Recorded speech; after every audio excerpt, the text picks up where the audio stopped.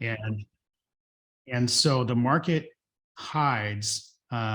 ultimately hides a bad business. And that's what was happening with me here. So we all know, that if you don't run a good business at the end of the day, you're not going to be around for a while. So the plan is to have a plan before you need a plan, right? So I didn't have a plan. I didn't have a plan of action. I was just throwing things against the wall, seeing what stuck. And I was in a market where everything stuck. So I was on top of the world. I was crushing it. And we all know what happens in 2008, right? The whole world comes crashing down. And we may be, I don't think we're on the precipice of 2008 right now, but we're definitely on the precipice of opportunity in the real estate market that, we are going to be very excited about, I think. But ultimately in 2008, the world fell apart. I was running a bad business and it was like a noose around my neck. My projects were taking longer than they were supposed to take. But I was making more money. My budgets were going over, but I was making more money. I wasn't a good leader. I was a bottleneck in my organization, but I was making more money. So ultimately, at the end of the day, what happened was when 2008 hit, it was like a big old bright light shining on all my flaws as a business owner, all my flaws as a leader. And ultimately, at the end of the day, I came crashing down. So in 2010, I just want to share this with you. This is kind of a vulnerable moment, but in 2010, I actually got a judgment against me for $677,000. And it was ultimately a moment in time that I really felt like I was in a hole. I was in an obvious hole. So October 8th of 2010, I posted this, that I'm struggling to pick a path. I was just really at a low point. I thought that I was an epic failure. My home was out of foreclosure. I was, my water was getting shut off. My electricity was getting shut off. I had this judgment against me. I was trying to get hired, to get a job, but I was underqualified. I was overqualified or undereducated. Those of us who were around in 2009 and 10, we know what it was like trying to, just even find a job back then. It was insane. And so ego is a crazy thing. And my ego got shattered. I love this quote right here. Everybody has a plan until they get punched in the face, right? I thought everything I touched turned to gold. And I thought that I was the greatest thing on earth until I got punched in the face. And again, I think 2021 and 2022, going into 23, there's a few people that are going to feel like they got punched in the face and, just from thinking that they were running an epic business, but it was really the market. So, and that's where I was at. I learned a lot from it. Obviously I'm going to go into some of those lessons. I want to tell a quick story here about, there was this moment in time that really kind of sticks out for me just as a low point in this. There's a couple of them actually. The first one was, a Saturday morning. Just imagine it's Saturday morning and you are at your lowest point. You look at your last credit card you have. It looks like you have about $90 available. So you collect your family and you go to Taco Bell of all places, right? And you walk into Taco Bell and you order $20 worth of food, and your card, you go to pay and your card doesn't clear. And then you ask the guy to run it again, your car still doesn't clear, and you have no money, you have no other options but to collect your family and actually leave Taco Bell. That was a real thing that happened to me. It was one of the lower points in this journey where I couldn't even buy $20 at Taco Bell to just take my family out for a nice Saturday. And I think the lowest point of that situation was, my son asking basically why they wouldn't give us food, why the main guy wouldn't give us food, why we couldn't have food as we're leaving Taco Bell. So, my wife calling me crying from the grocery store because her card wouldn't clear. And she's got a cart full of groceries, sitting with somebody trying to, figure out how I'm going to get back on my feet, and having a conversation about possibly doing this real estate investing thing again, and getting a text from my wife that our water been shut off. I mean, I'm talking about low points here, and they were really eye-opening and really educating, and they taught me a lot of amazing things. So the one thing I want to share here, is the struggle you're in today is developing the strength you need for tomorrow.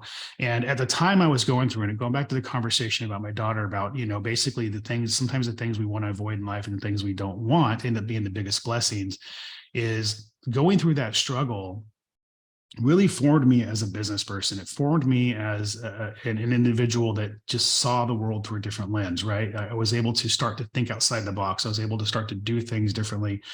And it really made me into the man I needed to be to handle a successful business. See, the funny thing is that, we get into these things as entrepreneurs, we get, especially real estate investing or any other entrepreneurial journey, and we don't know a lot about business. We don't know a lot about finances. We don't know a lot about building a team or being leaders. And so these battles, these struggles, these failures, they actually form us. And I think so many of us are trying to avoid these struggles. We're trying to avoid failure. We're trying, we're not taking a step to talk to a seller, or we're not taking a step to invest in marketing, or we're not taking a step to make that next hire, or not writing an LOI on a deal, or making an offer on a property because of fear of failure. And that failure, those failures, those stumbles, they form us, they strengthen us. They make us into the men and women we need to be able to shoulder the businesses that we're building, to be able to have the strength to hold up the empires that we're building. And we don't see that going through that. And I just want to kind of, for anybody who's struggling right now, anybody who's about to go through a struggle or coming out of a struggle, I want you to hear that message. A good friend of mine said one time that there's basically 3 stages that people are in. You're either going into a crisis, you're in a crisis, or you're coming out of a crisis, and that's it, right? And so, but that journey, that circle is the fire that forges us into the men and women we need to be. So some keys that I learned in order to be successful in real estate and any other entrepreneurial career. One is invest in yourself. You got to invest in yourself. You got to make sure that you're listening to podcasts, you're reading books, and you are attending events, getting out there and attending events and just learning different ways. One of the things that was just really cool for me when I go and I look at how other people are doing things and I try to figure out how it's going to fit into my business is I start to look at, how can I do it differently? How can I do it outside the box? For instance, private money lending. I'll just share kind of an outside the box with private money lending, and being around people that were smarter than me in the right room. So, a lot of us believe that we need to have skin in the game when we're borrowing from lenders. And I'm a firm believer that is a recipe for disaster. So I'll just tell a little story here about, one of my first entrepreneurial businesses. A buddy and myself, and we went and opened some cell phone stores in Las Vegas. And I had about 60 grand to my name. He had some family money. We bought the stores. We stocked the inventory, and and we opened these cell phone stores. And the funny thing about cell phone stores is, okay, so they pay commission, right? So you sell a phone, and then about 6 weeks later, you get a commission check, about $200 and something for activating a service. The key is that you have to actually give the phone away. So you have to buy the phone, give it away. It costs you about $100. This is back in 2002. And then you get a $245 commission. So you make about $145 per customer. They generally give you a consignment or a credit line to buy your inventory, and then you have to use your own capital to buy your inventory as well. So we walked into our business and we were extremely, extremely successful right out of the gate. We sold out all of our inventory that we had in stock immediately in our 4 stores. We were so successful. We ordered a little bit more. We sold that out. We ordered more. We sold that out, and we ran out of our credit line. Okay, this is in a matter of about a week and a half, maybe 2 weeks. That we had basically burned through our credit line and our capital on hand through inventory. So within 2 weeks of being in business, we were out of money. And we had another month before we were going to get our commission, right? And we were not able to pay off our consignment, our credit line, or replenish our operating capital until we got our commission checks. So we were so successful that we put ourselves out of business, basically. We were stuck in the water, and we could not do anything. We just limped for about 30 days. We ended up staying in business for almost a year, but it really damaged us because we were the store that you came into and you could not get a phone, right? So what's the lesson there, and how does that equate to private money lending, right? The outside the box thinking, and the things I learned by being in the room with other people is ultimately, you have to be able to cash flow. You have to have proper liquidity in your business, proper access to capital, right? And so when we're investing money into real estate projects and we're putting our own skin in the game, this is going to tick off a lot of hard money lenders, but you say you buy a property for 100 grand and you put 20 grand down, okay, that's 20 grand out of your pocket. You buy, 2 properties a month, that's 40 grand out of your pocket. If you buying 4 properties a month, that's 80 grand out of your pocket. You see where I'm going here? If your average turn time is 120 days and you're buying, 2, 3, 4 properties a month, you're accumulating a lot of capital that's invested into these properties, and you're not keeping proper reserves. You're not keeping proper capital on hand, and you are essentially putting yourself in a position where you can't operate your business properly. And I know that's probably high level for some people on here, but the point I want to make is that cash flow is the lifeblood of an operation. It is the lifeblood of an organization. No organization can operate or survive without capital and cash flow. And so you can actually be a profitable organization and stay in business for a very long, or excuse me, losing money as an organization and be in business for a very, very long time if you're properly capitalized and you have cash flow. Whereas you can be a highly profitable business, which we were, and basically be out of business, be bankrupt, you don't have proper capital or cash flow, right? And so learning how to, borrow properly, learning how to market properly, learning these things came from investing in myself, going to these events, listening to how other people did it, listening to podcasts, listening to how other people did it, and then taking that and putting my own spin on it and thinking outside the box and implementing it in a way that made sense to my business. The next thing you want to do is invest in your business. Obviously, making investments in your business, from investing in marketing, investing in people, investing in systems and processes. It's very important. I'm going to have something to say about that here in a minute. And then invest in your people. Make sure that you're properly training your people and you are helping them accomplish their goals within your organization, and also putting people in place. So one of the mistakes I see people make is, we look at these things as a cost, right? We look at these things as a cost and not an investment, and that's wrong. Investing in ourselves, we'll say, well, what does that cost? But the fact is, it is investment or knowledge. The one thing that my biggest takeaway from losing everything in 2008 and coming back today as a business is that they couldn't take away what was between my ears. Okay. I had that massive judgment, which is gone, by the way. I had lost everything. I was beaten as a human being for a while, but they couldn't take away what was between my ears. And that knowledge from the experience and the investing in myself was able to bring me back from the brink of basically despair to be able to build an amazing business today. So you gotta look at it as, you are making an investment. Okay, so let's just do this. What is the cost? Basically, cost, it's a noun. It's an amount that has to be paid or spent to buy or obtain something, right? A cost is something when procured and consumed provides a little to no return. It's a liability. Okay, an investment, just to kind of hit an investment, it's a noun. It's the action or process of investing money for profit or material result, right? So if I'm doing marketing and I put $1 in, is that a cost or is it an investment? To me, it's an investment, because if I put $1 in, I'm expecting to get $2, $3, $4, $5 in return, right? In marketing. My people, if I invest in them, if I bring in people and I'm able to multiply or quantify my efforts, then that is an investment. The person that takes something off my plate that's keeping me from making more money is an investment. A system or a process in my organization that allows us to streamline things and be more efficient so that we can make more money is an investment. So the next thing I learned, and my biggest takeaway, is proximity, being in the right room with the right people. And that was huge for my business. We can't go alone. And some of us try to do this alone. We try to figure it out, again, out of fear, out of thinking that there's no other way. And, you can't do this journey alone anymore. What goes on in the markets and the information out there, You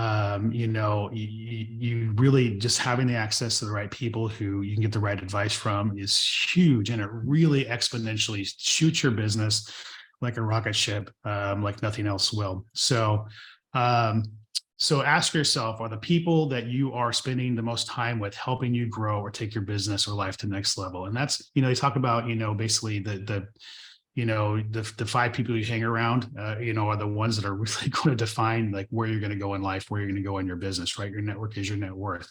So for me, I like to hang around people in rooms like this. I like to hang around people in mastermind communities because it's like a family. It's a network of individuals for us to be able to really just rely on each other, bounce ideas off each other, discuss wins and losses.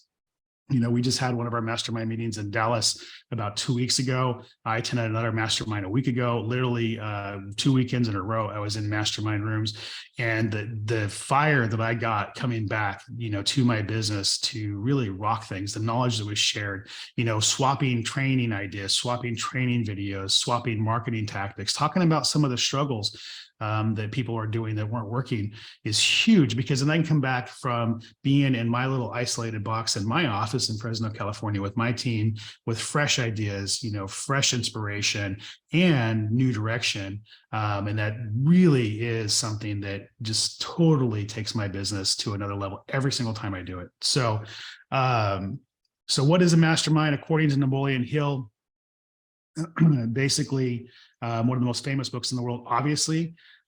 He talks about a mastermind in chapter 10, and he basically says that a mastermind is the coordination of knowledge and efforts between 2 people or more who work towards a definite purpose in a spirit of harmony. No 2 minds ever come together without therefore creating a third intangible force, which may be likened to a third mind, also known as a mastermind. So, Napoleon Hill talked about Henry Ford and some of the greatest, inventors and financiers in the country, basically making sure they had a network, a proximity, people they can get information from, people they can bounce ideas off of, people they can get answers from as well. So, he also said deliberately seek out the company of people who influence you to think and act and build the life you desire, right?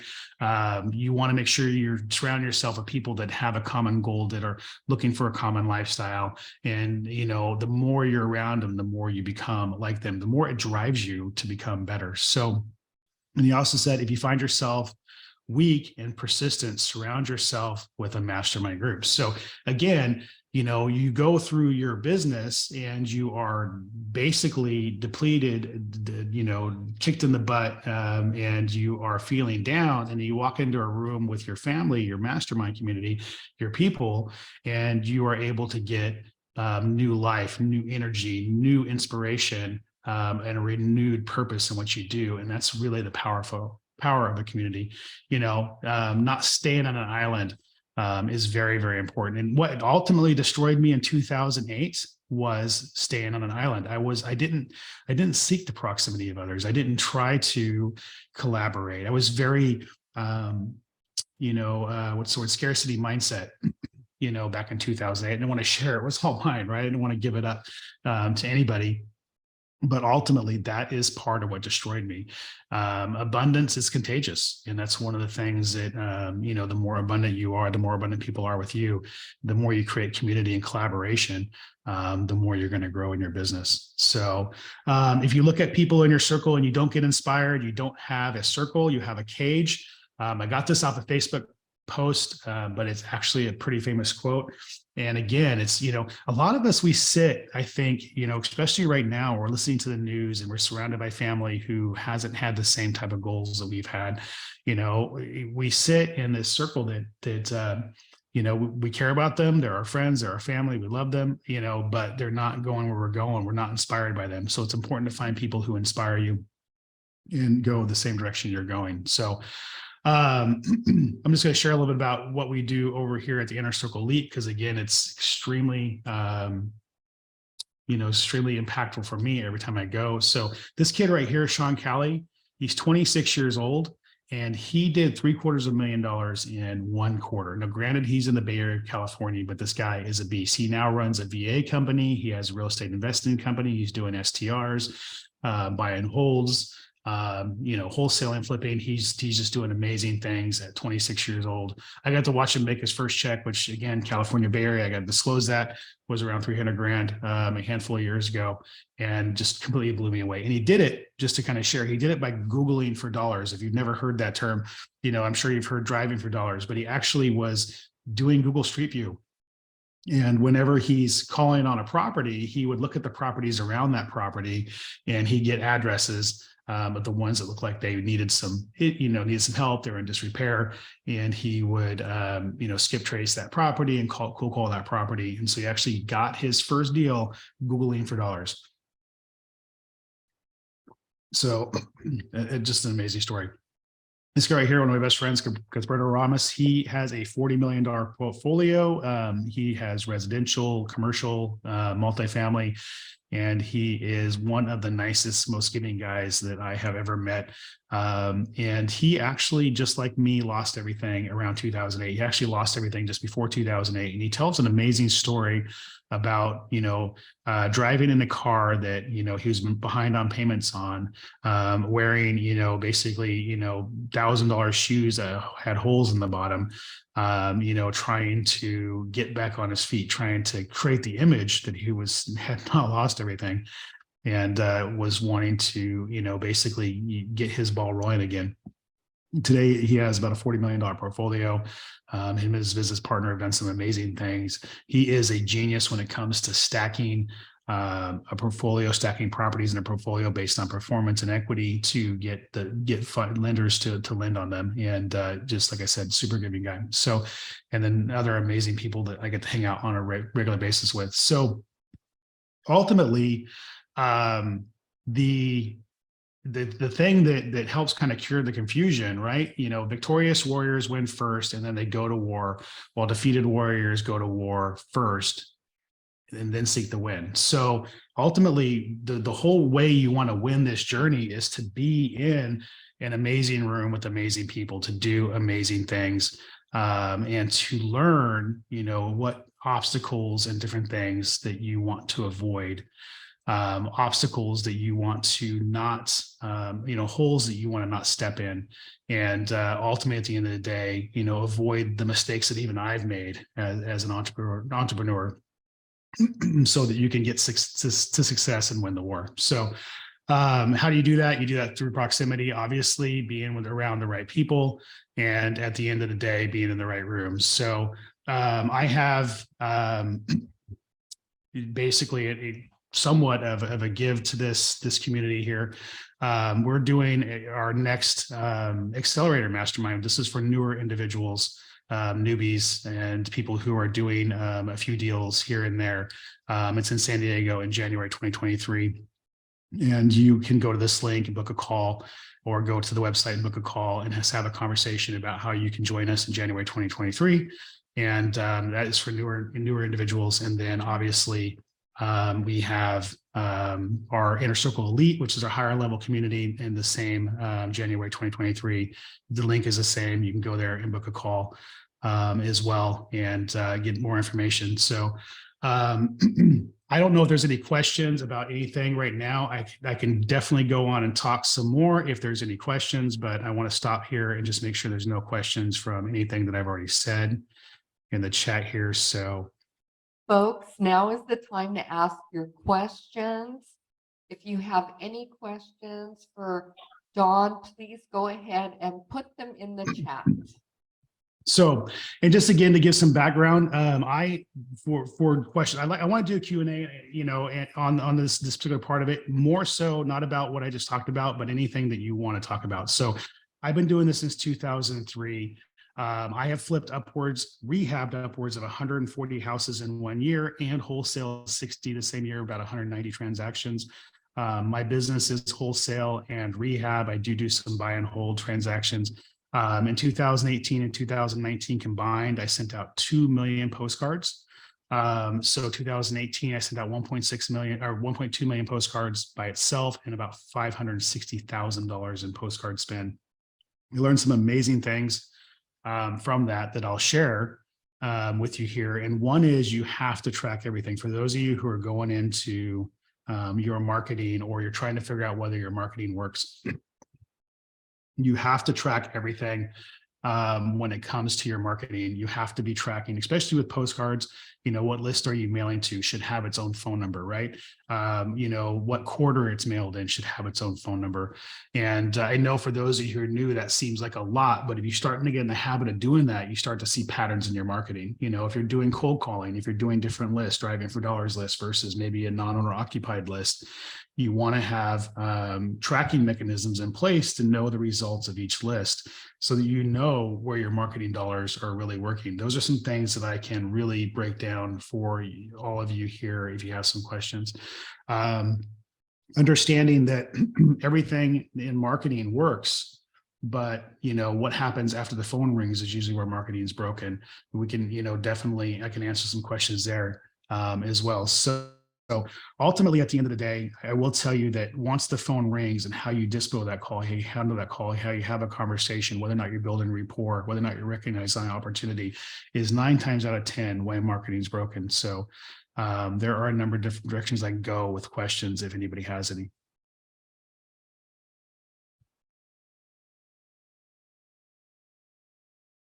It doesn't look like we do we?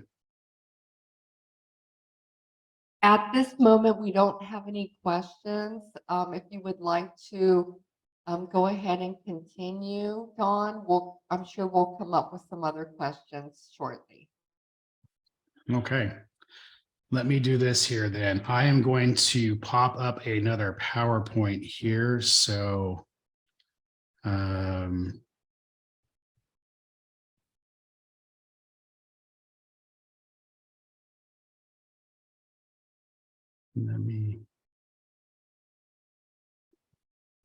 I went through that a little faster than I expected, Linda. No worries, Dawn. We appreciate all your Not a insight. problem. Yeah. So, okay, let's do this. All right. We'll talk about marketing and thinking outside the box. We'll go back to thinking outside the box. So the whole point of thinking outside the box and, is that nothing in the box matters. Nothing that you've been taught typically matters these days. So ultimately, at the end of the day, the real estate investor world is taught to do something one way, right? One way and one way only. Put skin in the game, market this way, market that way. And I want to challenge all of that. So the box doesn't matter.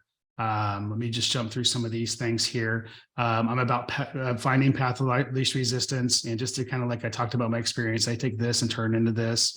That stuff I've done. We've already talked about this stuff. So I'm going to jump through it here. So, so let's talk about this. So the secrets to direct mail marketing. Okay. So budget is very, very important. Okay. Number one. And the reason why budget is very, very important is because you got to understand what's in any marketing channel, what makes that marketing channel work. Okay.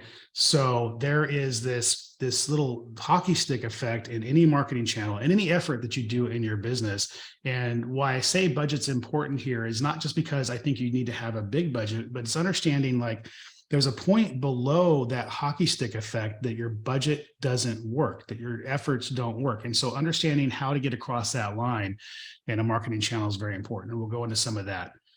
Where to deploy your marketing, how to deploy your marketing, understanding the different types of leads that come from different marketing is some of the things that I'll cover in this. So who's going to answer when you call, when they call is very important. So are you going to answer yourself? Or are you going to have somebody else answer? Are you going to have a call service answer?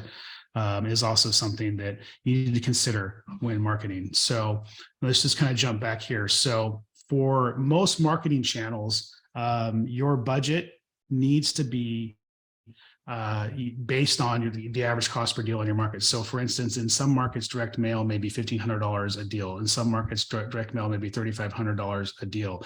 In some markets, cold calling, again, you may be able to get a deal for, $1,000 in cold calling effort, or maybe $3,000 in cold calling effort. And so understanding, starting to break down what works in your market, starting to look at it as a whole, instead of throwing money against the wall to see what sticks, starting to look at it from a perspective of, just making sure that you are actually putting money together that's going not only going to get you results, but also it's going to get you the results you want. So if you want one deal a month and your average cost per deal is $2,000, then you should be spending $2,000 a month. If you want 4 deals a month and your average cost per deal is $4,000, you should be spending $4,000 a month. For those of you newer, I don't want that to scare you. There are a lot of ways to get deals by just basically putting time in, and then you just quantify, if I'm going to drive for dollars and get addresses, and I'm gonna skip those and I'm gonna cold call those myself, how much time a day should I put in? Is it 2 hours a day? Is it 4 hours a day on average for me to get a lead? And then how many of those leads do I need for those to convert in a deal? If you start to kind of break down your budget by science, you're going to find that it's going to become a lot more predictable. You want to decide whether or not you're going to invest in your backyard, or if you're going to invest in a virtual market, right? If you're in San Diego or the Bay Area of California, or maybe New York, you may want to go to a market that's a little less competitive or a little less expensive. Or you may find that knowing your backyard, understanding your backyard is extremely beneficial to you. So deciding where you want to market is something that you want to do as well. And you got to look at that from outside the box. You don't want to just look at it, well, I'm here, so I need to do it here. Maybe there's an opportunity for you to invest virtually that is actually easier and less expensive for you to get the ball rolling. So, and then of course, understand the different lead types. So the different lead types when it comes to your different marketing channels, again, thinking about things differently. When we're marketing, we just think about it as we're throwing a net out there, right? We're trying to get our prospects, trying to get some fish. So ultimately, when you are looking at the different lead types, what matters in that is, having the right conversations. So for instance, a cold call lead is a lead where you tap somebody on the shoulder and said, hey, I am here. I am looking to buy a property or interested in selling, right? A PPC lead is where you put your information out there and somebody's sought you out and they're saying, hey, I have a problem I want to solve. I'm interested in selling. So the difference between the two leads is one, the cold calling is going to have a longer sales cycle. They're going to be a follow-up prospect. You're going to have more conversations with them to get them to a contract. Whereas a PPC lead, you need to be on top of it right away. And you need to be able to have that conversation with them right away before they move on to your competitor. A direct mail lead is going to be a lead somewhere in the middle where you've sent something out and got their attention, tapped them on the shoulder, but they're calling you up and saying, okay, hey, maybe I might be interested in making this happen. So they've taken initiative. So understanding the different lead types and the different processes you're gonna have to be in place is huge, especially when you're new, when you're trying to market, because you want to make sure that you have the proper processes, the proper systems in place, dialed in, to be able to respond to the needs of those leads. If you're going to be doing PPC and you don't have somebody available to respond to that lead the second that comes in, you're losing money, right? You're losing money because they moved on to somebody else and probably sold to somebody else. If you're doing direct mail, you don't have somebody to answer that call and build rapport when it comes in and start the right conversation, you're losing money. And then of course, if you are doing cold calling and you don't have the right follow-up systems and processes in place to be able to continue those conversations, then you're losing money. So understand the lead type is very important. So who's going to answer? Like I mentioned earlier, are you going to answer? It's going to be a call service. Are you going to have an employee do it? I highly recommend you don't use a call service personally in order to make your marketing successful when it comes to thinking outside the box, and having that right conversation. A lot of people will try to automate these conversations, but at the end of the day, having somebody on the phone that represents your company and is able to have a quality conversation with that particular seller to build trust and rapport with your organization is huge. So having a VA that you train well, or answering to yourself, or having someone on your team internally goes a long way. So where will they call when you're doing your marketing? Who are you going to send them to? What phone number are they calling? Your cell phone? Or are they calling a Google phone? Are they calling, something like through CallRail or smartphone? I highly recommend you don't use your own phone when they're doing their calling and whatnot, because eventually you're going to want to hand that off to somebody else. And it just takes away from your personal time. You can't shut it off. So there are some amazing services out there. If you're newer in this business, getting Google Voice does not hurt. but there's services like Line 2 and different things like that that are also apps on your phone as well. So, and then of course, you want to pick your path in marketing and stick to it. So one of the worst things that I see people do is they will try to do 5 different marketing channels at once. And you really need to pick one and master it. And there's a question on here. I just want to grab this. So do you recommend getting a CRM even as a new person with no experience in wholesale? I do. I highly recommend. Look, I'm talking about things here. I try to avoid talking about high level stuff. On these conversations, just because there are so many different levels of people that usually kind of watch these things, right? And for those of you who are new, and we're talking about systems and processes, like who's going to answer your phone, or picking your market, or talking about dollars spent and figuring out dollars spent for your marketing, or using a CRM. There's a few reasons why I feel like even when you're new, you need to kind of take the time to invest in those things, is because they're the foundations of a good business. Okay. And you want to create the right habits right out of the gate. You want to be tracking your leads. The CRM, what it does is it holds you accountable to follow up. It holds you accountable to making sure that you're squeezing every dollar out of every opportunity. Whereas Post-it notes and Excel spreadsheet, that stuff gets lost. And ultimately, at the end of the day, you will be successful, but you are handicapping yourself a little bit. So, and CRMs are not that expensive. I mean, you have Forefront, which is a great CRM out there that's roughly $100 and change. You have Beast Mode, which is a great CRM out there, which is probably a couple $100. And there are some other opportunities out there that you can utilize as a CRM, in your organization early on, that to hold you accountable. Even something like Asana or ClickUp, that are project management software. They're not great CRMs, but I mean, they're better than Excel, I guess, at the end of the day, because you can set tasks and dates and due dates. So anything that holds you accountable is huge.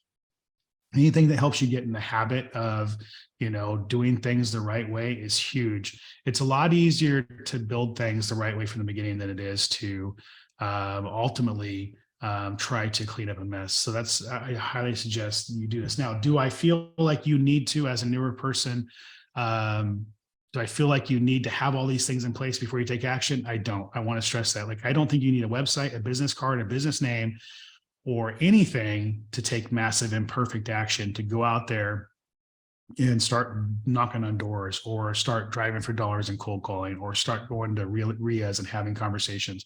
I don't think you need any of that whatsoever in order to take action. But as soon as you can put those things in place, I feel like it's huge. I guess the disclaimer I want to use is don't use those things as a crutch to keep yourself from doing what you need to do. So, okay. So back to marketing, pick your path. The biggest mistake I see is people don't give marketing enough time to work, and they try to do 5 things at once, like I was saying. So ultimately, at the end of the day, especially going into this market we're going into, you want to have the right marketing dialed in, and the right marketing dialed in is what works best for you, right? So direct mail works best for me, cold calling might work best for you, and then stick to that and figure out how to make that marketing channel work. Be a mad scientist. Be somebody who is constantly testing that marketing channel to see how to get better results. If you're cold calling, try different scripts, try different conversations, try different, try different strategies, times of days, figure out what absolutely works best for that channel. And then once you master that channel, then add another layer, add another channel. So don't feel like you have to do what everybody else does. Don't feel like you have to chase shiny objects. Don't feel like you have to, basically model the highlight reel on Facebook. Again, pick a path. Fundamental foundation of business is, implement something, figure it out, make it work in your operation, tweak it until it works perfectly, and then don't get distracted by 5 or 50 or 100 different things. And like I mentioned earlier, in 2018 and 19, I sent out over, 2 million postcards those 2 years. This is 2019. I brought in $1 million in assignment fees by doing that. on top of the 100 and something properties we rehabbed that year. So fundamentally, you know, these theories work, you know, and every one of you guys, I want to stress, you know, this here. Every one of you on this call right now, learning today, the only difference that separates you from you know, $1 million in assignment fees or $1 million in profits from flips, or you know, having the capital or cash flow, you know, residual cash flow from rentals or other investments that you want, is time, right? The only thing that separates us is time. I'm not smarter, I'm not better, I'm not, you know, quicker. I just took massive imperfect action and figured out what was broken when it was broken, and ultimately at the end of the day, you know, I was able to put the pieces together and have some success, but that took time. And really that's all that separates us. So let's see here. I'm going to jump through. Here's a free giveaway for those of you who are on. If you go to fliptalk.com/app or scan here, we have a lot of amazing free, we have purchase agreements, and we have marketing tools. We have some documents you can use with contractors. There's videos, there's all kinds of really cool stuff. So that's something that I want to throw out there. So let's see here. All right, Antonio, just to confirm for me that yellow letters and postcards are extremely helpful. I'm assuming you're saying for you they are helpful. I will say this, I'm a postcard guy, and the uglier the postcard, the better. So I got a few more minutes, so I'm going to jump into the lists, types of lists for those of you who are on here. And this goes for cold calling, this goes for direct mail, any outbound marketing. So pre-foreclosures, notice defaults, and tax delinquents are where I started. I started door knocking, distress lists in 2003. They're a great niche list, and they're a list that has a lot of motivation. Specific niche list are senior list, code violation list, water shutoff list, evictions, driving for dollars, vacant list, vacant property list, liens, bankruptcies, divorce. I'll be honest with you, I haven't had a whole lot of success with bankruptcy or divorce, but I haven't tried to specialize in it. Equity list. And so these lists are owner occupied list that have equity in the property, or non-owner occupied list that have equity in the property. And then, of course, we have the unknown list, which is a list that is it's unknown equity, unknown last sales date, unknown last sales price. That's been my most profitable list to date. And I'm sharing a secret here today. I have made more money off this list than any other list I've ever mailed to, and hands down. And you gotta pull it specifically though. I don't know why it's unknown, but it is a magic list. So you can get list off of List Source. You can get list off of PropStream. If you go to bestdatanow.com, you get a 7-day free trial of the PropStream. Yeah. So, and then let's see here. So this is what I was talking about earlier. I see I got about 5 more minutes. So this is what I was talking about earlier, where we're talking about the marketing, right? What are you trying to accomplish? And this is where you start to really think about your business, right? You start to think about it differently. So the line here at the bottom is where I was talking about. This is probably the last thing I'll leave you with in this conversation. Anything below that line, whether it's time or money, is not going to get you traction in whatever specific marketing channel you're going for. And this is commercial, this is residential, this is apartments. Like if you're not out making enough offers, you're not going to get past this line. You're not going to get momentum. Excuse me. If you're not out making offers, you're not going to get momentum. If you're not picking up the phone and calling people, you're not going to get momentum. If you're not spending money on the direct mail, you're not going to get momentum. If you're spending $200 a month in a market where you need to spend $3,500 to get a deal on direct mail, you're not going to get any direct mail. You're not going to get any deals. You might. I mean, a broken clock is right twice a day, but the chances are very, very slim. So what you want to do is you want to figure out where that, in whatever it is you're doing, time or money, and whatever marketing channel gets you that momentum, gets you that traction. And then you also want to, well, actually what you want to do is get to the sweet spot, right? So you want to get to this space right here where you ultimately, at the end of the day, are maximizing your profit for every dollar spent, maximizing your profit for every minute spent on your marketing channel. So, and that's really what you're trying to accomplish when we're talking about marketing and thinking outside the box. So I'm going to leave it there, Linda, because we got about 4 minutes left. We can see if there's any more questions. I apologize for being a convoluted conversation. I didn't expect to talk as fast as I did this morning, but hopefully I shared value on both sides of the things that I have learned through just kind of thinking outside the box. Wonderful information. Thank you so much for sharing such great insight and tips with everyone here, Dawn. We really appreciate that so much. Well, I appreciate being on, and if anybody here watching, you know, has any questions about anything I talked about, they can reach me at don@flipdot.com. I'm more than happy to answer questions, and I always look forward to doing things with the Realty 411 group. So Fantastic. Well, and we look forward to connecting with you and learning from you live in person very soon once again. yes, definitely. I'm looking forward to it as well. Okay, so we'll see you soon then. Thank you again, Dawn, and thank you everyone who is joining us here today. We really appreciate you, and we are hosting this event just for you so that we can share knowledge and inspire you as well as motivate you to take action.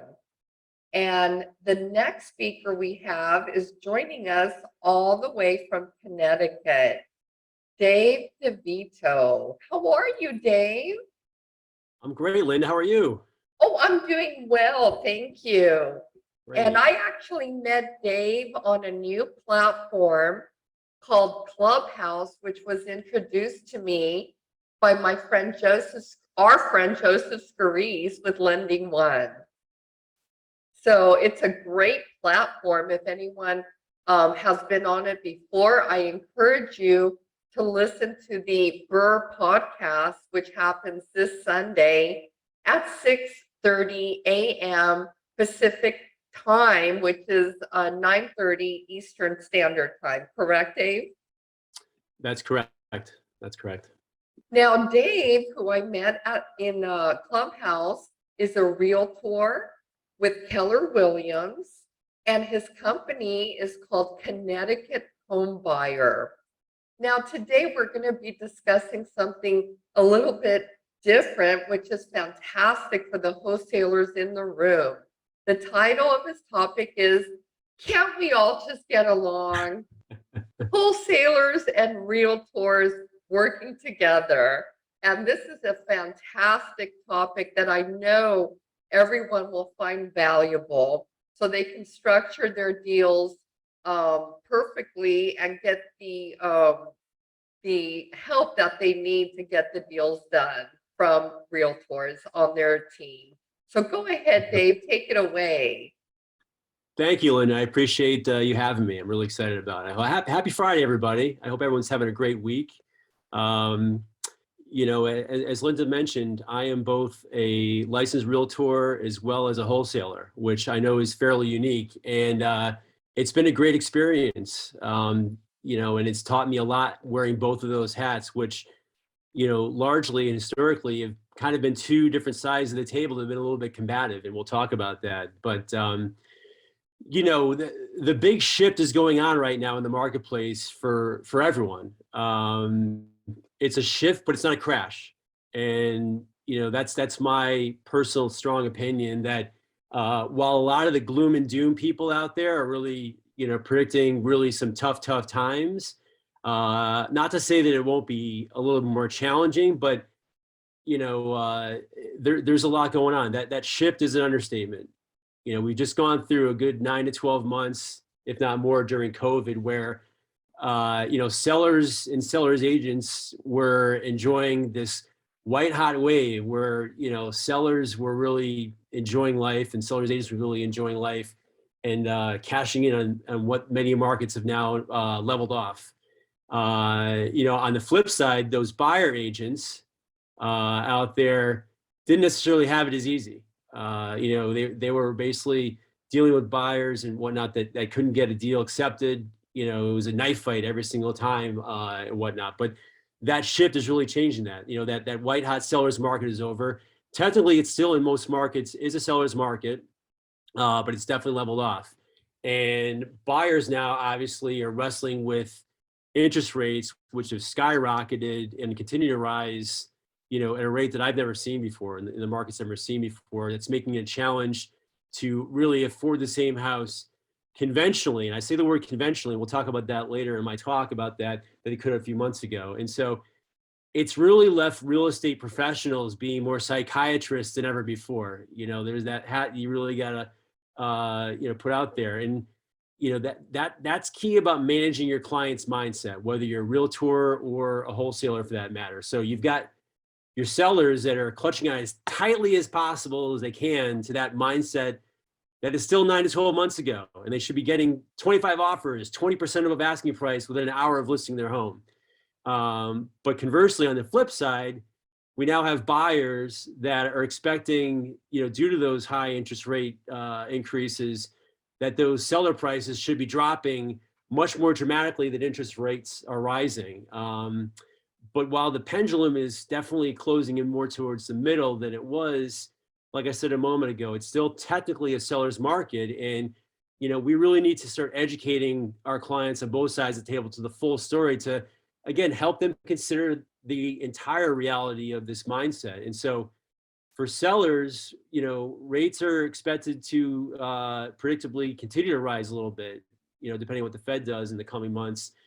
And what that's going to do is really only make the affordability go even lower for those buyers, you know, masses that are still looking to buy conventionally if they wait to sell. And so the point there is that, you know, you've got to really educate your sellers that, well, no, you're not going to get probably the same asking price that you could have received just 6 to 12 months ago.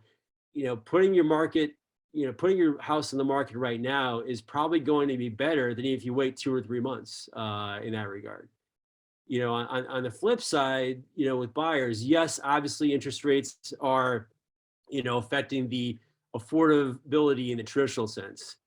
But what isn't being talked about enough in that word affordability is that rents are increasing even more dramatically than interest rates. And for you investors out there that are landlords, I'm sure you're seeing that in your underwriting, which again is opportunity for landlords to, you know, get that intakes. And so, you know, as I and a lot of my colleagues would say, you know, in this mindset that you got to really understand right now is that you marry the purchase price. Once you buy that property, you know, that price is what it is on the contract, you know, but you only date the rate, you know, so take advantage of those lowering, you know, prices as a buyer when you can. And then, you know, in the future, you know, rates historically are going to go down yet again.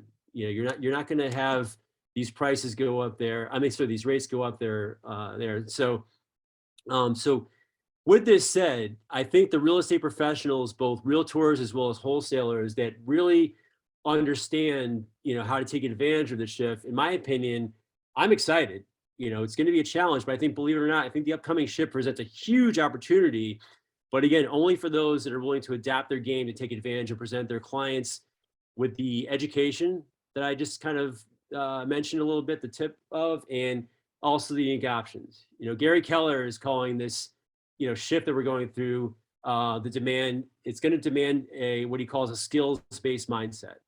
You know, it's not going to be an order taking mindset anymore of these, you know, listing agents and whatnot, and even those wholesalers that are disposing their properties, especially the wholesalers that are really trying to appeal to that buyer that's more the retail-based buyer.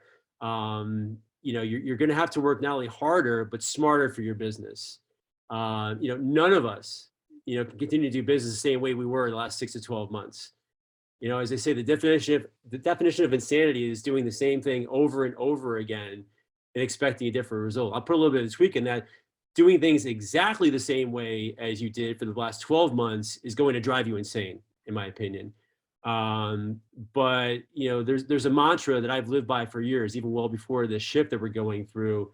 You know, there's a really brilliant woman by the name of Sally Hogshead, you know, who's a coach and a best-selling author of a book called Fascinate, that coined a phrase that I strive to live by every single day that embodies what, in my opinion, we as all real estate pros have to work on our strategy around right now. And so I'm going to play a short video and, you know, let Sally, you know, talk a little bit more of what I could really say. So one moment, please.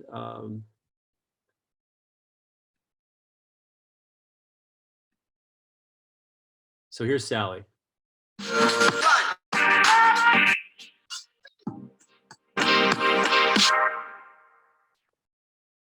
here's what I learned in this research. I measured 1.2 million people to understand their personal brand. And here's what I found specifically. A personal brand is not founded on what makes you better.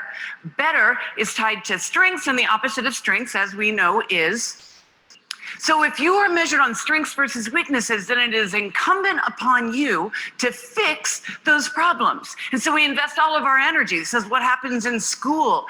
It's why when we're in the middle of a job in which we're not able to perform, it's because we are being evaluated according to criteria that will never allow us to perform at our highest advantage.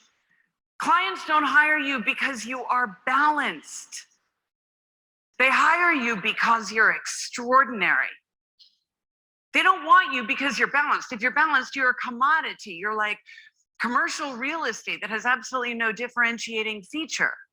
The most exceptional qualities about you, the ones that make people love you and admire you and evangelize for you, and most especially refer you, are not the qualities that make you better. They're the qualities that make you different.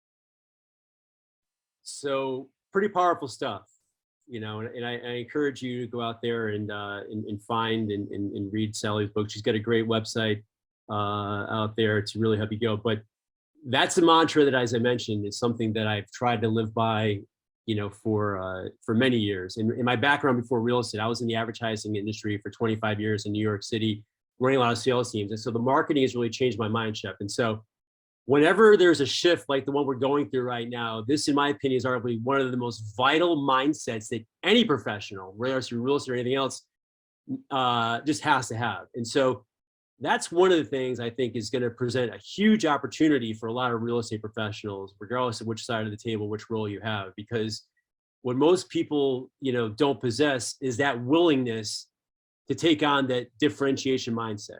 You know, human beings are a creature of habit, especially when you've had success in that habit, you know, in the past. But again, you know, you can't be doing things the same way you've been doing the last 12 to 24 months during this COVID shift that, you know, we experienced initially 2 years ago. And so I think that there's going to be two things, especially in realtors. There's going to be two different groups. Group number one, that many predict right now, is going to be a huge tradition of those COVID realtors, as I call them, who just got their license over the last 2 years or less and really crushed it. You know, they really took advantage of that, you know, seller's market and got listing, you know, clients and really just, you know, just laid back and got a lot of great sellers commissions, and kudos to them. You know, it was a great time in that regard. And then number two, and this is the group that, you know, I kind of alluded to a moment ago, there's going to be a preponderance of traditional realtors who might have been in the business for quite a while, but and might have experienced success, but who are stubborn to that change. People hate change. And if you're going to really go out there and dive in and really grasp, not only grasp, but take action on what Sally just talked about, you know, that's a hard thing to do. But again, there's a third group, and that third group's the ones that have the huge opportunity here. If you've got the willingness and the ability to get outside your comfort zone and get creative, and as I say, adapt or die, those are the people I think are going to have probably arguably one of the best years or two upcoming in their real estate careers in that regard. Getting creative, going out there, and they're going to be facing, you know, realtors are going to be facing a lot less competition because of that attrition of that group number one that I talked about. It's going to just leave the industry altogether and go back to their former jobs or just do something differently. And then also have that second group that just is going to try to do the same thing over and over again, that definition of insanity in a vastly different market in that regard. Now, there is a group out there that can really help realtors out there really achieve and be a great, great teammate and resource. And those partners are wholesalers. And one of the reasons why I've really enjoyed being both a wholesaler as well as a licensed realtor is really having the ability to go back and forth.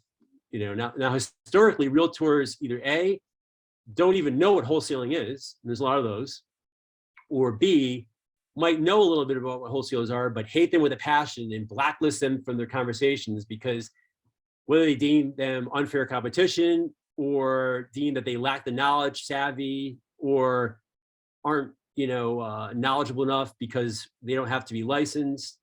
If you fall into those groups, as a realtor, you're missing a hugely valuable teammate opportunity that, could be one that could be a godsend to really help you get through this shift in that marketplace. Not only just survive, but thrive, because it's going to really help you expand your own knowledge and expand your own brand to achieve that different is better than better shift that Sally talked about in that video. And so, that's part of it. So what can wholesalers really bring to you, realtors in this room, the first thing is that wholesalers really thrive on motivated sellers who not only want to sell their homes, but unlike most of the retail sellers that traditional realtors focus on, wholesalers are really great to find those distressed sellers that have to sell their home. That's market proof. These sellers don't have a choice. They're going to lose their home due to foreclosure, or divorce, where the judge is forcing the couple to sell their homes quickly in that regard. And so while the retail market has a shortage of sellers willing to sell at prices that buyers could afford, distressed sellers, that wholesalers are experts in finding, really provide realtors the opportunity to find those off-market deals that wholesalers are bringing to the table to bring to their buyers in that regard. And because wholesalers have a much harder job in finding the right sellers that fit their box, right, than realtors do, because realtors just have to find someone that's looking to sell at any price, selling a market price or below. That works for realtors just looking to list their property in the MLS. But the challenge that wholesalers have is that obviously they've got to find sellers who are willing to sell at well below market price due to that distress, urgency in that regard. But the thing is this, since only about 5% roughly of the leads that these marketers, these wholesalers really spend money on and really, work day by day to try to uncover, only about 5%, if you're lucky, fall into that category of a motivated seller selling at the price and the terms for those wholesalers to find that value to have the margin for the assignment fee. What that means is that about 95% of those leads that these wholesalers are going, and I fell into that cap. I did not have my license for the good first 6 years of me wholesaling, and so I was losing those leads. That's one of the reasons why I eventually got my license. Is these wholesalers have a treasure trove of leads that you as realtors could tap into, and so that's a huge opportunity for both wholesalers and realtors to make use of every seller lead that a wholesaler comes across. The other thing is that wholesalers really know cash buyers. They know those investor cash buyers out there who buy cash. And so what does that mean is that they don't have to worry about the crazy interest rates because they're buying cash, and so that lack of emotional, attachment that retail buyers have in that cash buyer aspect of things really frees up a lot of the big hurdles that realtors are facing with their retail-based clients. And with the houses prices falling a little bit and rents rising, these investors, especially buy and hold investors, I think now the pendulum is shifting a little bit where there's opportunity for wholesalers, investors to take advantage of that. The other thing is the creativity that's required if you're really doing wholesaling, the full and proper way.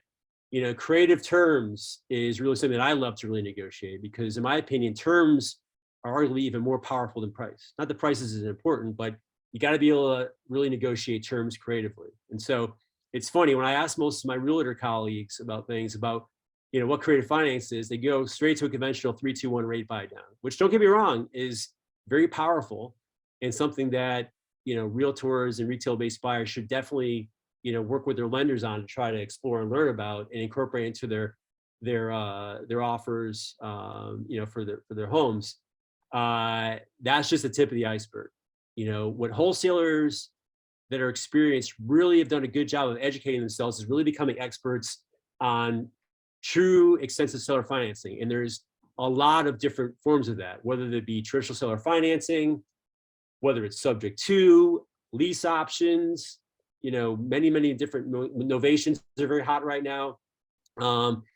What I'm really trying to educate my sellers, both as a wholesaler as well as a realtor, is really helping them understand that if you're willing to hold that note for even a short couple-year period, as we're going through this shift in interest rates in that regard, there's value there. And so while a buyer might not be able to afford the asking price that a seller might have at the conventional rates that are hovering around 7% plus right now, conventionally, if you could kind of explore with sellers, especially ones that have equity, in their properties, to maybe offer a below, even something as basic as maybe like a 5% interest rate in a true seller financing, that all of a sudden, at a time where rates are the star of the show, where every buyer is freaking out about rates right now, and in fairness, because it's affecting their monthly payment, their affordability, as I say, of some things, that's an opportunity to really educate your sellers and talk to them about the benefits, even to the sellers, of holding that note just for a little bit. They're going to get a premium on their asking price because buyers are going to be able to afford a higher price. They're going to oftentimes, spread out their capital gains depending on the situation. And so there's opportunity there for both, not only the buyer side, but also the seller side.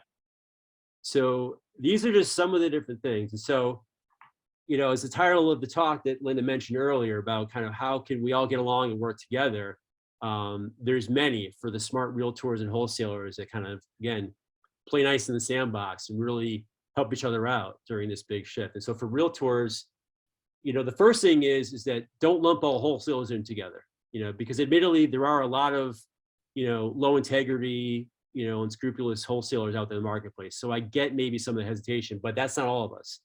Integrity is a big part of what I preach in my brand, professionalism. And then if you can get past that and find the right wholesalers, there's plenty of them out there, bring your wholesalers in on your training, and collaborate in that regard. Have wholesalers really educate yourselves and your teams, if you're a team leader, on those fine nuances of creative sellers that you can bring to your retail-based sellers and buyers out there to kind of bridge that gap in that regard. Bring your wholesalers into those motivated hoarder houses. I just did a deal with a colleague of mine at Keller Williams who had a disgusting house that she didn't know how to list. And so we partnered together. I put on my wholesaler hat. We wholesaled the property, got under contract, and we found a buyer in about a day.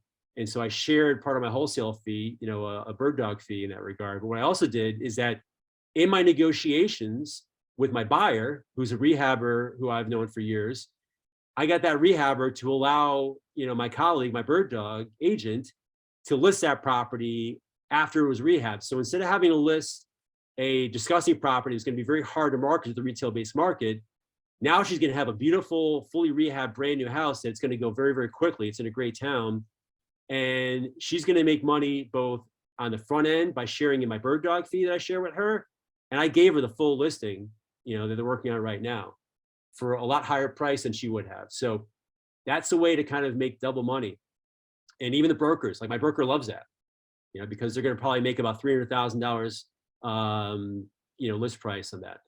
So, bring in buyers as well. You realtors have a great buyer list. Bring them in and really share with the wholesalers, collaborate with the wholesalers on the detailed and clear buyer criteria.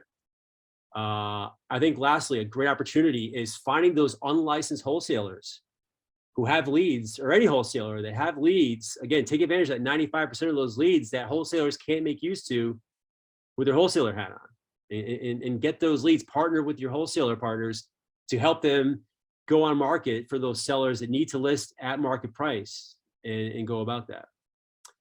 Wholesalers out there, you've got a huge opportunity right now to go after those really stressed out realtors trying to get through this market and develop long-lasting relationships with realtors who are very knowledgeable, very well connected, and have a great brand out there in the marketplace in that regard. And so the first thing, which kind of couples up with the number one point I made for the realtor portion of this discussion, is if you're a wholesaler, integrity should be your number one thing.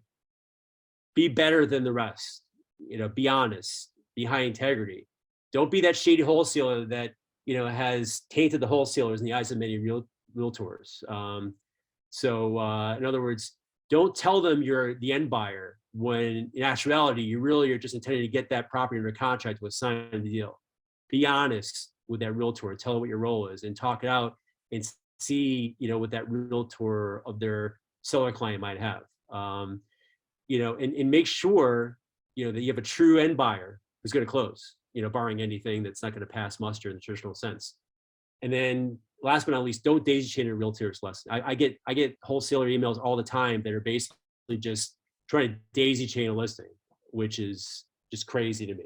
So don't do that. And be that trusted resource, on that education I alluded to, talk to them about that. Educate them on private and hard money lenders in your network.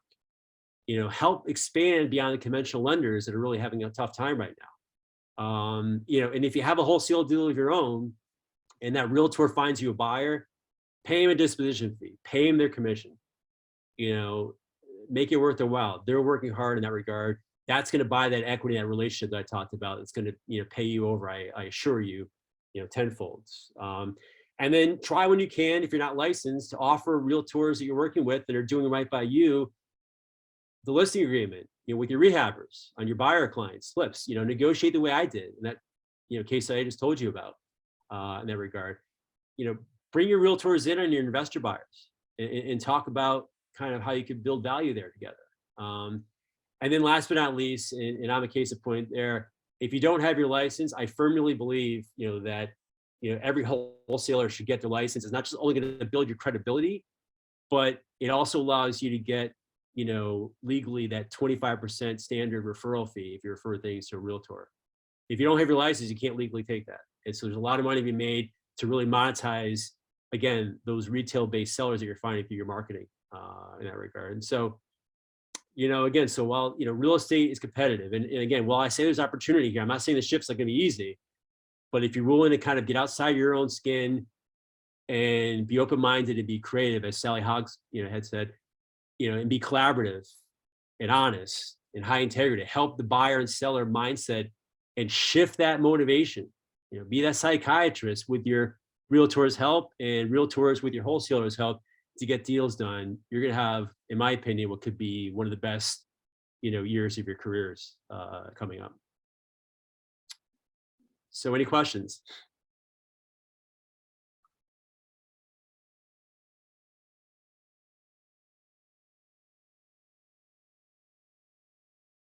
Fantastic information, Dave. Folks, we have the chat available.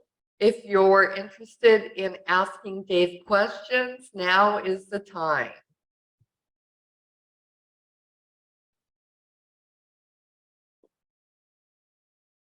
So Dave, you touched upon some really good points, especially on the fact of integrity and honesty. What happens when you're a wholesaler and you can't seem to have brokers take you seriously in your business? Do you recommend perhaps working with the same professionals over and over again, or how do you combat that? Yeah, it's a great question. I think that obviously, it's going to take some time. Like as wholesalers, you're up against that, that misperception, because again, there's apples in that cart that are, the rotten apples that are spoiling it for the rest of us, right? And so you got to take time. You got to be genuine. You got to be humble in that regard. I think there's an arrogance to both sides of it. It goes both ways. I think some realtors are arrogant and kind of like downplay and dismiss the talents and the differentiations that wholesalers could bring. And on the flip side, I think that wholesalers oftentimes think that realtors are too traditional or unwilling. And, both sides aren't wrong. So you just got to find the right one. But again, it's all about providing value. And that goes with anything, in my opinion. It's, in networking, Linda, it's all about, the give, right? It's not all about the take. Whenever I try to meet someone new or anyone for that matter, I always, ask the question, what could I do for you? And be genuine about it and really mean it and kind of really find out how can we work together. Because one of my favorite things about real estate is that, as we all know, while yes, it's competitive, there are many ways, many people can make money off of one deal. I think a mentor of mine said once, there's a stat of, I think 13 different professionals can make money off of one real estate deal. And, that's amazing. So you've got to really establish that true credibility. And then once you find those couple realtors as a wholesaler you can really align with, it's really going to help your business, and vice versa. Once a realtor really builds that relationship and sees action, actions are stronger than words, right? You got to prove yourself and be consistent. Consistency is the other thing. You got to be consistent on your actions. And once you do that over time, it's going to be a really great marriage, in my opinion.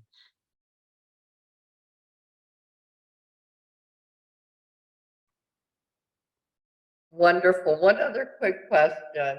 How do you recommend for those wholesalers that do want to get licensed, how do you recommend them finding a wholesale friendly brokerage to hang their license with? Yeah, it's a great question. It's a great question. I mean, that's the first question that I asked when I was, interviewing brokers when I first got my license. And so, Keller allows me to do it. It's knowing to do it the right way. You can't, as a wholesaler, put in the MLS, and that's part of the agreement. So knowing the parameters, even if they do it, I mean, that's a net listing, which is illegal in most states, including Connecticut, where I do business. But I appreciate being part of a big global network, as in Keller, a big global brokerage, because it's really afforded me tremendous networking, which I think is powerful.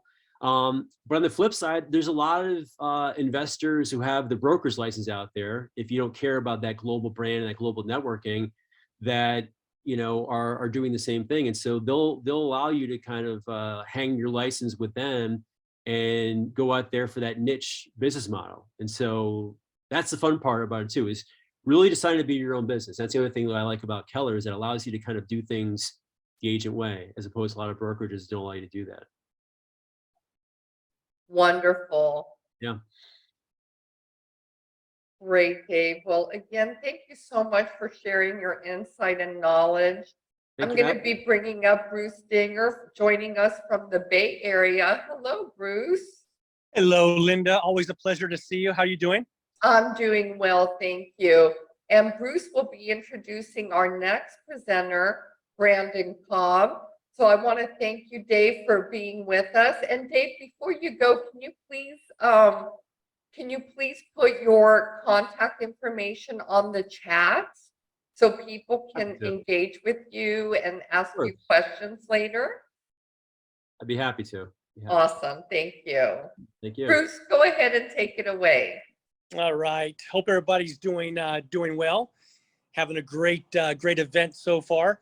Wanted to introduce a young man that I've interviewed and collaborated with many times, Brandon Cobb.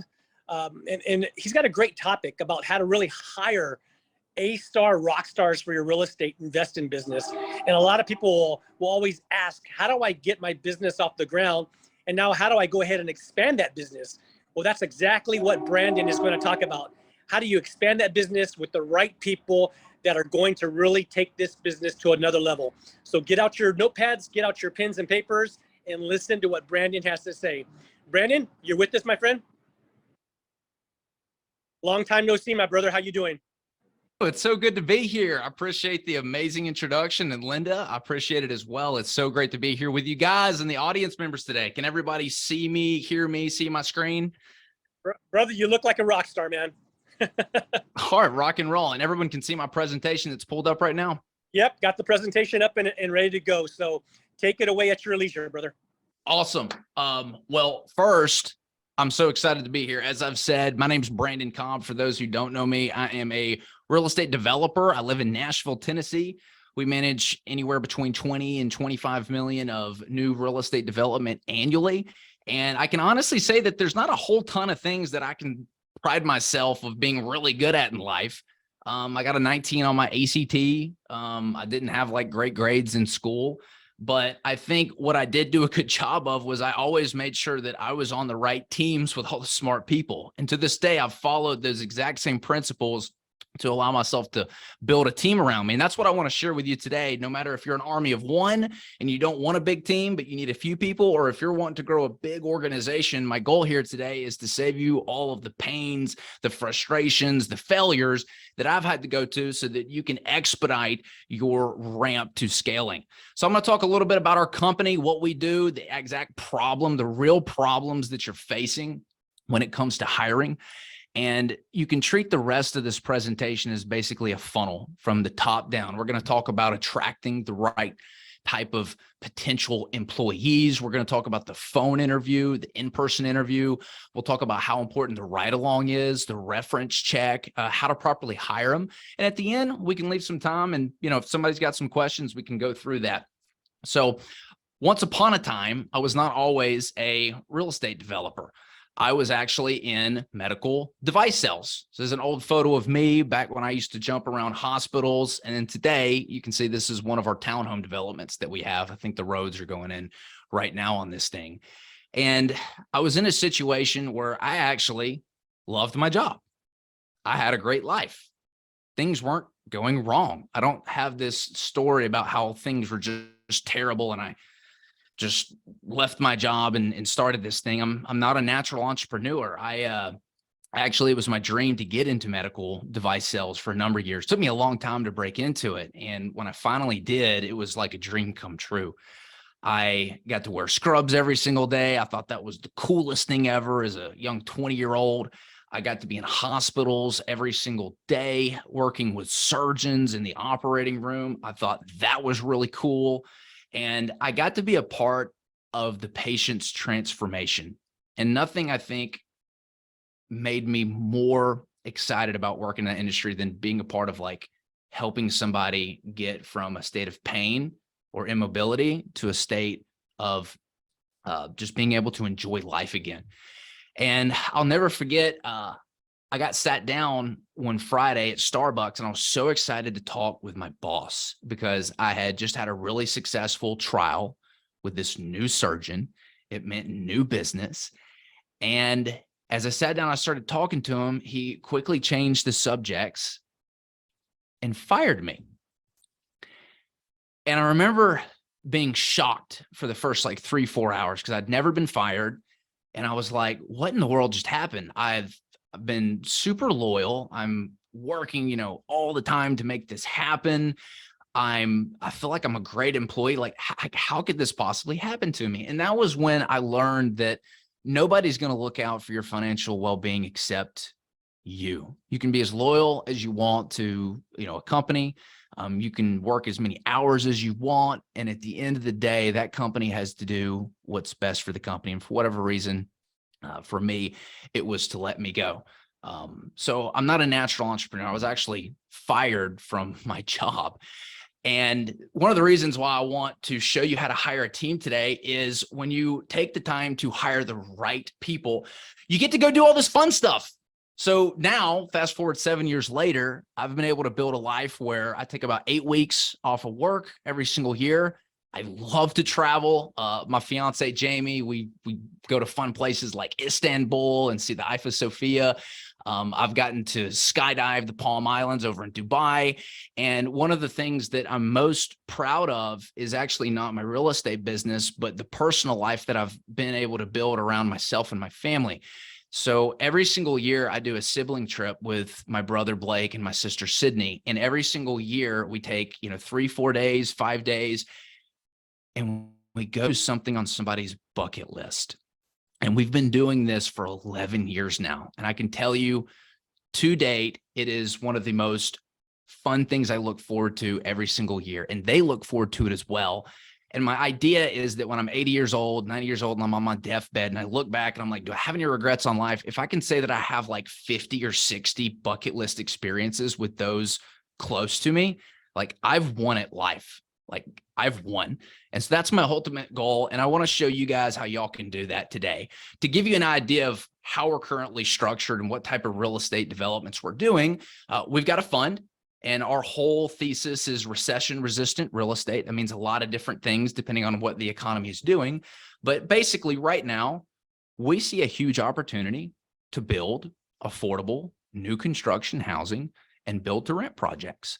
As you know, interest rates are going up, prices could potentially come down. Nobody knows what's going on. But we can say for sure that the need for housing is never going to go away. And less than 10% of homes that are being built are these entry-level homes. We just don't have enough supply for entry-level homes. So we see a huge opportunity there. So we've actually raised closer to $10 million to date in the fund. We've got roughly $30 million of projects that we're building here in Nashville, Tennessee.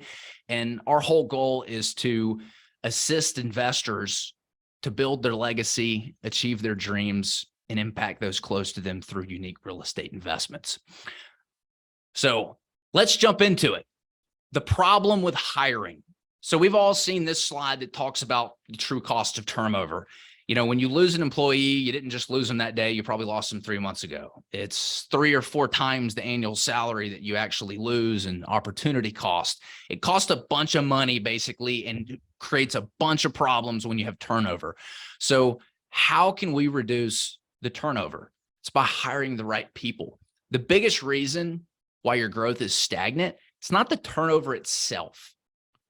It's actually the opportunity loss of not hiring the right person. If you had an A+ rock star and all of your seats firing on cylinders right now, I guarantee you'd already be where you need to go. Most people's biggest loss is what could have been achieved had they had the right person in the right seat. And that's exactly what I want to share with you today. And so I'm going to break this presentation down into 2 parts. I'm going to have some big dominoes that are, hey, if you just do these things, you're going to do a pretty good job, because this is quite an extensive process, and for a reason, right? You know, it's not easy to find A+ rock stars, but one of those big dominoes is when you hire somebody, you should be hiring a strategic partner, not an employee. And if you do this one thing right here, I promise you'll have success. But when I say strategic partner, if during the hiring process, you don't feel like this person can come into your business and make the department better, show you where the gaps and inefficiencies are during the interview process, and ultimately teach you how that department should be run, you should not hire that person, especially when you're first starting out. I made the big mistake of like thinking I needed to train all these people. You need to hire strategic partners. That is the #1 piece of advice that I would give people. The next, and we're going to start from the top part of the funnel right here. And again, this presentation is going to be broken down into the science, which is what you're going to see on my screen. And then I'm going to try to break down the art of it, because there's a science to this. And if you follow the science, you'll have success, but you need to understand what the art is in order to interpret the science. That's going to make more sense here in just a second. The biggest mistake of why people can't find A+ rock stars is they have a crappy job ad out that describes the wrong person. If you want to go catch a bass, you use a very specific piece of bait. The same holds true when hiring people. You need to start out with a amazing job ad that is very specific.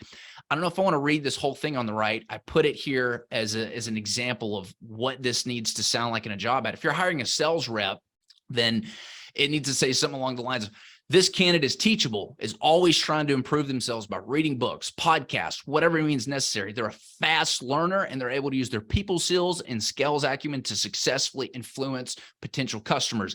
And they have a track record for doing so. They're ambitious. They describe themselves as driven and do not need to be motivated. You won't be required to work out at an office, and you have the autonomy to set your own schedule.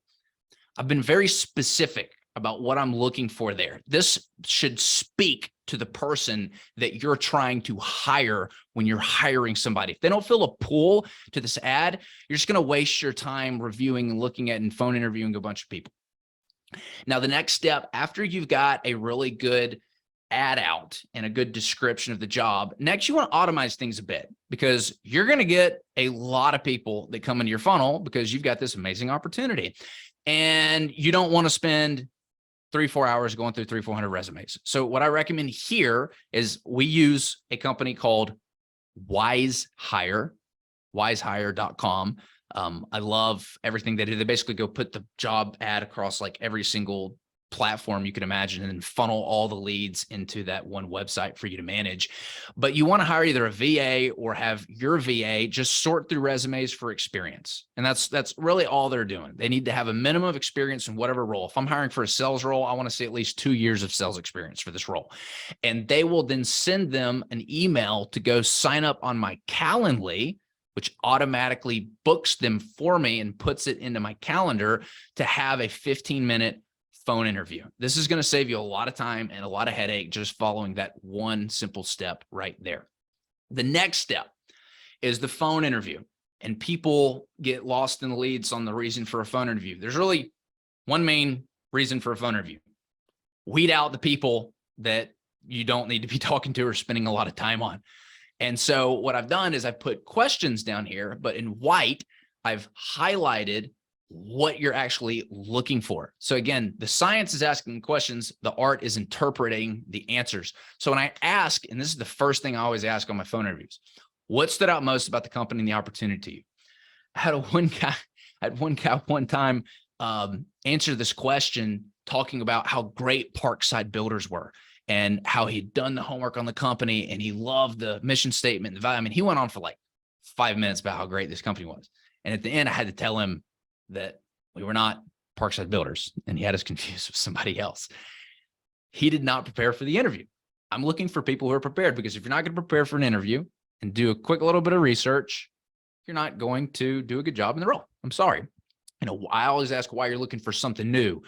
What do you want to get out of this position you didn't get out of your previous? You know, what do you want to get out of this position long-term? Do they have long-term goals? Are they just job hopping? And then number 5, and this is the biggest mistake I see people make, you know, how much do you need to make to take care of yourself? You want to make sure there's a compensation fit. I can't tell you how many times I got to the end of this, this once, and like by the 5th question, I was excited about this guy. I think it was for a superintendent role. And I mean, he had everything, the whole kit and caboodle. And I think I had the job out at like, I don't know, $100,000 a year or something like that. When I asked him his compensation, he was asking for like 175. I was like, whoa, did you not check out the job ad? You know, did you not see the salary? Anyway, I knew that I didn't need to take the next step with him because it would have been a waste of both of our time. So after you've done the phone interviews, now you've got a couple people who are worth pursuing, but they're not worth setting up an in-person interview with yet. You need to send a video response. And the main goal for the video response is you want to screen for core values. Now, I could do an entire presentation on why it's important to hire based on core values, but I'm not going to. But just know that if you want to build culture in your organization, and for those of you who read, I imagine we're all, you know, interested in real estate, so we probably all have like some kind of self-help core value here. We all kind of read. You've probably read books where it talks about culture is king to growing a business. Well, culture is when how all of the individuals in an organization interact with one another when there's mutual trust and core values. You can't build culture unless you have core values. So do all the homework and research on what your core values are. There's a great system called EOS out there that helps like identify this, but you must hire based on core values. And you need to send them an email. And in this email, I'm looking for these core values and whether or not they're going to be a culture fit. Basically, you know, am I also going to kind of like this person? Because you want to like who you work with. And so I'll screen for those values by asking, you know, these questions. So for example, one of our core values is growth. Everybody in my organization is always trying to get better. So what I do is I ask them, tell me about the past 3 to 5 books or podcasts you've listened to. What did you learn? And they'll record all these answers together and they'll send me this video and I get to watch it. So I'm not having to take extra time out of my day. If they can't tell me 3 or 5 past books or podcasts to listen to, guess what? They don't move on to the next stage. Same thing for number 2, number 3, number 4, number 5, number 6. You want to gauge like what their motivations are. Number 6, I'll kind of highlight before moving on. This is a really good question to ask because it's very important to know what makes them feel valued and appreciated, because later on you want to pocket that. And when it comes time to hire them, you want to make sure you bring that out in the offer letter, because again, you're trying to impress them as much as they're trying to impress you. And being able to speak to what their true motivations are is very, very important. And you don't want to do all this work just to have them go to somebody else because you got beat out. Next step. Now you've done the phone interview. You like their video. You like them. They've got what could potentially be a really good culture fit. The next step is to screen for skills. So you want to make sure, again, that you're hiring a strategic partner. Strategic partners have core values of your organization, and they also have the skill set that you're looking for. And I use something called behavioral style interviewing. And the reason I use behavioral style interviewing, because it's very hard to BS your way through an interview with behavioral style interviewing. I hate the typical interview questions that are like, tell me about your greatest strength or your weakness, because what it does is people walk in with a wall during the interview process and they have like these canned answers that are ready. Like, I want to get to who they are. I want to get to the raw part, and I want to get to the actual skills. So the key is this: ask them to tell stories about the time that they exemplified the skills that you're looking for. I used a sales role here. Number one, tell me about a time you got a potential customer to talk about their problems. How did you do it? Tell me a story about a time you were able to successfully influence a potential customer. How did you do it? And if you can't get answers that are like actual stories, then that means they probably don't have the experience that you're looking for. The next is they have to meet this criteria. So usually at this point, they get it or they have the capacity to do it. Get it means they understand the role. I understand project management. Brandon understands project management. Brandon does not have the capacity to do project management. I don't care. I've screamed at 5 grown human beings my entire life. 4 of those 5 were while I was out there on the job site building houses, new construction. I hired people who were good for it. I do not have the capacity to do it.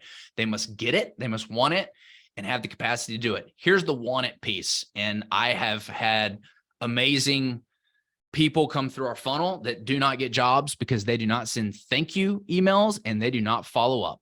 If you do not follow up with me, you are not getting a job. They need to chase me and not the other way around. So if they're not following up, sending thank you emails, it's an automatic no. They have to get it, they have to want it, and they have to have the capacity to actually do it. So at this point, they've passed everything so far. Now it's time for what most people skip, which is a actual ride along. So if it's a sales rep, guess what? You're getting in the car and you're coming on a sales appointment. If you already have a job, then you're going to come Saturday or Sunday. If you're a superintendent, you're getting on a roll, guess what? Get in the car. We're going to some projects. Here is really where you want to identify the strategic partner part. This person has to be able to teach you something during this 3 to 4 hour ride along. It's not an interview. And the reason I do this is it gets people out of their comfort zone. I want them out of the office. I want them out of a typical interview type setting. I want them to be more of themselves because I really need to know if they're going to be a strategic partner here. If we're hiring a superintendent, we're going to the houses and I'll usually have one of the PMs do this because I don't have like super intimate construction knowledge. Like I don't know which way to swing a hammer, to be honest with you. And we'll ask them like, hey, what stage of the project are we? What needs to come next? You know, we'll specifically take them to some jobs that we have like some problems that are kind of obvious or maybe not so obvious. And we'll say, you know, hey, where are the problems? Where are the issues? We want to see if they catch them. And we want to see if they're recommending things. Usually for like that superintendent role, if we don't walk off the job site that day and they haven't taught us something, we don't hire that person because again, they have to bring more value to the position than what was there. They also have to pass the beer test. I'm sure everyone's heard of this beer test. Would you go out and have a beer with this person? You have to work with them every single day. So you might as well like them. It's very important. And you can't do that in just a couple sittings. You need to spend a few hours with them. The next, and this is another thing that I see people don't do. If you've gotten to this stage, and by this time people are like, dude, how many stages are there? They're kind of feeling like they've sort of earned something by making it this far. When you have this many stages and don't like draw it out on purpose, but it does make people feel like as they're progressing down this funnel, like they've kind of earned this. They're like, wow, like, you know, they don't just accept anybody. Like this is kind of an honor to have made it this far. They're usually like, wow, holy smoke. Okay, where are we at now? Mock workday? What is this? And I explain the mock workday where I say, hey, look, we just want to make sure that this is going to be an environment that you're happy in. We think everything's a great fit. Up this point, you're fantastic. We're going to pay you for this. So you're going to come to work for an entire day. We're going to pay you to actually work. We're going to do a little test run. And I usually say, I want you to call me at 9 a.m., 11 a.m., 1 p.m., and 5 p.m. And I want you to give me an update on how things are going. And what we do on this day is we give them some kind of project to tack out for the day. So it can't be a super big project, can't be a super small project, but something daily. Like, for example, for all of my virtual assistants that I hire, or personal assistants, I have them build out like a social media campaign and give an example on what they would improve upon on our existing campaign. So they'll actually go out, they'll pull our posts, they'll look at what we're doing, they'll build out like a schedule, they'll give some ideas on what could be better. And like, I want to be impressed by this. So if I don't get impressed by how they complete this project on the mock workday, guess what happens? I don't hire this person. Because again, I can't stress enough how important it is, especially when you're first starting out, that you need to hire strategic partners and not employees, because this is what's really going to allow you to get to the next level and save you a freaking half a lifetime of headache and heartache. Anybody on here, if you're listening to this, throw in the chat right now if you've ever heard somebody say, man, I'm just throwing in the towel. You just can't find any good people out there. Right? We've all heard that person who's kind of like given up. It's because they didn't have a system and process for this, and they hired the wrong person. You've got to make sure that you're doing all this. And this takes time. We've all heard the adage, slow to hire, fast to fire. Well, it takes some time to find these candidates. And that's why, just like your sales funnels out there, if you're a wholesaler or a flipper and you're pouring money into it and you're managing the funnel from the top, bottom down, and you got to do this as well. You want to make sure that you're not spending marketing dollars in a place where you're attracting people who want to sell you their car instead of selling you their house. That's why I started from the beginning, from the job ad. It's so important to get the top part right to be able to filter everybody down. Next, and this is the last part. At this point, you're probably in the clear, but I can tell you a quick story about a time that somebody sent me the references, and I was gung-ho about this person. And as I was talking to this reference, little tidbits of the candidate's story started to become untrue. And the more and more I pulled at these threads, the more I realized, like, holy crap, this guy pretty much lied about his whole background, how much experience he had. I mean, everything on the resume. And he was really good at BSing his way through it. That's why it's so important. You never know what you're going to come across when you start calling the references. And so I'm not going to go through every single question down here, but you can take a picture if you want to. I will highlight one question because I always get a really good, like, I always learn something when I ask number 11 down here. And I always ask towards the end, is there anything else you feel I should know that I haven't asked? And every single time, for some reason, they come up with something that's interesting. It's not necessarily bad. You know, a lot of times it's a good thing, but that question alone has told me a lot about candidates. It's helped. And finally, you get to hire them. Make sure you have a professional letter. Make sure you took their motivations from earlier. Remember how I talked about you need to make sure you understand, you ask them during the phone interview, or at least during the in-person interview, you know, what needs to happen for you to feel valued and appreciated. Now it's time to bring those bullets out and use them.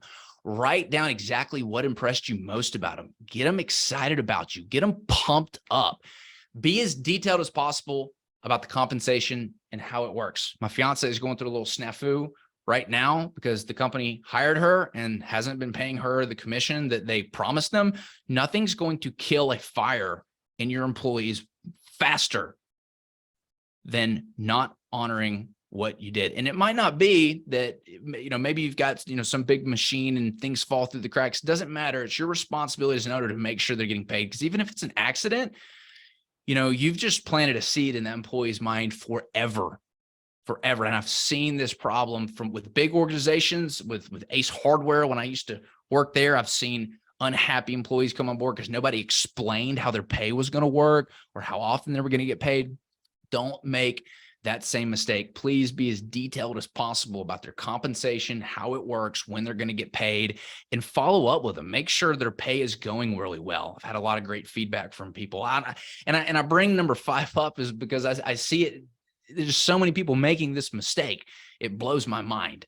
So If you do that, you'll have happy people. So you know what happens when you build this team and you've got a whole slew of A+ rock stars? You get to travel and you get to have a bunch of fun. Seriously, guys, this is the best part about having a team is you're not needed 24/7. And I'm not going to sit here and lie and say, like, I could just go do this for a year and not talk to anybody on my team and my business is on complete autopilot. That would be a lie. I'm still very much involved in the day-to-day operations of my business, but I can take 2-3 weeks off here and there. I can take 2, sometimes 2.5, maybe 3 months off a year and just go do some fun stuff because I've got people who are holding down the fort for me. And so now what we do here at HBG Capital is I want investors to get to experience the same kind of lifestyle that they want to build. I want them to be able to travel if that's what they want to do. If they want to spend more time with their family, that's what I want them to do. So what we do is our company invests investor capital in Middle Tennessee. We work and assist investors to build their legacy, achieve their dreams, and impact those close to them through unique real estate investments right here in Nashville, Tennessee. And if you'd like to learn more about how that process works, you can go to our website, hbgcapital.net. You can send us an email, info@hbgcapital.net. We're on LinkedIn and we're on Instagram.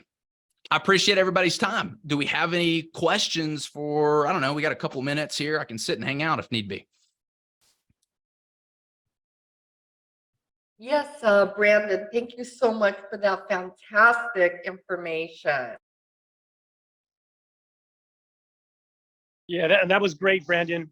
Great information, as always. And that's a young rock star that you just witnessed, guys. Been in the business a little bit over 7 years and just killing it.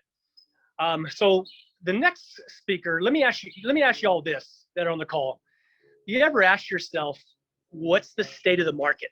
Where's this market going right now? You know, how's the housing market going to be doing over the next 6, 12, 24 months? Well, today we have with us the privilege of having Todd Pigott with us.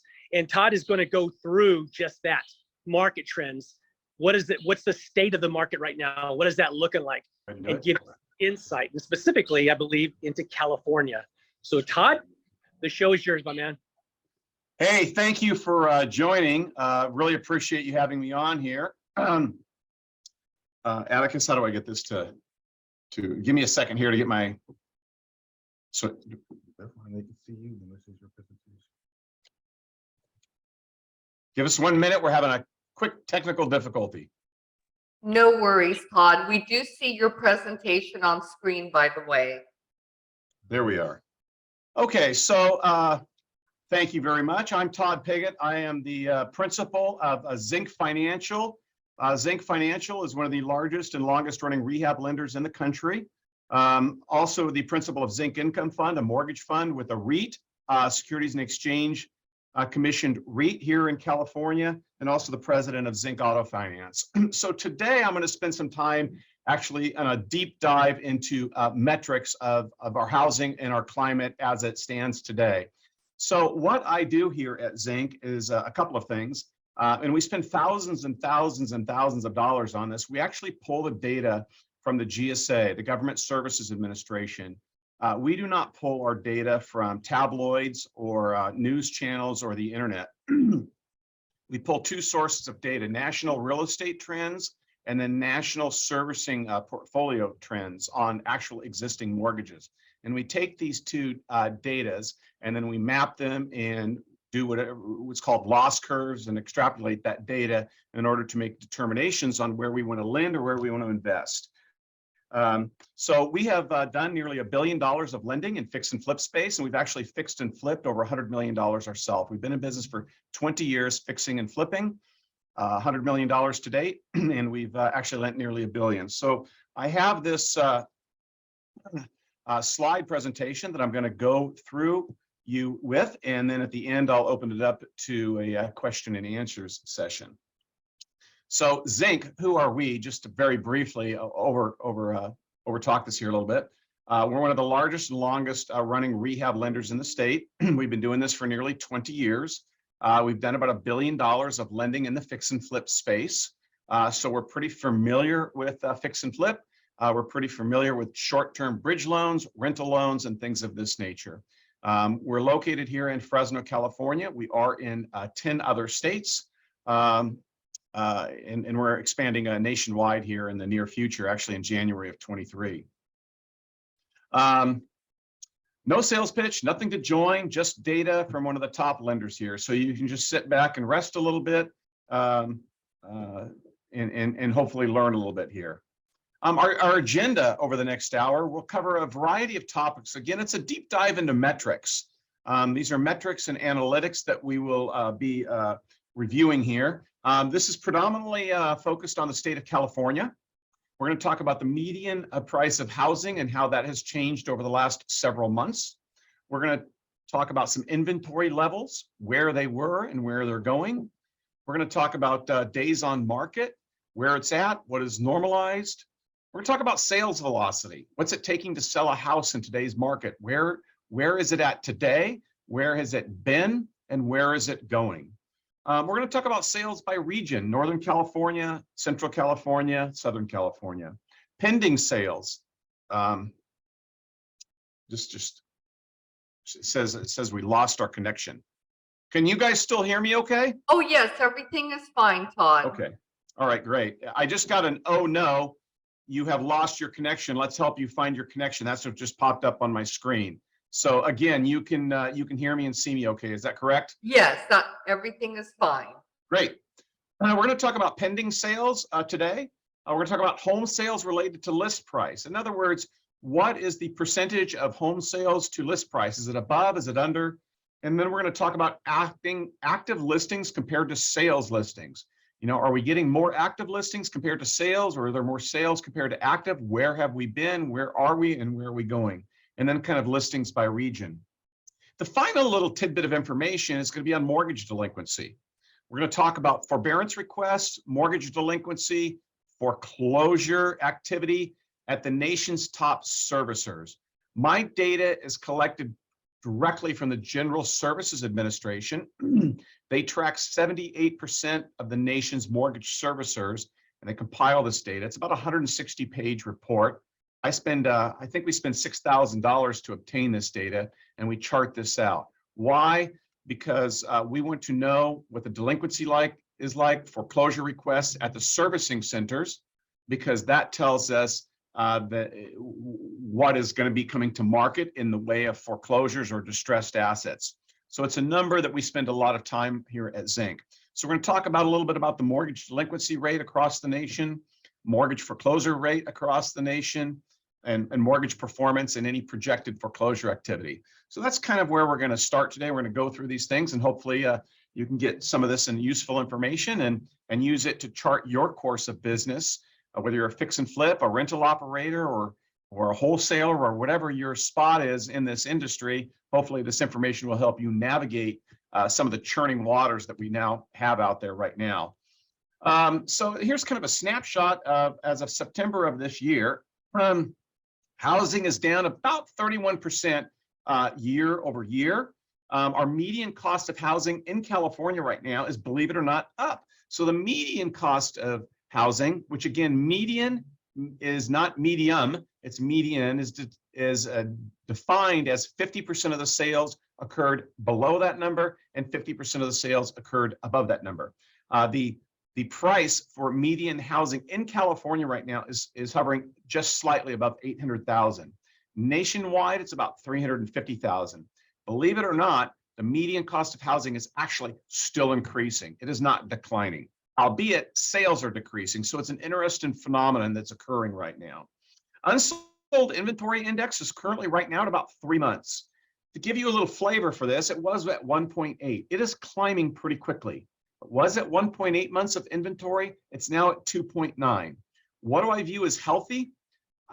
Healthy is anywhere in that 4 to 6 month range, approximately.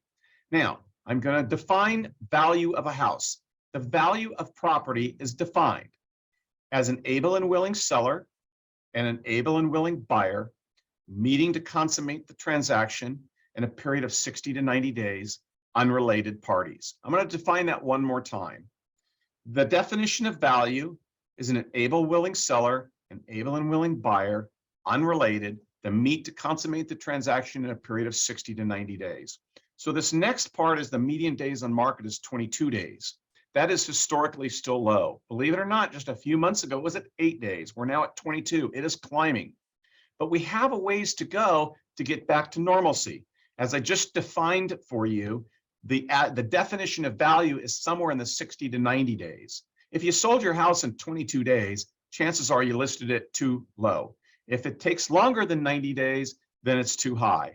But at the end of the day, 60 to 90 days should be the definition of value between an able and willing seller and an able and willing buyer. Right now, the median days is at 22. It was at 8. It is climbing pretty radically, pretty quickly right now. And I'm not concerned about that. If it starts surpassing 4 months and climbing at a very rapid rate, then I will start to get concerned. But as of right now, 2.9 months of inventory is still low. 22 days on market is still low, and the median house pricing is still climbing. So September in Southern California, for those of you that are operating in Southern California, we can see that we're down about 33% year over year. That is the percent change, and year to date's down about 20%. Our unsold inventory in Southern California is right now hovering at around 3 months. Days on market is at 22, and sales price to list price is at 97%. These are still strong numbers. Why are they so strong? The media, the internet says we're in a housing recession, et cetera, et cetera. Well, I'll tell you what's, and interest rates are obviously affecting that. I'll tell you what is, there are two main driving factors that are still keeping these numbers at historically beneficial for us. Number one, housing is in very short demand. We have low inventory across the nation. So housing in short demand. Secondly, housing and multifamily is still in demand. There's a shortage of it across the country. So there's a shortage of it right now as far as inventory levels, but it's still desirable for people across the nation. Bottom line is we have a shortage of entry-level housing and a shortage of multifamily across the nation. And we even have a higher shortage in this little market right now. So that's part of the reason you see median days on market at 22, sales list price still strong, in unsold inventory at 3 months. So that's a little snapshot on Southern California. Now, don't get too concerned about year-to-date 30% drop. Last year and the year before's numbers were utopia. They were simply unsustainable. We had appreciation at 12% a year, and we had 45-year low of interest rates. That was a phenomenon that I often preached about that was simply unsustainable. The market at 12% appreciation and interest rates as low as they were was simply unsustainable. It had to get back to normalcy. Candidly, I'm appreciative that we're heading back to normalcy because that sense of euphoria simply could not be continued. We're actually getting back into normal hold times, normal days on market, and candidly, even somewhat normal interest rates. So the fact that it's down 30% year over year, 30% from what? 30% from a number that simply didn't really exist in the first place, that was so abnormally out of reach that it wasn't normal. So I'm hoping that over the next 4 to 6 to 8 months, rest of this year, that we start to head back into normalcy territory. Central Coast area, very popular area here in California. Year to date, year over year is 25% down, 25% this month. Median price there is about $950,000. We're about 2.5 months of inventory there, 19 days on market, and list price is selling at about 97%. I'm sorry, the sales price is about 97% of the list price. That gives you a little flavor for those of you that are operating in Central California there, or Central Coast region, I should say, San Luis Obispo, down to Santa Barbara, maybe up through Monterey. Of course, then we have Central Valley. That's where we're located. We're located in Fresno, California, right in the heart of California. The epicenter of California, the direct center is about 30 minutes north of my office here. But here in Central California, we got about 26% year over year decline. Again, I wouldn't be too concerned about that number. Again, we were at utopia a year or two ago. That simply was unsustainable. Year to date, down about 13%. The average house here is $450,000, about half that of the rest of the state. We got about 2.9 months of inventory here in the Central Valley, about 20 days on the market, and we're selling here at about 97.6% of list price. Again, still strong numbers here for the Central Valley. There we head up to Northern California, year to date, down about 20%, year over year, down about 26%, about 2.3 months of inventory up there. Again, historically low. 21 days on market, historically low. If that said 120, I still would not be too concerned. If that says 6 to 8 months, I might start to be concerned. That's where we were back in 07. Back in 07, we had 19 months of inventory. Right now we have 2.3 months of inventory. And the whole time back in 07 was, 9 months, 10 months. Right now we're at 21 days. So this cannot be compared to the 07 period. We are still at historically strong numbers here. And we see up there in Northern California, sales to list price is still about 98.5%. This is interesting. California September sales, 305,000 units. Although year over year, it's down a third. Month over month, it's only down about 2.5%. You can see if you look at the graph very carefully there, it is declining. But again, I think we were in somewhat of a utopia there from 20 and 21. So yes, we're declining. But again, inventory levels and strong desirability for entry-level housing across the nation are keeping these somewhat elevated at this time. But this is a graph that's very informative. It dates back, almost 15 years here. And you can see that we're still stronger than that 07 dip there. I hope over the next 6 to 8 months, it doesn't dip too far. I hope it goes back to normalcy and then starts to stabilize. I think that might be the case, being that there is such desirability for multifamily as well as entry-level single-family residences across the nation. Sales dropped by more than 30%. Yeah, we are down. You can see there by this graph that we are down about 30% year over year. Again, I don't consider 20 and 21 to be normalcy. So the fact that we're down a little bit from utopia is, as I deem it, somewhat healthy. You can kind of see that we're down, but I do see as inventory picks up, we might head back to that stabilization line at 0%. Look, we're down 30% year over year, but as you can tell by this graph, look at the 20 and 21.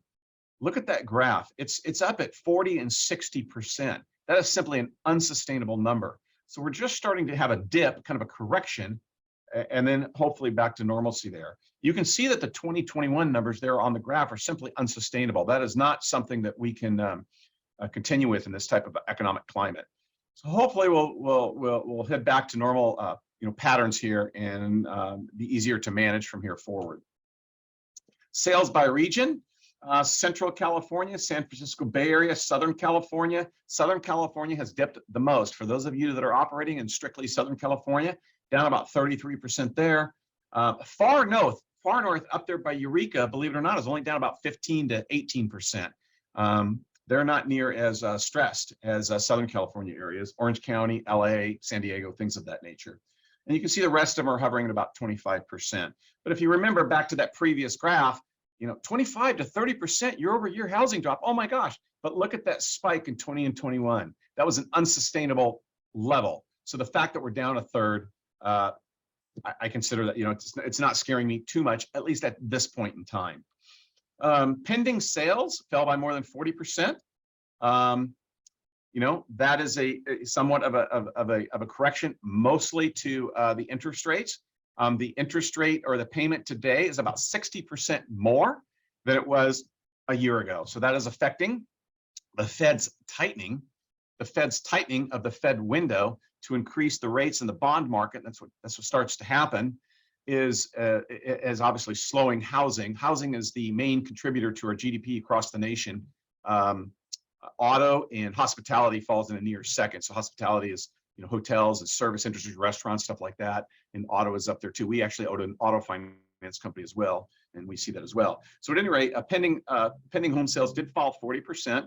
That is a restrictive measure. We had to slow inflation. The Feds increased the borrowing rate at the Fed window. That also increases the bond market. Bond market affects mortgages, and so obviously mortgage rates went up, and of course that affects the ability to purchase. I've always said. Housing is directly affected by the ability of somebody to obtain liquidity on the secondary market. It is not, believe it or not, about affordability. Everybody says affordability. Back in 2005, we had an amazingly strong market, and the affordability index was only 35%. In 2007, the affordability index was 78%, and nobody wanted to buy a house. So housing is about desirability and liquidity on the secondary market, not about affordability, believe it or not. So right now, affordability or liquidity on the secondary market is becoming constricted as the rate of the bond market. And that's what's causing this. And that's the desired intent of the federal regulators right now. Pending sales remain sensitive to interest rates. I kind of just talked about that. As the Fed increases the borrowing base out there, that affects bonds. bonding, that bonding territory, the bonding platform is what mortgages are tied to. They're not tied to the Fed window, they're tied to the bonds right now. And so mortgage-backed securities and or bonds are relatively elevated right now, which affects the mortgage rates. This is all a desired effect by the federal government in order to slow that inflation. They don't want housing going up at 12% a year, and they don't want chicken and vegetables and eggs going up at 12% a year. Our CPI is about 2.5% a year. Over the last 80 years, housing has gone up about 50 basis points higher than the CPI. The CPI is averaged at 2.5%. That's what the federal government wants. Housing has gone over, believe it or not, slightly higher than that. So I consider housing appreciation healthy to be somewhere in that 2.5 to 3.5 range, not 12.5, which is what we saw last year, 12 the year before that. That is grossly inflated. It is not sustainable. It's not going to work. So when housing gets back down to 2.5 and 3, I actually consider that, you know, a favorable climate, candidly, as opposed to 12%. And by the way, I should say that also, you know, flushes out a lot of the speculative fix and flippers versus real fix and flippers. Again, we have fixed and flipped nearly $100 million in real estate ourselves, lent over $1 billion. We look for people that are truly doing value add. In other words, they're actually improving the property as opposed to speculation fix and flip. So when the market starts to adjust like this, if you're a speculative investor or speculator fix and flipper, this is not going to be a good market for you because you're simply riding the roller coaster to the top, and your value add is not the determining factor for that property purchase. We like to work with fix and flippers that are actually doing value add to the property. They're the ones that are actually increasing the value of the property by the improvements that they're doing. And in any market, that is a solid investment. What's not a solid investment is fix and flippers who are relying on appreciation and relying on speculation in order to make that investment. So at any rate, sensitive to interest rates, housing is slowing right now. Hopefully we'll get back to about a 2.5 to 3%, slightly above the CPI. That's our 80-year history average. That's where we should be. We should not be at 12%. 12% invites a lot of speculative investors. I'm not particularly fond of that group because the second there's a correction, they're not successful. So anyway, a little bit there on that. Market demand steps back as rates erode. A little bit of interesting information here. We can see that, you know, obviously in the different price segments, you know, they're all down again from a utopia period. They're all down, but at the end of the day, we can see here that they're down at, you know, 10 to 15%. So California's median price up. Yeah. Interestingly enough, the median cost of housing is still at a very high level here, about $825,000. It was just $790 just a few months ago, and we're at $825,000 now. It's about $350 for the rest of the nation, ballpark, roughly. California is about double. Approximately double the median house across the rest of the nation. California is still very desirable, even with a lot of our issues here. It is still a very desirable area to live, and the absorption rate of housing here is still in strong demand. So that shows you a little bit. It's very interesting that the price of homes here, the median price of housing, is still at a very sustained high level. We do not see the price drop off that maybe many magazines or media outlets tend to report. Share of homes sold above asking price. Pretty interesting here. Pretty interesting. It is dropping, but it's still a very, very large number. It's still about 30% of the houses are still selling above listing price. Yes, back in 20 and 21, it was 75%. I mean, you guys remember this, you know, people were getting outbid on everything and putting in, you know, so, gosh, we had done some fix and flips. We literally had 40 and 30 and 40 offers on these properties. It was insane. That is, again, not a sustainable policy. Every one of our homes that we had fixed and flipped sold above asking price with multiple offers, some of them 20, 30, and 40 offers. It was a stack of paper. And that's where you see those numbers in 20 and 21 at 75%. You know, everything sold above asking price. Interest rates were just at historically low numbers, and appreciation was historically high. Not very sustainable. Anyway, we're down to about 30% of the listings above house, and I still think that that's healthy right now. Homes sold above asking price by county. If you are a fix and flipper out there, a real estate investor, this is a good graph for you to have. If you want a copy of this PowerPoint at a later date, happy to share it with you. But we can see here by county, if you operate in specific counties, this is a good bar chart to show which houses are selling above asking price. You know, San Francisco, we do a lot of lending up there. We have 2 homes right now that we've lent on in San Rafael, and we have about several homes we've lent on in San Francisco. It's amazing. These homes are, you know, 1.9 million in San Rafael and San Francisco, and they sell in a matter of days. And we can see here that they're number one. 65% of the homes up in that Bay Area of San Francisco or San Rafael or whatever you want to call it up there, we have no problem doing loans up there at 1.9 million, because I know the absorption rate, as we can see here, the absorption rate is just historically quick. 65% sell above asking price. I have the same kind of, I don't know where San Jose's at on here, but San Jose has also been extremely strong for us. I don't see it on here very quickly, so I won't waste too much time. But at any rate, San Jose is also a very, very strong market for us. Absorption rate is very high.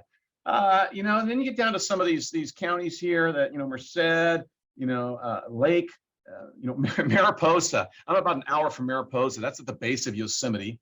You know, some of the Tuolumne is also at the base of Yosemite. You'll see some of these counties that you may not recognize down there towards the end, and those are some of the weaker counties, and those aren't very desirable for us to lend in. So when we get a project in here for us to lend money on, in, you know, call it Tuolumne or Mono or Calaveras County, and when we're familiar with some of these, you know, the absorption rate's a lot less there. It's a little harder to sell, and as you can see from this graph here, that the homes sold above listing price is also much less. So we get more concerned about doing properties in those areas. We might ask for some more down or a higher credit tier.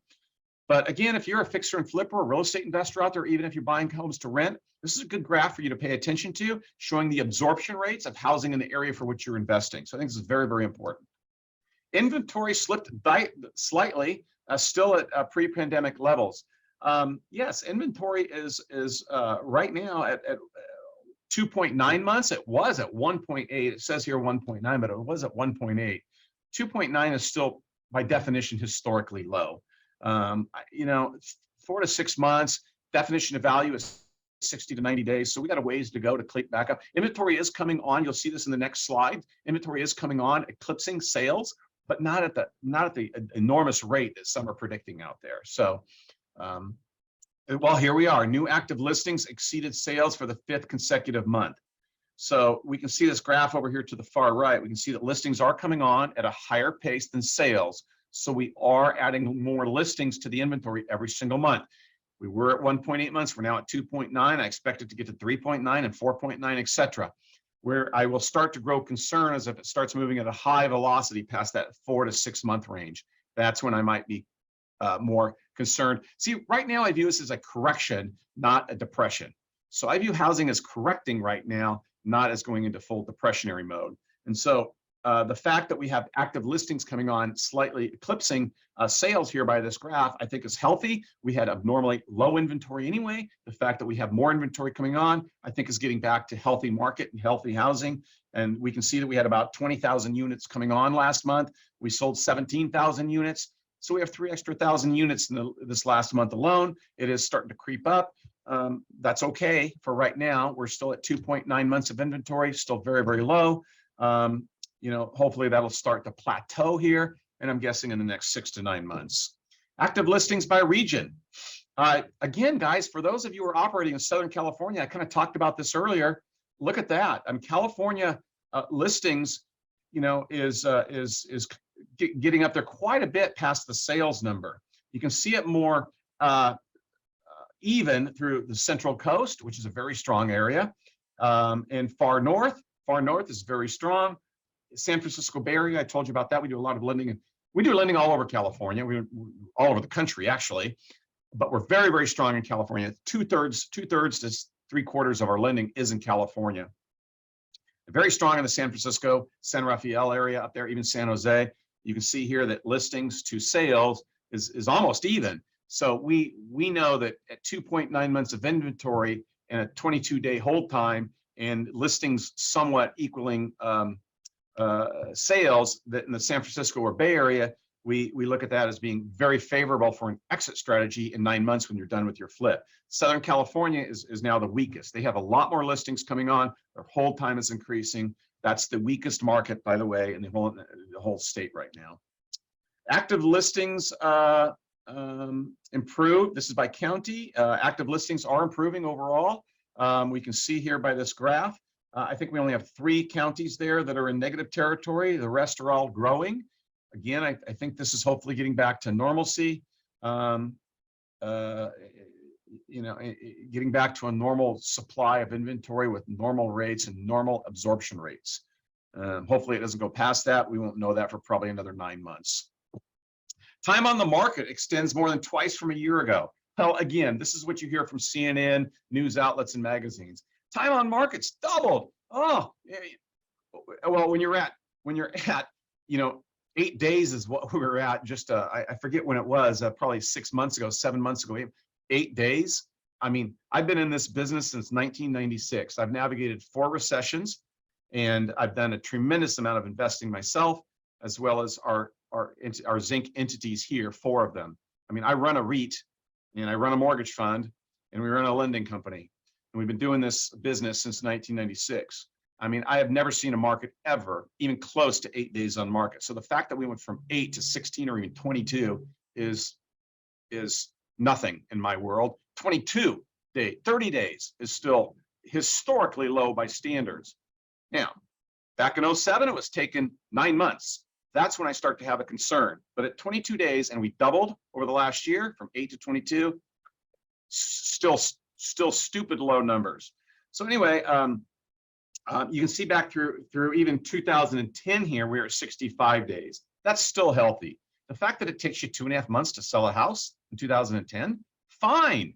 But 8 days was simply unhealthy. I'm glad that we're not at 8 days. I actually don't believe that 22 days is even a healthy number. We need to see that number increase. But for those of you who read magazines, CNN, or internet, and they talk about it doubling, that's newsworthy testament. It's hold times are doubling, but in reality, it's still historically low. And I'm projecting that you'll see that double and double and double and double again until we get back to 90 days, 120 days on market, somewhere in that region. Mortgage Bankers Association, yeah. So we get our we pay for this. We pay for this data. This is some interesting information here. So what I do, and this is kind of important for us, is I think I talked about this earlier. Is I pull. I'm going to talk about this a little bit because I think it's very, very important. This is one of the most important things I do as the principal.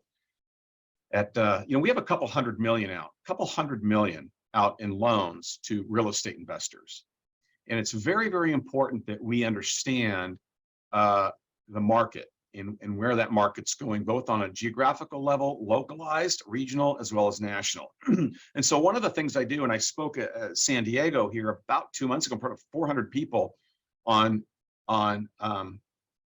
mortgage surveys on delinquency, forbearance requests, and call volume. And here's how this works. This is what I do.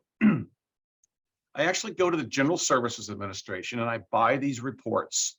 These reports are 150 to 200 pages, and they're all the call metrics from all the servicing centers in the country that service government-backed loans.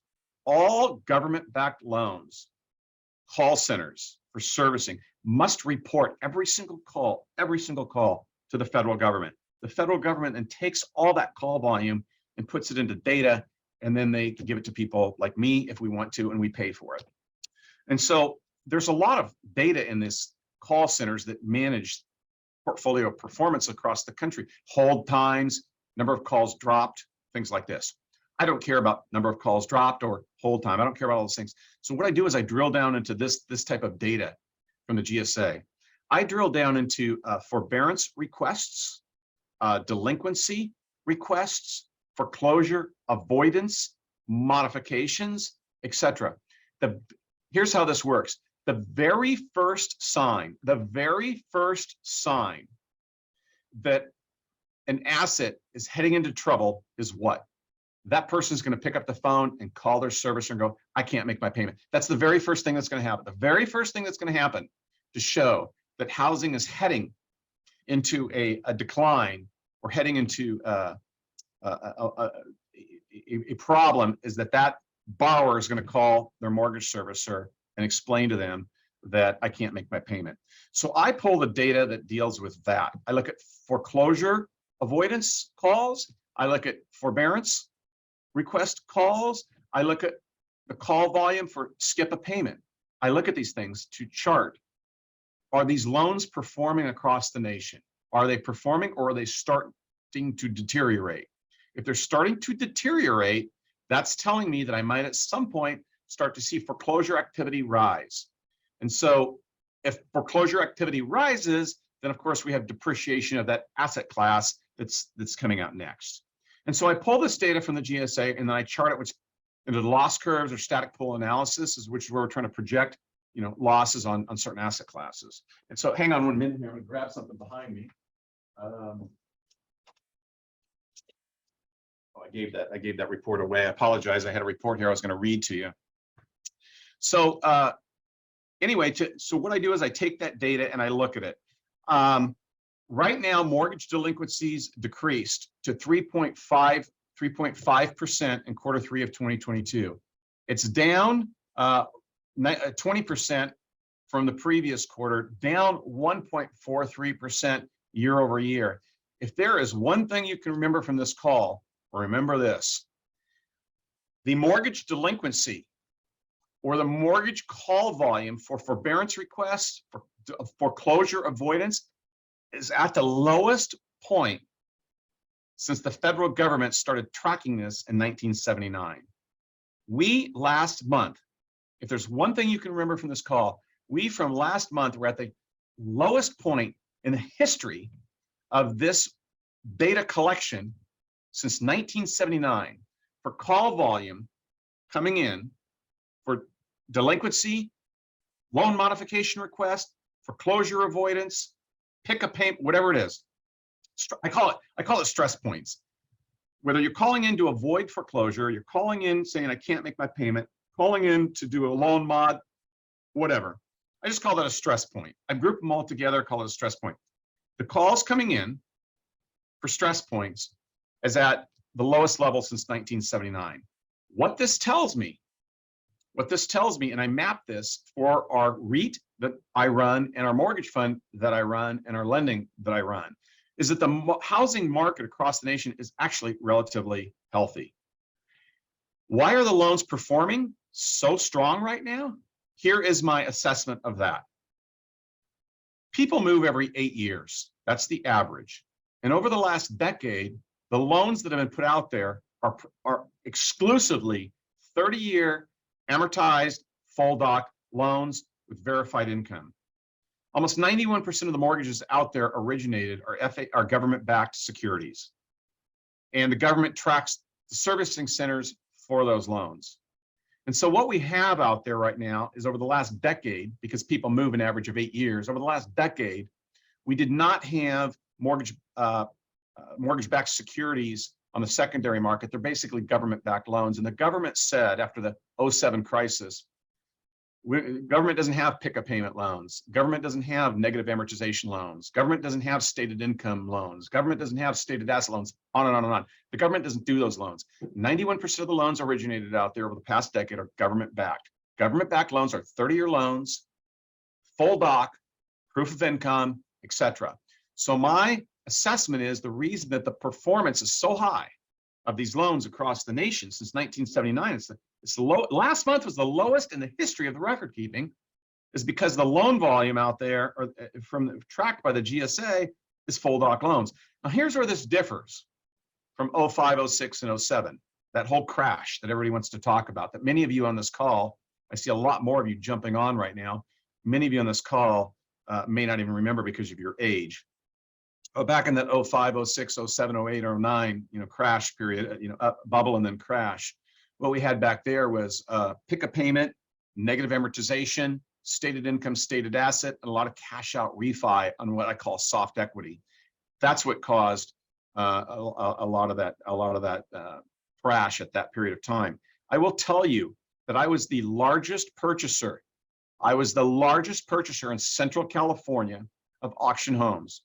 I went down there every single, well, not me personally. My employee went down there every single day with $500,000 in cash, every single day. When we bought these homes at auction back in that period, we did what called door knock and doing cash for keys. Many of you may be familiar with this. The average person that went into default and was foreclosed upon that we knocked on the door, the average person had refied their home 8 times. So back in that period of time, we didn't have full doc loans, fully amortized 30-year. We had pick a payment, negative AM, stated income, stated asset, and all these loans were sold on the secondary market. And that's what caused that collapse. They simply were not ever able to make that payment in the first place. They were speculative buyers. We don't have that today. What we have today is full doc borrowers, full doc loans, full income documentation, et cetera, et cetera. And that is my opinion on why we have the lowest, bullet point number 2 here, the lowest mortgage delinquency rate since the survey began in 1979. So as I check this data every single month from the GSA, again, not tabloids or news outlets, because they paint negative news, we are at the highest performing point in history. Why? Because those loans are performing. And that tells me that we probably don't have this enormous wave of foreclosures that some are predicting. Because at the end of the day, before those foreclosures come, the first thing that has to happen is the borrower calls the servicing agent and says, I'm not going to make my payment. And we don't have that today like we did in 05 and 06. We are going to head into a recession next year. Yes, we are going to have a recession. I think it might be probably about the second quarter of 2023 through maybe lasting throughout the remainder of the year. I think by the beginning of 2024, we'll be popping out of that. But I hope that it's a narrow recession. At the end of the day, as I navigate our mortgage fund, navigate our REIT, and navigate the hundreds of millions that we have out in investor rehab loans, so long as there's a recession is what, 2 quarters of GDP that's negative, or housing goes somewhat recessionary. If it drops by a couple percent, I don't have a huge concern over that. I tell the investors or the credit facilities that back us, the fact that it drops 1% or 2%, that is technically a recession. I'm not too concerned about that. I am concerned about a deep recession. And I believe, and this is very important, I talked about this in San Diego in front of about 400 people a month ago. If we have a large, deep recession in housing, I believe that that's going to be caused by an outside force that doesn't have to do with housing right now. And what I mean by that is some type of calamity that's outside our sphere of influence. Assassination, war, interest rate problem globally. I think there could be something globally, and another pandemic or whatever you want to call it. But I think there might be something outside of housing that would cause a deep recession in housing. But as of right now, housing is at historically low numbers. Desirability for entry-level housing and multifamily is extraordinarily high. Tremendous amount of Gen Z and Gen X and millennials that still want to buy houses. So without an outside force, I see a recession, yes, happening maybe for 3 quarters in 2023, but I hope it's a narrow recession. So if housing goes down a dip, a percent or 2, fine. If there's a percent or 2 in depreciation in isolated markets, that's fine. If it goes deeper than that, I'm going to attribute that to some type of outside factor. Now, again, back to bullet point number 2, mortgage delinquency is at an all-time low throughout the last 50 years since 1979. So again, I don't see the wave of foreclosures coming unless that volume picks up on the call volume that picks up for those delinquencies. So I think those 2 things are in my head. It's relatively strong. Unemployment will rise to about 5.5%. I just got back from a meeting, the chief economist, he has a PhD in economics, chief economist out of Ohio, and I met with him personally. He is also predicting that unemployment will get to 5.5%. He is predicting this to happen somewhere about the first quarter of 2023. That will be the target rate for the Fed will stop raising rates. So somewhere in that first, second, third quarter, the chief economist for Moody's, who I just met with, I think it was about 3 weeks ago, I went to a hockey game in Columbus with him. Chief economist there says that he projects that happening in the first or second quarter. So when they want to see employment get above 4%. Unemployment get above 4%. That's when the Fed will start to, call it the terminal rate. They will not be increasing rates. As that ends, the bonds will then start to stabilize. The bonds are what affects mortgage rates. Mortgage delinquency rates down by loan type. You'll see that here all loans we're at like 3.4% for mortgage delinquency, and you'll see that's even back through 06 and 07. Look at this, 06 and 07 when we were in a complete decline and we had 9 months of inventory. You can see on here we're even lower than that. So we are at a very low delinquency, very low foreclosure rate, and a very low what I call stress point on housing portfolios, across the nation. We are at a better performing rate of mortgages even than we were in 06. So as of today, that big foreclosure wave that some are predicting on CNN or news tablets is simply not there. Will it come there? I don't know. If I really knew the answer to that in 6 or 9 months, I'd be on a yacht out in the Caribbean and not talking to you. But at any rate, today those numbers are relatively stabilized, and they're the lowest in the history. Mortgage delinquency rates, there again we see we're at 3.45. You can see back in 06, gosh, we're at 4.5. Housing was booming. We had 4.5% delinquency rates back then, but today we're at 3.45. So very, very low delinquency rate. That tells me that housing is stable, housing is strong. We have low inventory, even though rates are up and we're down 30% year over year. We're still at pretty strong numbers. Loans in foreclosure, a new foreclosure started. Look at this, 0.25, 0.5 and 0.1, record low. I mean, look at back in 01, we were still above 1%, between 1 and 1.5% in 01. I mean, 22 years ago, we had higher rates of foreclosure and foreclosure activity. Look at 04, 03, 04, 05. We're still at 1 to 2% there. Today we're at 0.5. So you can see there that, at our high there is 4.5 to 5%. Foreclosures started back there in 2010, 2011. I mean, today we have 0.1 and 0.5. Again, 30-year amortized loans, full doc loans. There is no stated income, stated asset out there. Most of these are government backed. The government doesn't do those loans.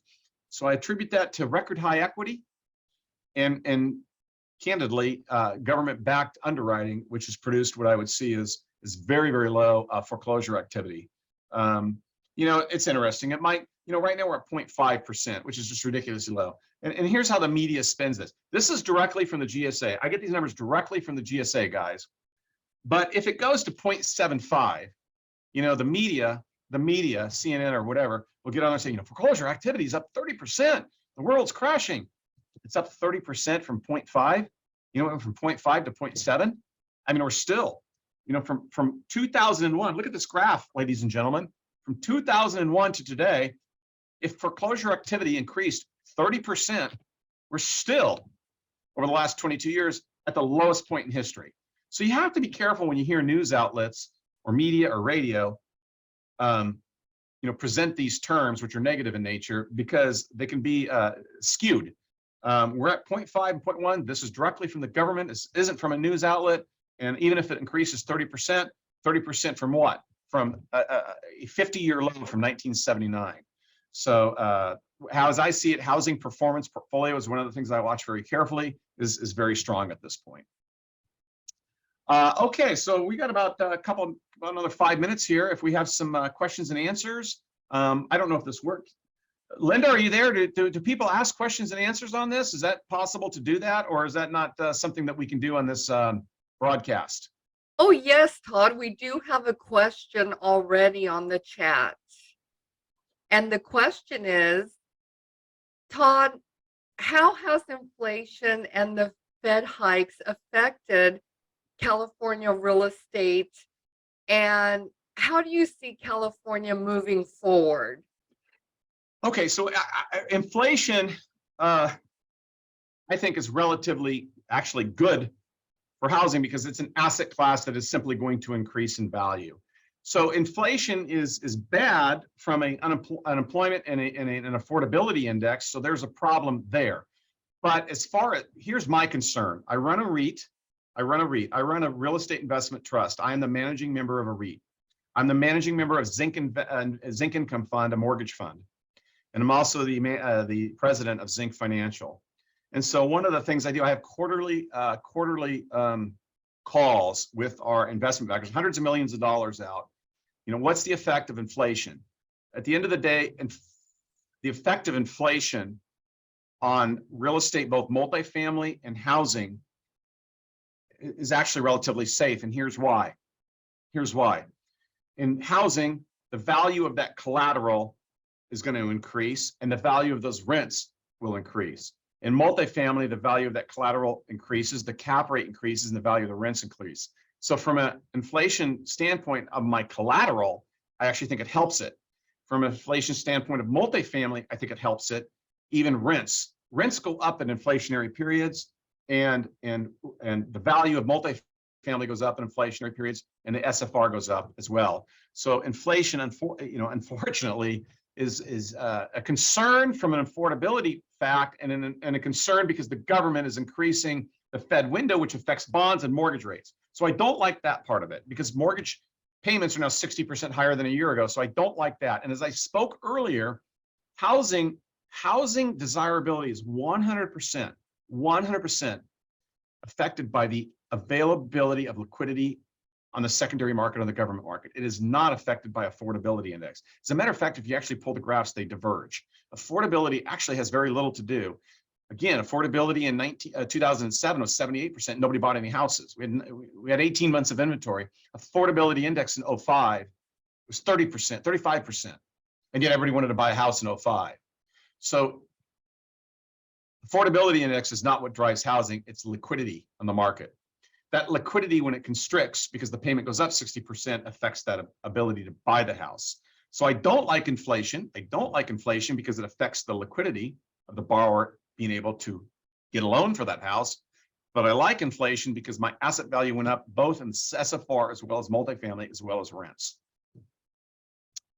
What chance you see a shift to a buyer's market, and what inventory level indicates that in a buyer's market? 6 to 7 months we'll shift to a buyer's market. I think we could be there in 3 to 6 months. Hopefully it stabilizes and it's not a deep buyer's market, and we won't know that for a little while. Right now, inventory is picking up. We still are at 98, call it 98% of asking price.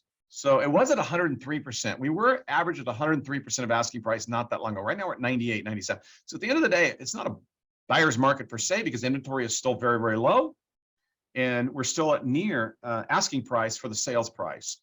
So will it shift? I'm guessing in 4 to 6 months. I hope it doesn't shift too much. I hope it doesn't shift too much, because then we could be into a deeper recession. If we go into a recession, I'm actually not concerned. I just hope it's a mild one and we pop back out of it in the 2024. And that's what I'm actually thinking is going to happen. I think we'll go into a recession, definitely, probably 2 or 3 quarters there. And then because of the low inventory of housing and desirability of housing, I think we'll pop back up in the beginning of 24. So it might be a buyer's market slightly, but I don't see the deep buyer's market that some are, wanting to see. Why? Foreclosure activity, as you have heard, is not coming, and loans are performing at a historically best level since 1979. So I don't see that quite happening. Okay, let's see if we have another question here. Yes, fantastic information, Todd. We do have another question. Do you already see the foreclosure rate increasing? Yes, the foreclosure rate is increasing, but extremely nominally. We are still at a 50-year low right now. It has increased. I think it went from 0.3% to 0.5%. Yes, it did increase, but gosh, it would have to increase another 100% to even get to the lowest point in the last 45 years. So by mathematics, yes, it did increase. I think it went from 0.3 to 0.5. Yes, and of course, the news tabloids love to pick up on that, right? Foreclosure activity up 25%. Technically, it did. You're right. It went from 0.3 to 0.5. I saw that. I track it. I get my data from the federal government. So foreclosure activity, yes, it has increased.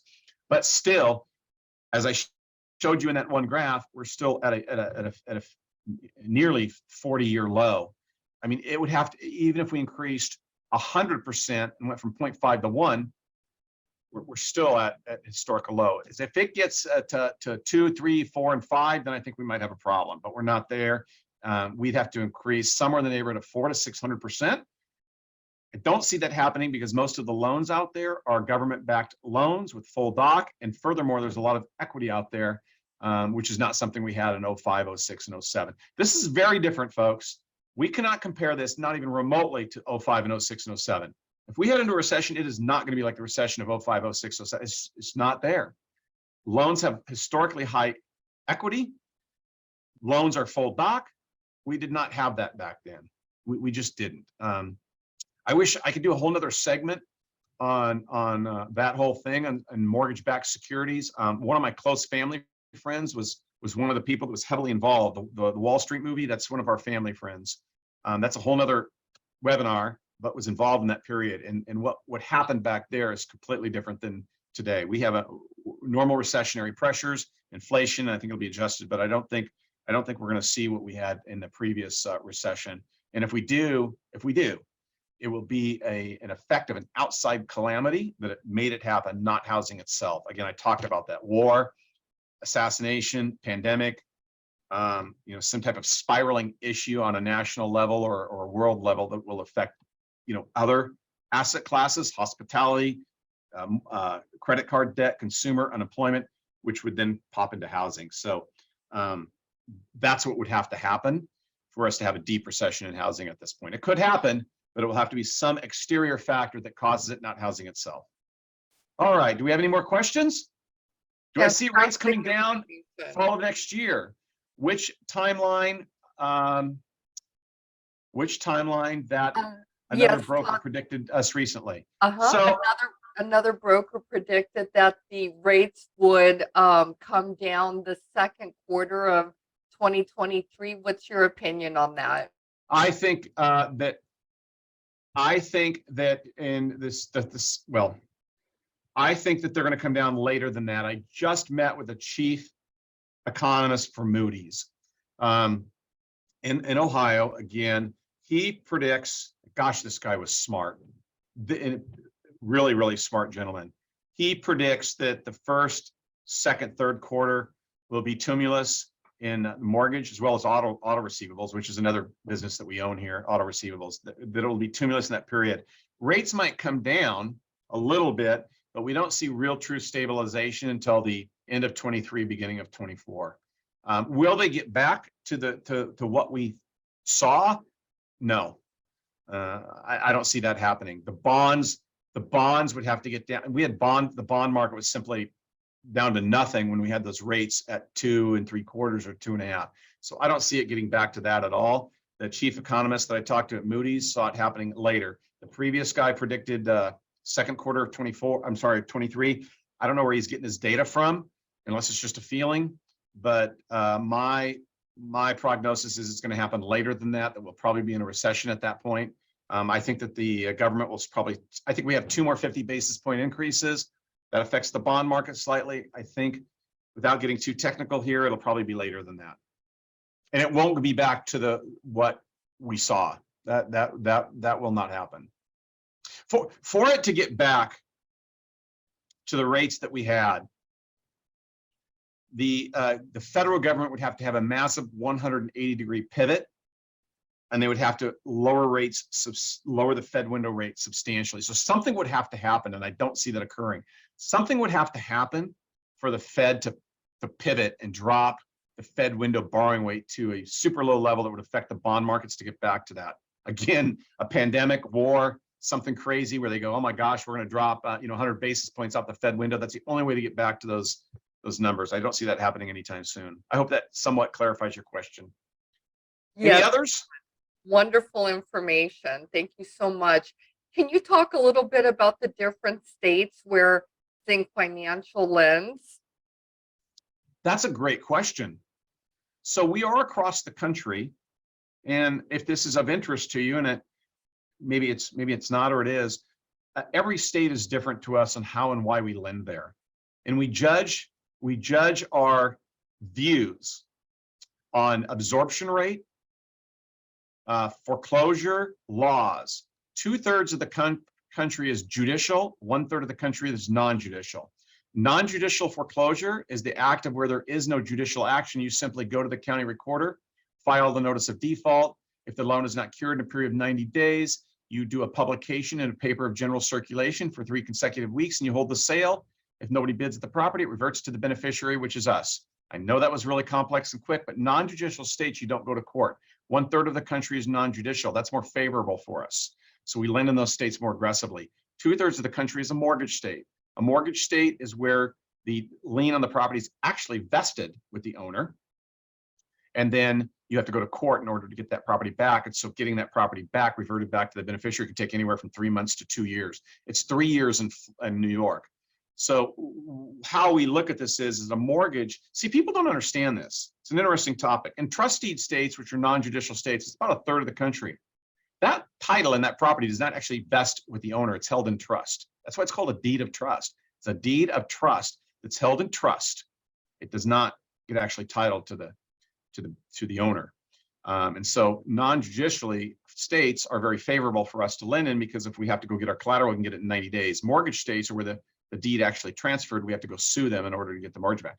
So in mortgage states, we're a little bit, we require more down in order to lend in those states. So absorption rates across the country, what's the absorption rate? What does that even mean, Todd? Well, you see in San Francisco, I can sell a house in 2 weeks, but in Iowa, it's going to take 3 months. So the absorption rate in Iowa is much less than the absorption rate in San Francisco. So if we lend in Iowa, we're going to be a little bit more careful, because it's the desirability there. It's the desirability of living in Iowa or South Dakota is just not there. And so the absorption rate is very slow. Plus, it's a mortgage state, not a non-judicial state. And so therefore, we're a little bit more careful there. So how we select states is based on absorption rate, how fast the real estate is moving, non-judicial versus judicial, foreclosure laws. Finally, we look at licensing, and we look at usury rates. So that's how we decide where to go. We are in 45 states, pretty much nationwide. And so, but each state's a little bit different on how we, California is very favorable to us. California is very favorable to us. We are in a non-judicial state here in California. There are no usury laws in California, and the absorption rate is very high in California. So properties in California move very quickly, as opposed to South Dakota or Iowa. The foreclosure laws here are very fluid to us. We can get our property back in 90 days in the event of default, and there's no usury caps. So California is very desirable for us. That's why we do about 2/3 of our lending here in California. I hope that helps you all. I think that, gosh darn, that brings an end to this, Linda. Fantastic information, Todd. It went by so quickly. You just delivered so much wonderful insight. I hope I was a help to everyone. If you guys have any questions, 559-326-2509 is our phone number. You can visit us at zinc.net, which is our corporate website, or zincfinancial.com, which is our lending website. Located here in Fresno, California. Thanks all. I hope you got some useful information. If you want a copy of this slide presentation, happy to provide it for you. The fee is $29. Just kidding, it's free. It's a free PowerPoint. You can get it free. Just send me an email, Todd, T-O-D-D, period, P as in Paul, at zinc.net. I'll say that one more time. If you want a copy of this presentation, send me an email, Todd, T-O-D-D, period, P as in Paul, at zinc.net. Happy to provide it to you. You guys have an amazing weekend. Wonderful. Thank you again so much, Todd. We did put your information in the chat.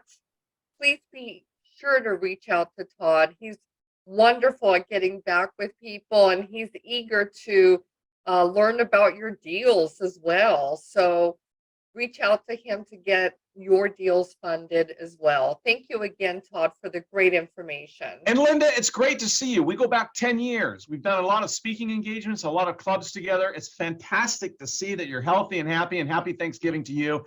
Glad to connect with you again, Linda. It's just wonderful to see your face and hear your voice. Oh, thank you, Todd. That means so much. And Yes. we really appreciate your time here and all the wonderful information that you shared. You're just a wealth of knowledge.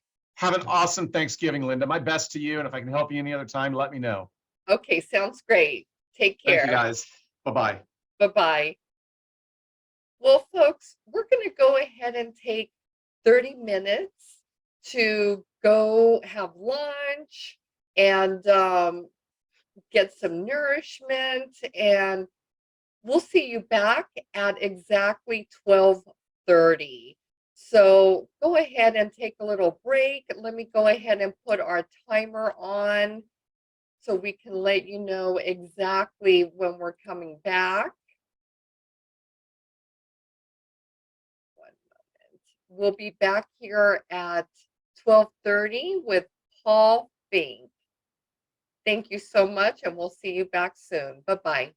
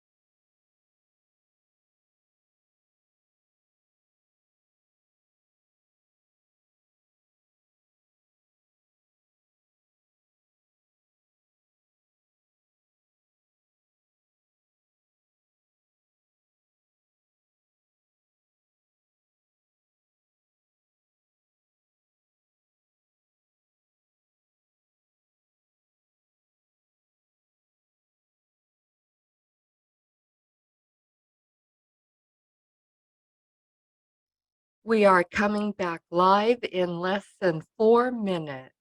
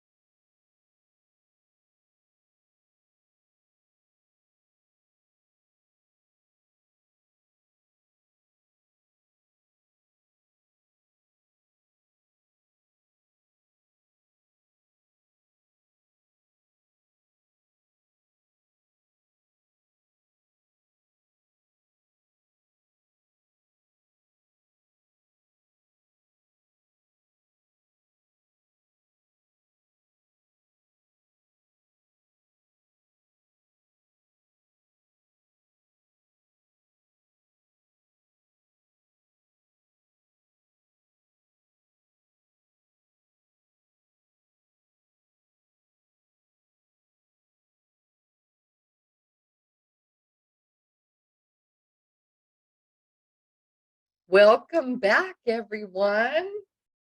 I hope you're having a great afternoon, and we're so excited to be here with you today. Now, I'd like to have Jason Burke, our technical director, come on screen because he's going to be introducing our next presenter, Paul Finck. Jason is actually the person that connected me to Paul. So are you available to introduce Paul, Jason? Yeah, you have to let me unmute my video. Oh, It's not letting me unmute. So the video. here we go. Hi, Okay, Paul. thank you. How are you? Hey, Doing hey, Paul. well. Welcome, everyone. Welcome back from the lunch break. I want to introduce one of my good friends, Paul Finck. I've known Paul for many years. I think it's been about 10 or 12 plus years. Macmillan, he's gonna give you negotiating strategies that take your real estate business to a whole new level and help you do killer real estate deals. And Paul's a master negotiator. I've seen it firsthand how Paul negotiates deals. So you're in for a treat. Welcome, Macmillan, Paul Finck. Thank you so much, Jason. And yes, I cannot believe it's been as long as it's been. We've grown up in this industry, if you will. It's really amazing and an honor to be here. And Realty411 has been a friend and a colleague, an associate. We have done so much together over the years, and it's such an honor to be here. For all of you, there's multitude of different levels that I want to touch on today on what it means to be a real estate investor, what it means to create abundance, and what it means to delve in deep to create the magnitude of the world that you want to create. The biggest challenges that are out there right now in the real estate market demand that, and the way the economy is working, the way the world is shifted and changed over the last few years, is demanding that we get smarter, that we do better, that we create more than ever before. And which is why you're all here and why I'm here to help empower all of you with new information. So I'm going to jump back and forth with a PowerPoint presentation and then come back live and jump back and forth a little bit, because this engagement is so important, and I don't want to get lost in the shuffle of just the slide deck, because there's so much more to deliver. And Jason, just to make sure that we're on track, I've got how much time? When's my end time? You got 60 minutes. Perfect. Typically, our next speaker is about 4:30. So yeah. Perfect. Just want to be on task for everybody here. So let me grab hold of the slide deck of choice for today to lean into and understand that this is a slide deck that is used for reference purposes only. I may go off track. I may want to empower you with things that are not on this slide deck. And so recognize that this is a lean for us, not a guide that must be followed. And that's what we're all about here. Is I'm Paul Finck, the Maverick Millionaire. And so I do it a little bit different than most to create the magnitude. That being said, what we're going to create is to help you with tools and strategies that'll help you double, triple, and quadruple your results over the next 12 months. And that's the key. You know, so often I've been having tons of conversations recently. I just got back from Dominican, hanging out with my mastermind students and coordinating with them what they're doing in their world. And we do this a few times a year where we all get together and brainstorm about our next steps, about where we're going and what we're doing. And some of the testimonial from them and what they've experienced in this process of being a part of the Maverick universe and all that I teach is that they've been able to create not just a transformation of their business and do more deals, create more profitability in each deal, and create more magnitude of results overall in their business. They've also been able to do that in their life. And so all these tools and strategies get to be applied for both. One of the things that Jason was talking about in negotiations, which we're going to get into in just a moment, in negotiations, and Jason's been able to experience the process live, is we had some angst with a hotel that we were working with, and we were running some events over the weekend, and I happened to be at the right place at the right time to support everybody and stepped in and did all the negotiations with the hotel to create some killer deal and to make sure that we were able to do all that we wanted to do, even with the hotel giving us some challenges. And so that was so many years ago. However, it definitely helped Jason go, aha, now I see where all this stuff plays in. It's not just in the deals, it's in everything that we do in our life. So let's get started by introducing a little bit about who I am and what I'm about. And I've got a video that I'm going to play now, and take a listen.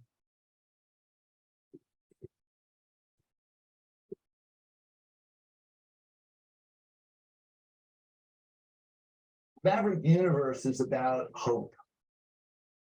The Maverick Universe is about change. It's about understanding that you have the power within you to create anything that you want, to manifest anything that you want. You want to talk about how to juggle, how to balance, how to create it all. That's what I've done, and done it with a gusto, done it with a passion, and done it with a thrill that most people look at it and go, how did you make all this happen?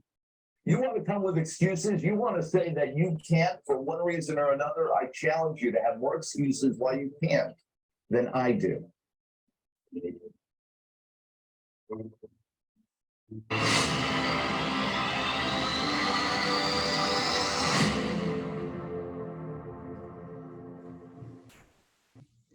Paul Finck, also known as the Maverick Millionaire, discovered his passion 30 years ago when he entered the world of entrepreneurship. He's a renowned life coach and speaker who uses his own life experience to help his clients reach their full potential. I want and desire and work every single day to be the greatest husband I can be, the greatest father I can be, and the greatest business person I can be. And I work every day to make that my life.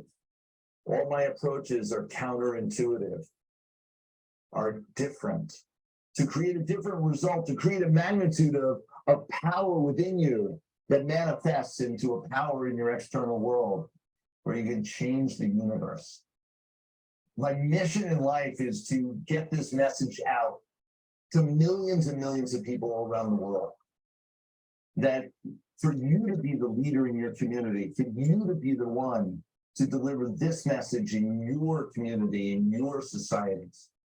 In that way, we're going to change the world. In that way, we're going to have a movement of people that are real powerhouse, that are real leaders, that can really guide the way for everyone to reach their fullest potential. The mission of the Maverick Universe, the Maverick community, is to inspire people to be their fullest potential. To understand that we all have the possibility inside of us. And yet most people walk around with blinders on. Most people have no clue what their possibilities are. They have no clue what they could do. You see, here's the great news. Once you understand that it's in your power to move, it's in your power to create something different.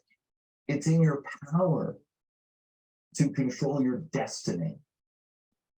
You can make anything happen. You can create the abundance in your life like that. The journey to Paul's success was filled with dizzying heights and staggering lows, but he managed to utilize his situation and take charge of his life, making the Maverick Universe the life-changing powerhouse it is today. There's never a time to sit back on your laurels, to kind of just glide. There's too much to do. Come join me, come hang out, spend time in the Maverick community with me, and I'll show you a life that you could only imagine, because it's a life that I've been able to create.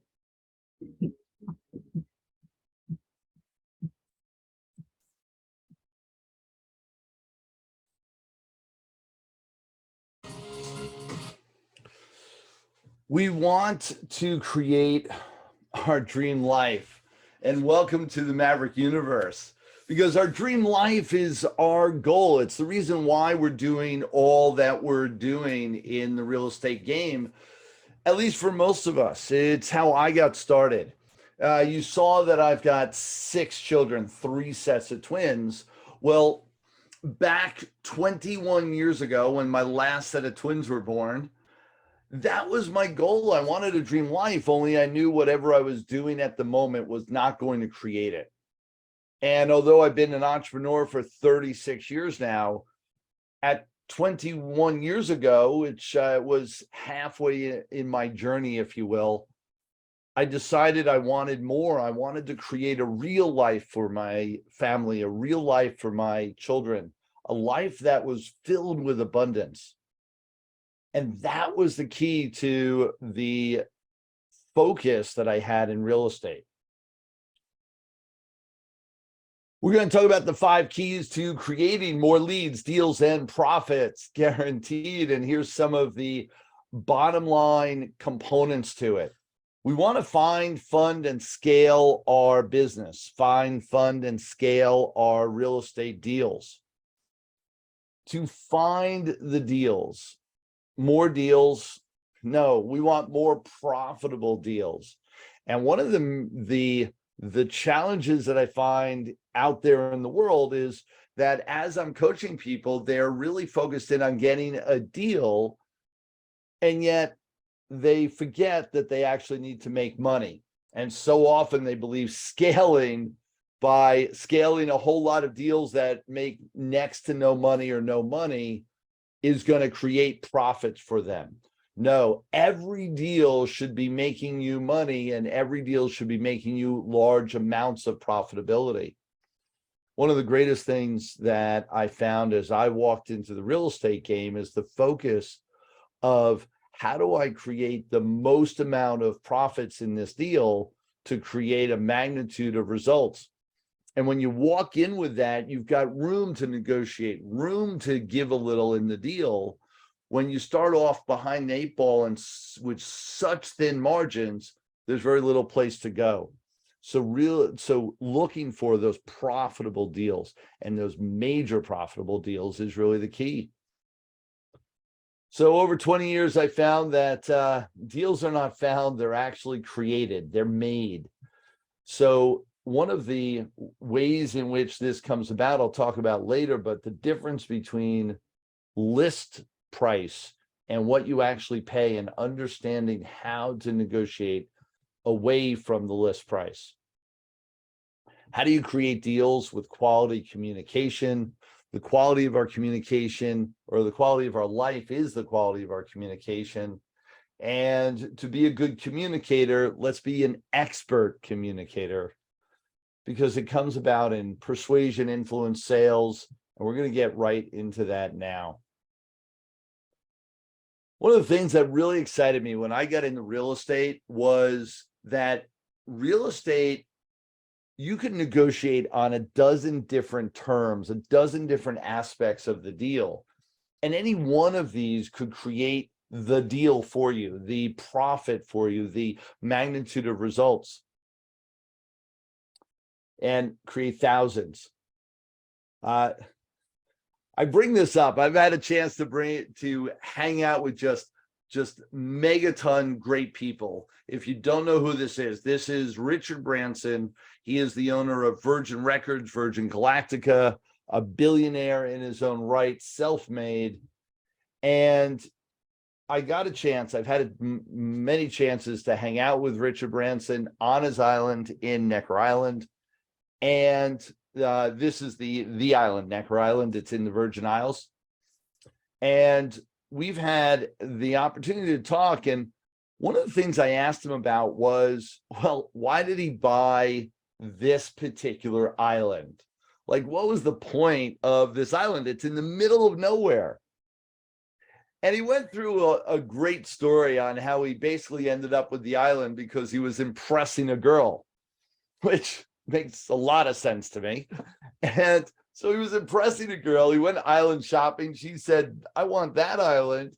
And he ended up putting a bid on it. Now, mind you, he wasn't really going island shopping. He just wanted to impress the girl that he was of the taste to go island shopping, if you will.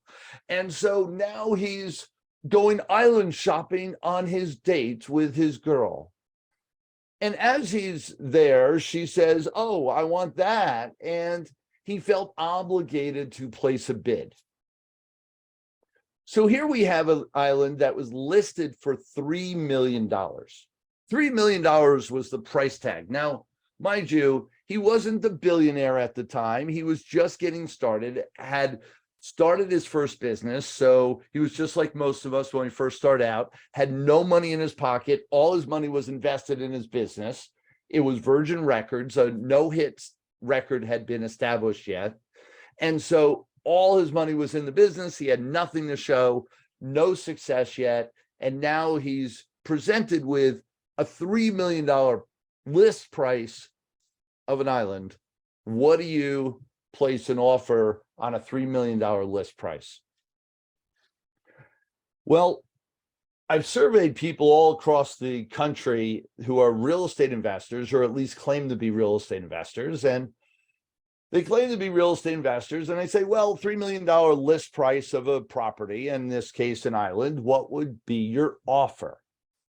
And most offers come in somewhere between, 3 million, 3.5 even, in hot markets where they felt like they had to overbid, to 2 million, 2.5 million. Some people even go as low as 1 million, 1.5 million for a $3 million list property. Only most people, that's about where they are. So anywhere between 1 and 3 million. Richard Branson, it may surprise you, he has always thought a little bit differently than most. And he put together what he thought he could afford and what the property may have been worth. And instead of paying $3 million or even offering anything close to that, he offered 150. And I believe we were talking about pounds at the time, only dollars or pounds. It was about the same. And in this story, when we're talking 3 million to 150, I'm not sure it matters whether it's dollars and pounds. He was offering 150. And as you would suppose, that got denied. Only it wasn't just rejected, it was counteroffered. And lo and behold, he ended up into negotiations with them and bought the island for 180,000 instead of 3 million. What's the lesson here? A couple things. One is recognize that when you're thinking like a billionaire, you have a shot at making it. And he was thinking like a billionaire long before he was one. Two is that this negotiations points out most of us let the list price lead us. Let the list price influence how we're going to operate, how we're going to engage with the negotiations. I'm here to stress on you and the importance of not paying any attention to the list price of a property. Don't pay any attention at all. Go in there with the mindset, one, what you can afford, what you can really bring to the table and create for purchasing it, and what you believe the property is really worth, what it's going to spit out for you in profits, what it's going to create for you short-term and long-term, and create a value. Because in that way, you're negotiating real. All too often, the owner is looking to create projected profits, or they're looking to sell the property to you based on what it will be. You're looking to buy the property based on what it is today. And so with that in mind, the list price is a made-up number by the realtor. It's a made-up number in comps. Everything is subjective in how it's put together. Don't let it fool you. Go back to the basics. Learn how to value the property yourself, not by comps, but what it really is going to feed you and what it can create for you, and place offers in that light. One of the lessons I learned by hanging out with billionaire Richard Branson, and yes, we did get a chance to hang out on his island. He's got about 7 different bungalows that look like the little picture in the corner there, and the main house, and we've stayed in all of the above. And what a glorious place. This was listed as #1 crib in the world at one point, and still has the glory of that. got to hang out. There's my wife with Richard Branson, and we were with a few other millionaires hanging out. I wasn't sure I was getting her back, hanging out with millionaires and billionaires, and especially since Richard Branson really liked her. And I don't blame him. The love of my life, Deborah. I put together a strategy, 50 strategies, and I'm going to talk about just 1, 2, or 3 of them in our time remaining. But this is the Maverick 50, and you can get that by engaging with me. And at the end of this, I'll give you a amazingly free offer, just some great things that you can take away from all this. And one of them is the Maverick 50 negotiation strategy booklet. One is 3-option offer. A 3-option offer, and this is more for commercial than it is residential. And I've done all types of real estate at this time, both commercial and residential. Only a 3-option offer is designed to move the prospect to the middle offer. So all 3 you want to be really good for you. Only the middle one is the one that they're most likely going to move towards. One of the reasons psychologically, and I was trained as a clinical psychologist, I've got a background in social psychology, also trained in neurolinguistic programming and hypnotherapy. So, I've got you under a trance. The negotiations is based on all of these philosophies. 3-option offer comes into play because most people do not like to say yes. Given a choice between a yes or a no, instinctively, people will say no. Because a no means that they don't have to change anything and they don't have to do anything. They stay in their comfort zone and they have a status quo with that they are comfortable with. When they say yes, it means to change and move and dive into something that is unknown. No matter how great it is, people's instinct is still to go with a no.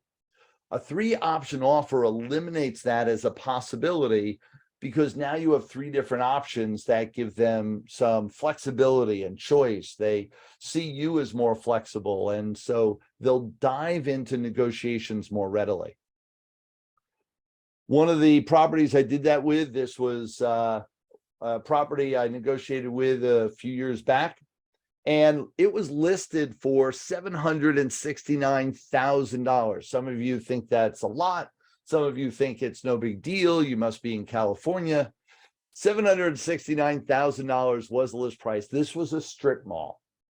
And this was, although it was a property that was way beyond what I was buying at the time, I saw the value in this. However, I didn't let list price sway me, and I placed an offer that was much lower. And I used a 3-option offer where I actually placed 3 different options, 3 different offers. One was a high offer, which basically close to his purchase price or his asking price, but it was totally owner financed. The middle price a little bit lower, and I varied how much was financed and the terms, and the low price where I really went low ball, no owner financing, quick close, everything that a usual seller will want. Well, lo and behold, he actually picked option number 3, and we went to contract. In the middle of that, I had other aspects of negotiations that I utilized, and we actually got this property under contract for $372,000, which brings us to list price $765, purchase $372. You might have noticed a dramatic difference in those 2 prices. That's what I go for in my negotiations, is really grabbing hold of all the different components as to how to get into the deal so that we can create real magic of profits in the deal as we get into that. I held it for 2.5 years, sold it, spent $2,500 in repairs total while I owned it, cash flowed $2,000 a month. So it really was a good deal. And I ended up selling it for $685,000 on the backside, making over $300,000 on this deal alone. This is what real estate should be doing for you. Here's another technique, technique number 3. One of my favorite is the inspection report discount or dump the monkey. Most people have property that they are not fixing up, not repairing, not doing in the right way, and then they look to sell it to you at premium price. At a premium price, you want to dump the monkey back in their lap. So what I mean by that is that all those delayed repairs, deferred repairs over to you, meaning they should have been repairing it all along, but instead they're selling all the challenges to you. Use dump the monkey technique, which means get an inspection report. Get an inspection report that itemizes every item that needs to be repaired. They're out there. I've utilized inspectors around the country that do this. You want to get an inspection report that itemizes every item that they find that is faulty with the property and itemized with what it will cost to repair that item. And you're going to add it all up and give the full report over to the listing agent or to the owner, depending on who you're negotiating with. And here's the key to this technique. You don't have to say a word. You just email or send over, hand over the report to the other side. Now, what'll happen is they'll go berserk. They'll go nuts. They will want to know what you're talking about. Why are you giving them this? They're going to assume that you want the full amount of the price tag of all repairing all those things as a discount off of the property, or you want all those things repaired. That is what they're going to assume. And with that, they go crazy. They go nuts. When you can get the other side to have high emotions, they're going to be low intelligence, and you're going to have a better chance of negotiating with them because they're going to not be thinking straight. That being said, even when they're thinking straight, they go high, they go insane, and they start attacking. And all you need to do is go, whoa, I'm sorry, I didn't mean to say that all that needs to be repairs. Of course, there are things on there that are just normal wear and tear. There are things on there that I wouldn't expect you to have repaired before we take over, or even is your responsibility. However, those things we can talk about, and I would like a discount off of the price tag of the property. Matter of fact, instead of a discount off the price tag, why don't you just give me a credit on the HUD statement? And that would be great. And for those of you that may not know the difference between discount and credit, a discount is a discount off the overall price that you're paying. A credit comes off the HUD statement and means that you're bringing less cash to closing. I started using this technique when I first got started and when I was very much cash poor, if you will. And so the more I could negotiate and create as a credit back on the HUD statement, the more properties I could buy with the same amount of cash, or the less cash I had to bring to the table, which was huge at the time in helping me roll to leverage what I had and create more abundance. So Dump the Monkey has so many different aspects to it, so much benefit. Here's one property where I used Dump the Monkey as part of the negotiations, and we ended up negotiating not a discount, but actually a credit back off the HUD statement of $137,000 credit off of the purchase price. This was an insane deal on this was a 6-unit building that I purchased. Used a bunch of different techniques, and I can go into those given some time, probably at another time. Only crazy is as crazy does. Positioning an arbitrator, Newton's first law. These are some key techniques that you can use to stack your negotiation techniques to maximize profits, to maximize your results. Funding deals, and I've utilized a lot of these negotiation techniques to get deals funded, both with owner financing as well as to create abundance in partnerships, joint ventures, strategic partnerships where they're either equity partners or actually bringing in private money into the deal. Recognize that funds are a resource that, well, limited or limitless is what I hear. They're absolutely limitless. And most people look for the funding and their whole concern is, how do I get money? How do I get money? How do I get money? One of the things that I've done with all my clients is teach them how to have an abundance of reserve money, not of their own, of other people's money, and how to attract private funding, how to attract different investors into their company and into their business and into their deals, and how to do all that. And there are multiple different techniques for making that happen. What I'd love for you to do is, and as we continue in this process of education, recognize that we only have a short period of time together. And in that short period of time, I want to download as much as possible. Only the reality is that we only have so much time. So absolutely reach back. I'm going to give you an opportunity for us to spend some time together in one-on-one, as well as for some events that are coming up. So stay tuned. The lack of funds, we have lack of resourcefulness to know how and when to get our funds, how to access all of it. You find a deal, the funds will come. The biggest challenge is people are not creating the deals, and so then they're challenged with getting funding for it as well, because the margins are way too thin. And strategic planning is a must. Strategic planning how each property manifests and works within the whole matrix of what you're doing, what strategies you're using, whether it's wholesale, short sale, lease options, subject to rehabs.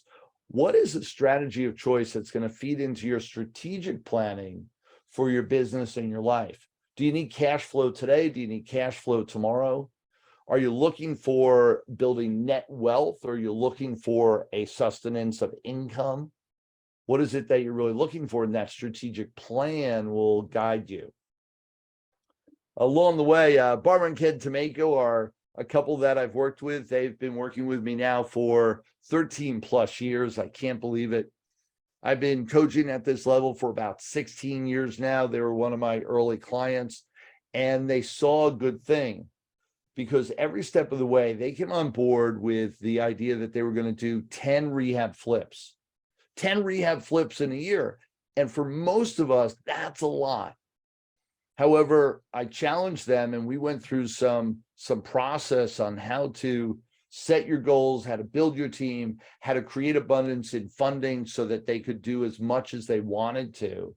And instead of doing 10 rehab flips, we went far beyond that to 24 rehab flips just in the first year alone. And then we doubled that again. I don't just stop with my twins, and I've got 3 sets of twins. So the doubling became a mantra of mine.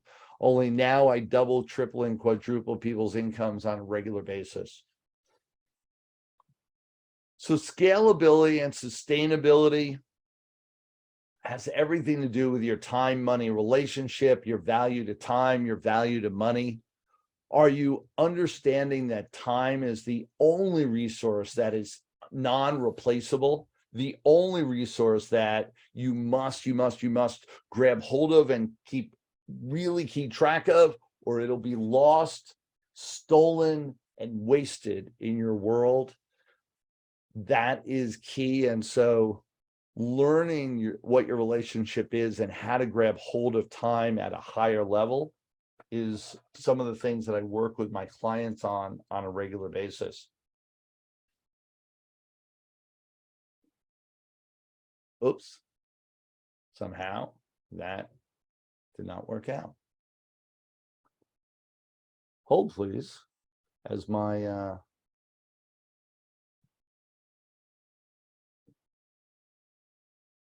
screen went crazy on me. What was that? Is everything okay? Yeah, my screen just went a little bit crazy for a moment. That's okay.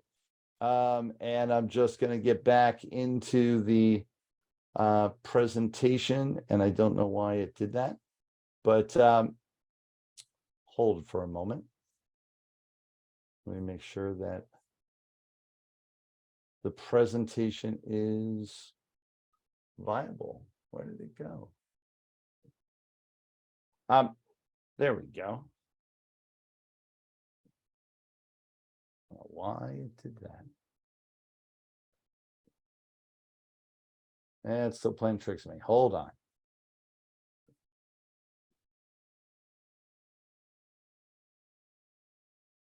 Dun, dun, dun.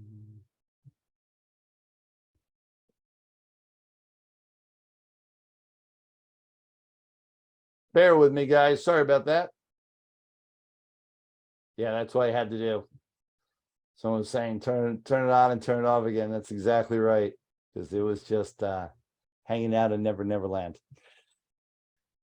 So I'm gonna keep on going and flip right through this stuff. One of the things that I help people do is to get to the next level in everything that they're focused in on, to create a magnitude of results for themselves. And I help people do what most people won't do for 5 years to get what most people will never get for the rest of their life. I've been able to build an abundance in my world that is far beyond what I ever imagined going back 10, 20, even 30 years ago. I never imagined this would be my life. And it happened in real estate, but it happened in everything I've touched, because I learned some of the core basics, some of the key components of the world and how it operates. I've been an entrepreneur for 35, 36 years now, owned multiple different distribution companies, been a real estate investor for over 20 years now, done over $20 million in real estate transactions, speaker now 15, 16 years, run over 250 boot camps, trained sales teams all around the world, co-authored with over 400 authors, 15 best-selling books under my belt, and sold over $30 million in informational products. My beautiful wife is my inspiration, my soulmate, and our 6 children are just amazing testimonials to everything that we do. Build your team. And I don't mean have 6 children, but learn to build a great team. I wouldn't be able to do all that I do without having amazing people by my side. Learn to connect, build relationships, and look for your next great joint venture, strategic partner, and more importantly, your next great team member. Because they may show up in some of the oddest places, but they may be just the person you need to go to the next level for your world. Look for your next team member.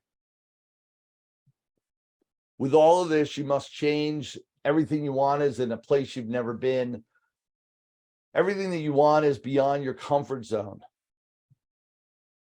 Get willing to go beyond your limits, beyond your dreams, to create deals, access limitless funds, strategically plan for your future, build effective time money relationships, and build your team from scratch. Negotiate at a next level. So I'm talking about a couple people. Walter here went from $300,000 in a year to $300,000 in a month. And yes, I work with investors, realtors, and financiers. The 3 key components in our industry and how to build to the next level. Paul Brown, I'd absolutely crawl over broken glass to train with Paul Finck. He's a little bit dramatic. However, here's why. You know, when I talked about from the beginning that this is $30,000, Paul went from $30,000 to $175,000, and yet that's only part of the story. Because it's about building great life and not just a great business, but a great life. And it's about building a lifestyle. Paul has gone from $30,000 to $175,000. Now is in his first year. He's continued to build and work with me for the last several years. And in that regard, He's decided his passion is to make sure that everyone's got clean water in the world. And he spends his spare time in Africa and other places around the world building wells and teaching the people there to build their own wells so that they can grab hold of fresh, clean water. Who thinks that's pretty cool? What's given him the opportunity to do that is his real estate investing and how to create, how to monetize it, scale it, and create it to such a magnitude that he can go away, build all these wells, teach the people to build it, and take time out of his life.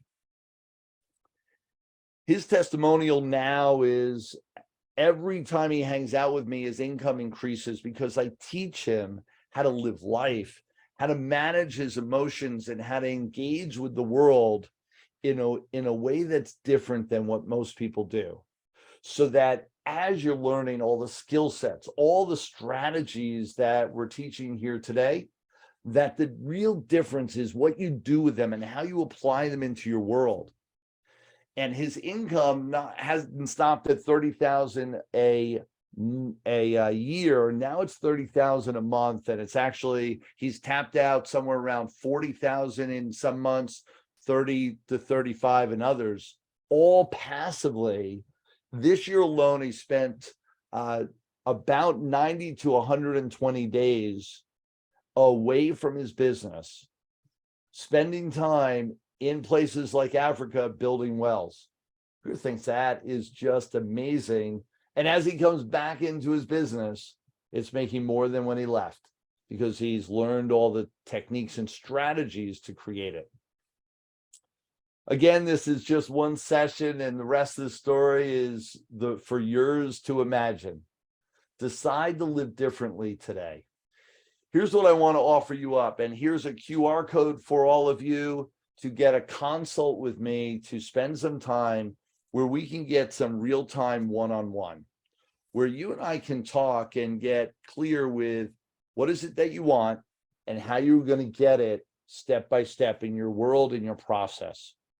I've worked with real estate investors all around the world, as well as in other countries, Canada and Europe, and real estate investors, financiers, mortgage brokers, whatever side of the fence you're on, side of the industry you're on in this community, come spend some time with me and I'll show you some techniques and strategies on how to get to the next level. Whether you're 5-figure looking to go 6-figure, 6-figure looking to go multi-6-figure, or 6-figure looking to go 7-figure and beyond, come hang out. Barbara and Ken Tomeko went up to 25 million now and growing. I've got some others that we've gone into millions, and one client in particular that is off the charts and should make somewhere around 100 to 200 million in the next 12 months, depending on contracts that are being finalized as we speak. This is the real deal. We just have fun growing business and growing life. Come spend a little bit of time. Grab hold of the QR code or go to maverickoffer.com, maverickoffer.com, and we'll come to that in a minute. Been a best-selling author 15, 16 times now, speaker, trainer all around the world. Been on some of the highest top stages in the country and around the world in real estate investing and what it looks like, what it is, and how to make more of it. Also been in personal development platforms. I've got a movie coming out this January. I can't believe it's coming out.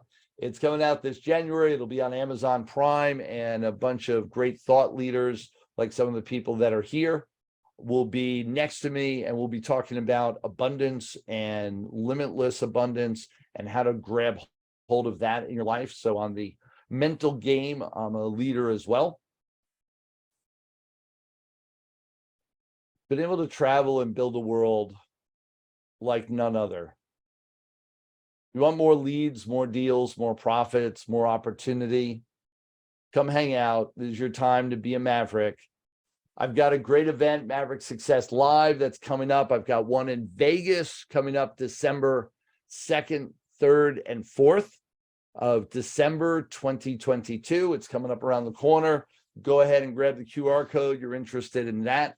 MaverickSuccessLive.com.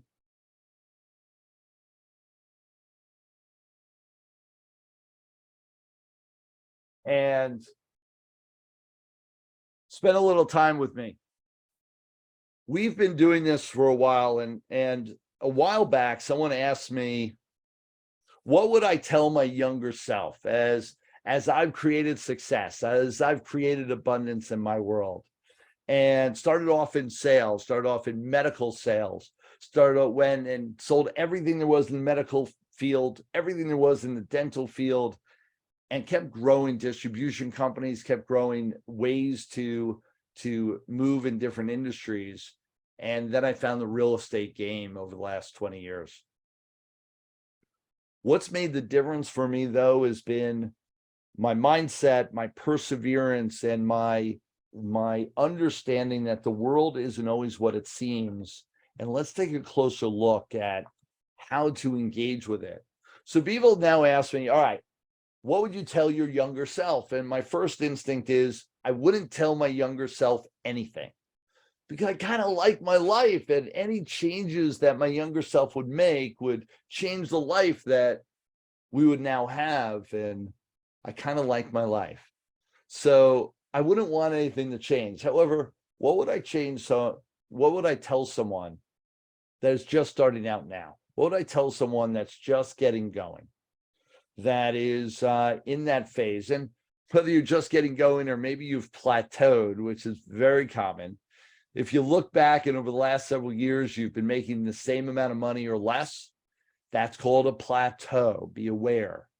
It's time to do something different. And you've got to move quickly, or that downturn will continue. So what would I tell someone? One is ask for more help.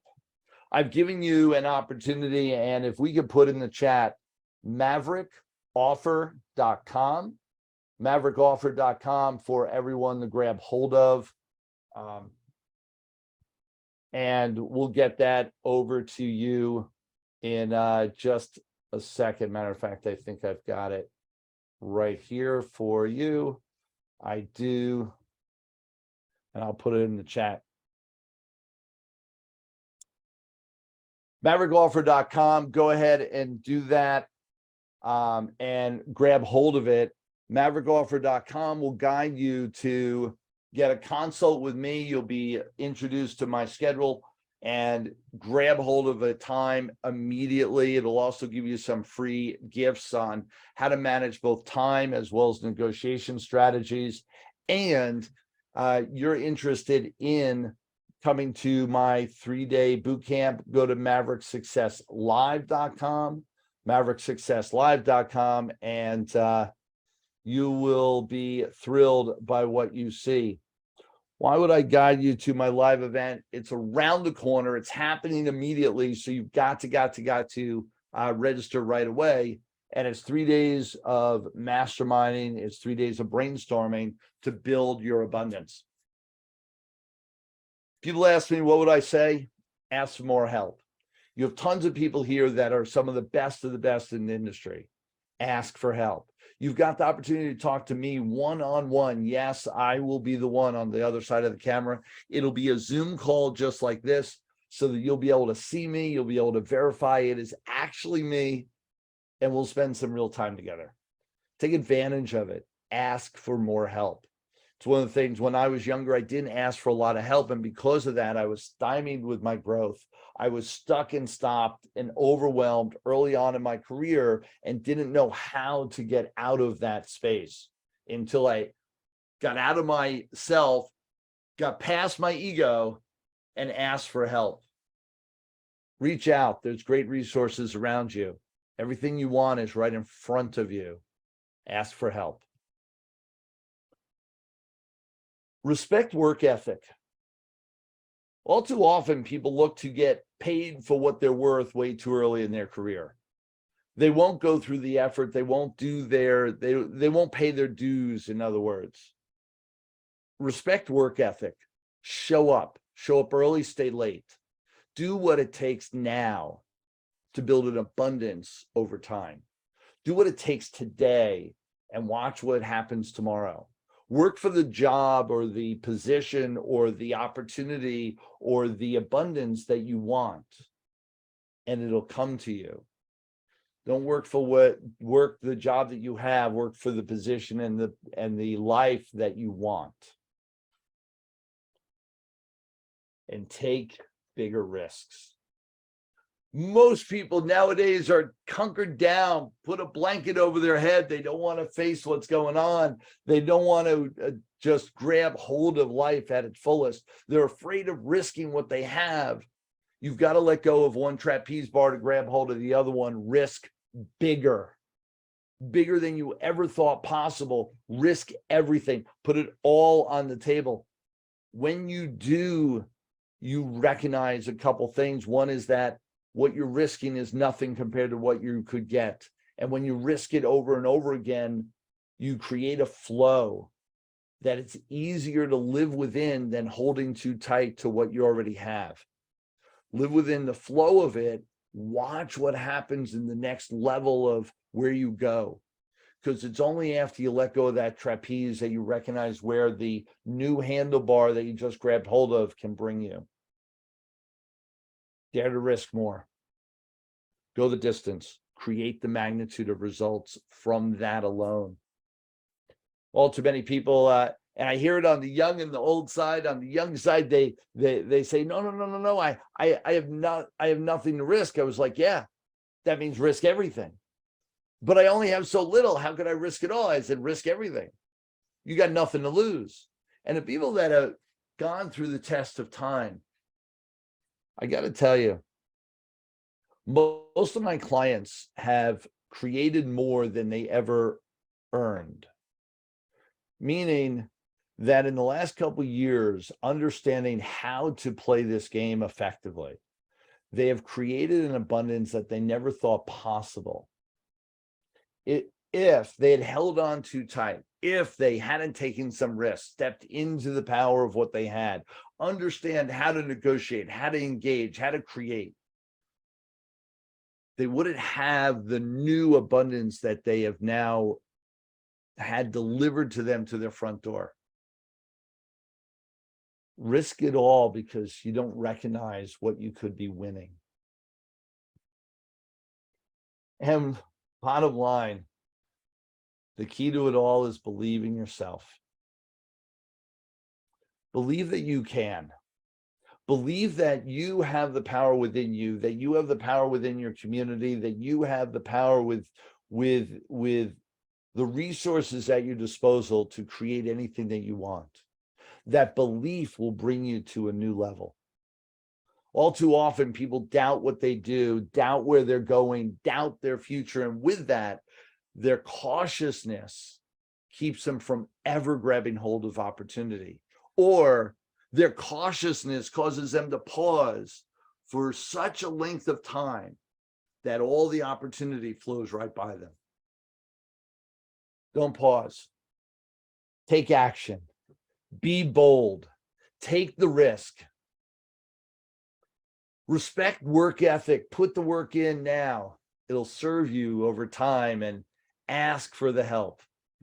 I look forward to seeing all of you at my doorstep, if you will. I look forward to seeing you all either at my events or on a Zoom call with me over there, even the next couple days, because this is only the beginning. Watch what happens next. My name is Paul Finck. I'm the Maverick Millionaire. You want abundance, you want to double your results, you want to create more in your real estate game. Come hang out. Let's talk for a little bit. Let's get to know one another and find out how we can make that happen for you. Jason, Linda, absolute pleasure for being here. Thank you so much. Apologize for some of the glitch in the technology only. I think we've got the message across. Come spend time. MaverickOffer.com is the way to get a consult with me. That's really the key component of what we can do together. I would encourage you to do that. You want to jump right in and you know I'm the guy for you. Maverick Success Live is the place to go. 3 full days where we change lives, transform your life and your business over 3 days. That is magical, and it's a nice tight group of masterminding. Linda, pleasure. Thank you, Paul. That was fantastic. And if anyone knows about Paul's excellent work ethic, it's me. Paul and I have traveled around the country for the live events that Realty411 hosts. And oftentimes Paul beats me out, and he beats even us out in getting everything organized for the event. When I arrive, either in the evening the day before or bright and early the day of, Paul is already set to go, ready to go. His booth is prepared, looks amazing. Nobody works harder than Paul Finck in this industry, let me tell you. You know, Linda, I use your expos as well as the others that I do as examples in my training, because I talk about the lesson is show up early, stay late. That there's so much opportunity in getting there, getting your stuff done so you can engage with other people there. Some of my best friends, strategic partners, and opportunities at your events are the other people that are setting up their booth. If I'm busy setting up mine, when do I have time to talk to them? In the middle of the event when everybody's hustling around. And so those early mornings are really important. Get there.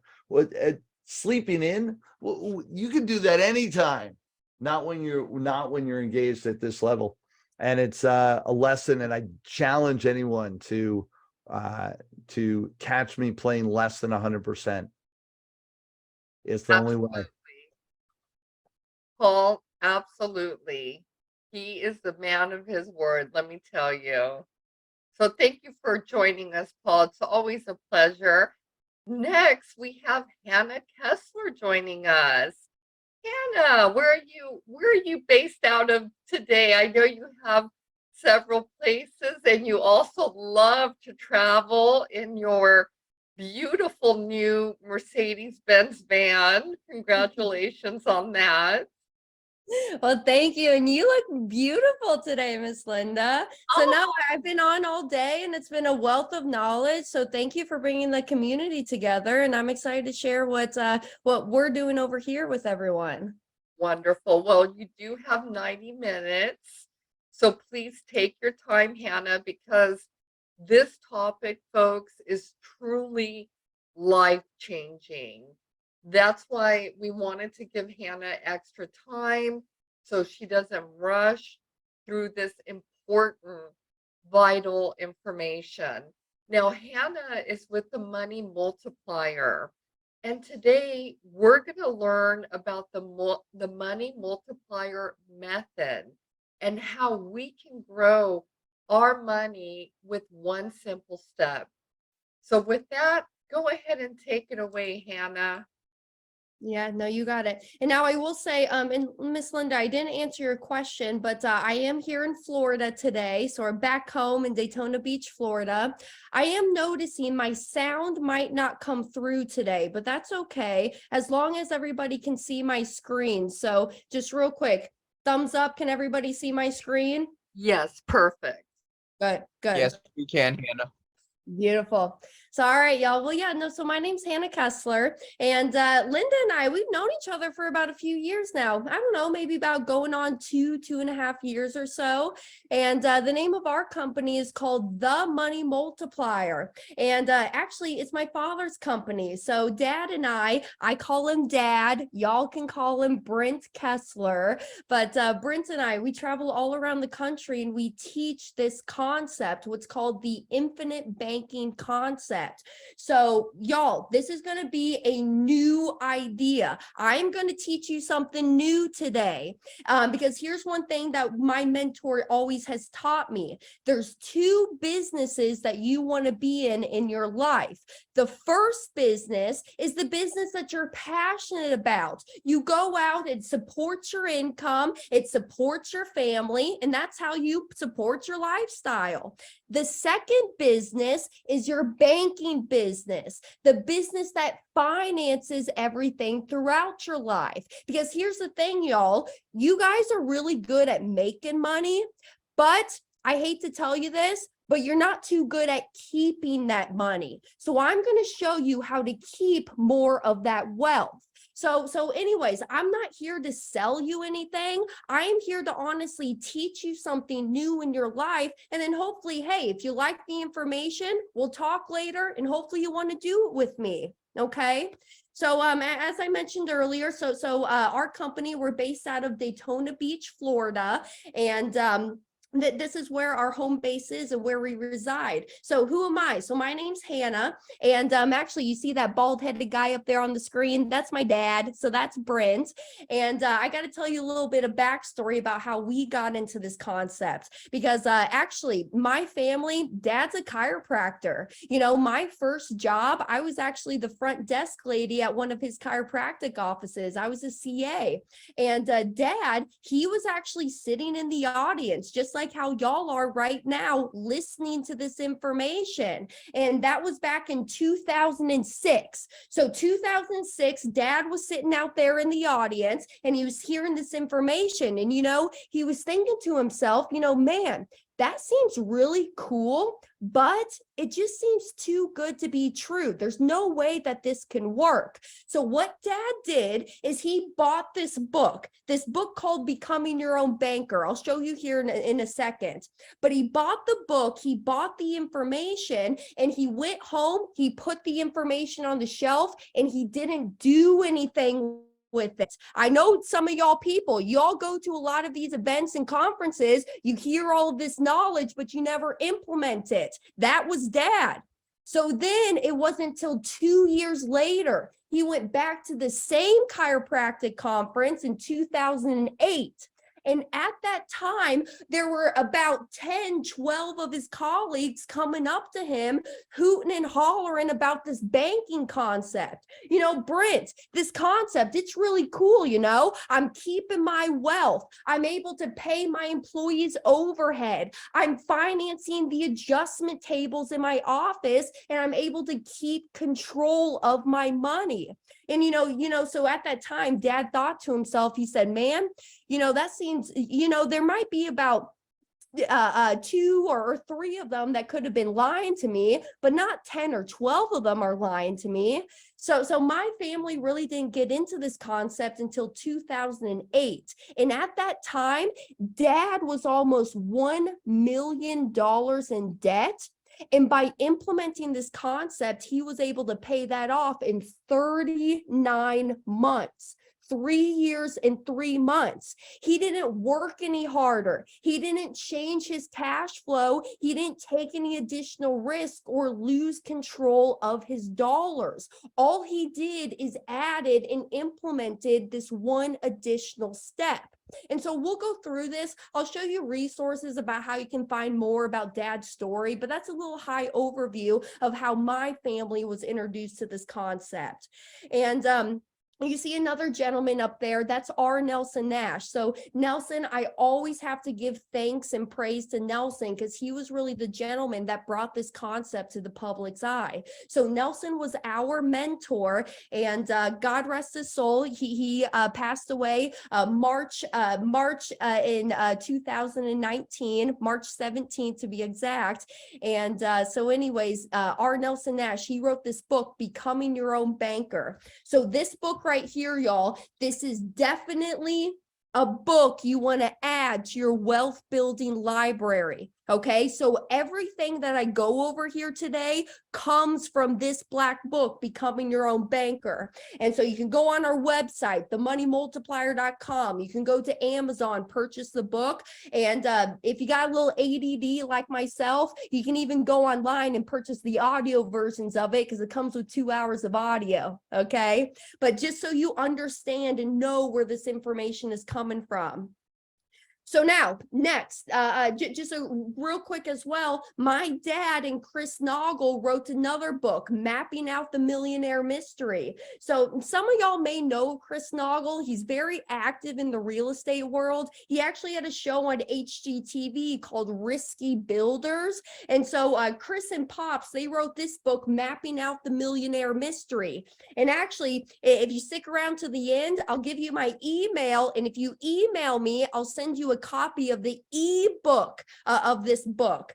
Or if you send me an email, $3 for shipping, I'll send you a hard copy of it. But this is definitely another book. This is kind of a spin-off, a 2020 spin-off of what I would say of what Nelson teaches in his book, Becoming Your Own Banker. So another one that I would add to your wealth building library. So, okay, I don't think I have sound, but let's give it a shot. Here's what we're going to be talking about today, y'all.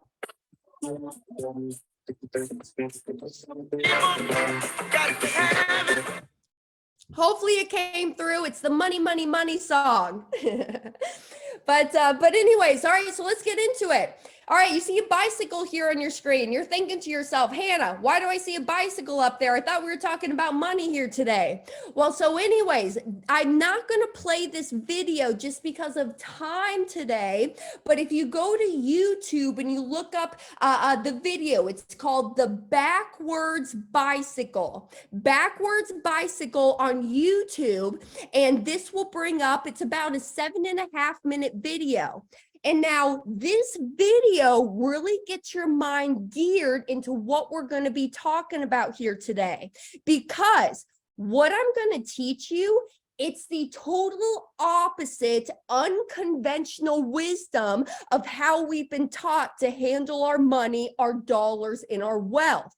This right here is going to be a paradigm shift. This is not what your friends are doing. This is not what your parents, your colleagues, or your coworkers are doing with their money and their wealth. So this is going to be outside of the box thinking. So here's what I want you to do. The reason I play this video is because it gets your mind into that right mindset. So I won't play it today because of time, but here's some homework to do. Backwards Bicycle on YouTube, and here's how the video starts so you know you're on the right video. Hey, it's me, Destin. Welcome back to Smarter Every Day. You've heard people say it's just like... Okay. All right. So like I said, this concept is a paradigm shift. There's a gentleman by the name of Will Rogers. Will Rogers says the problem in America isn't so much what people don't know, it's what they think they know that just ain't so. So again, a lot of the things that we've been taught about money and wealth may not actually be the truth. So like I said, we're going to go outside the box today. We're outside of the box, unconventional wisdom. So please write your questions down. Keep an open mind as I go through this. And I know that y'all are going to have questions. Like I said, Dad and I, we travel all around the country.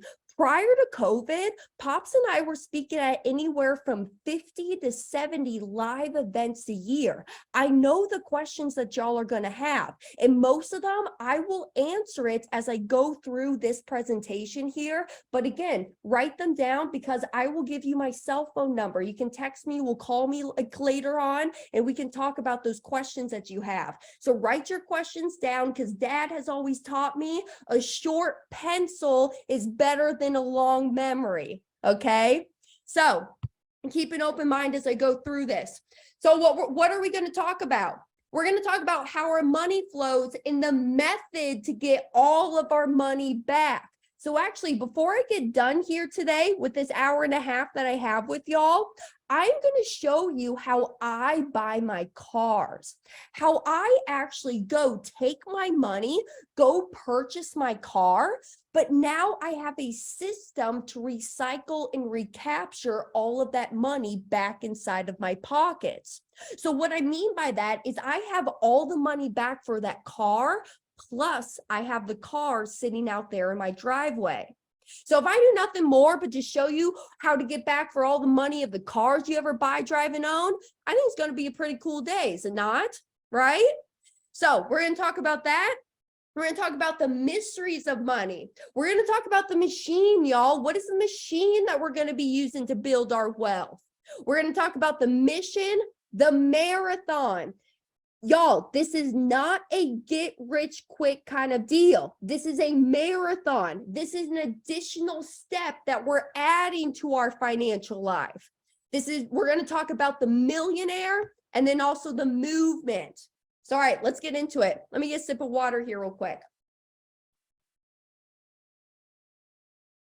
So, okay, let's make believe that we are in the market and we want to go buy a car. Okay, we want to go buy a car, and right now down at our savings account, down at the local bank, we have $25,000 sitting there in our local savings account.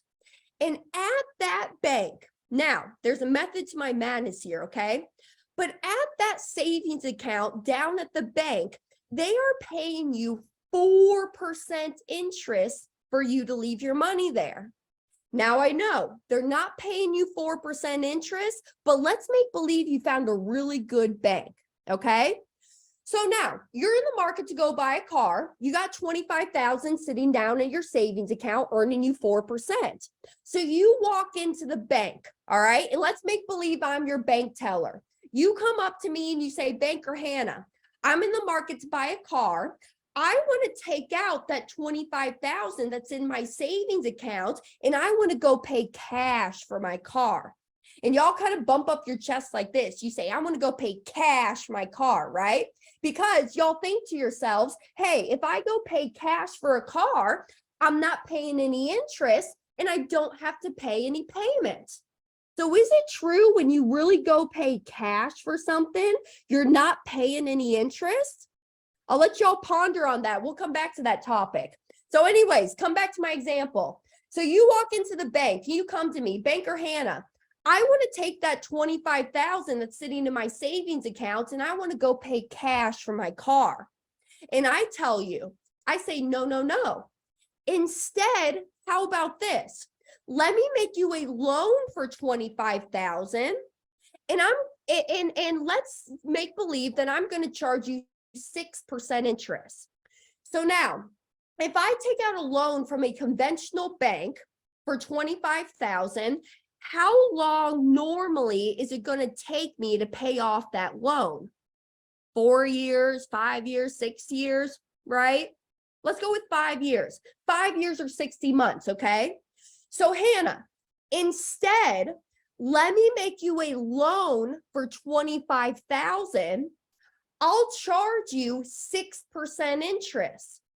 And over the same equal time period of 5 years or 60 months, our bank is going to pay you more money on the 25 that you're earning than you'll pay us on the 25 on the 6% that you're paying.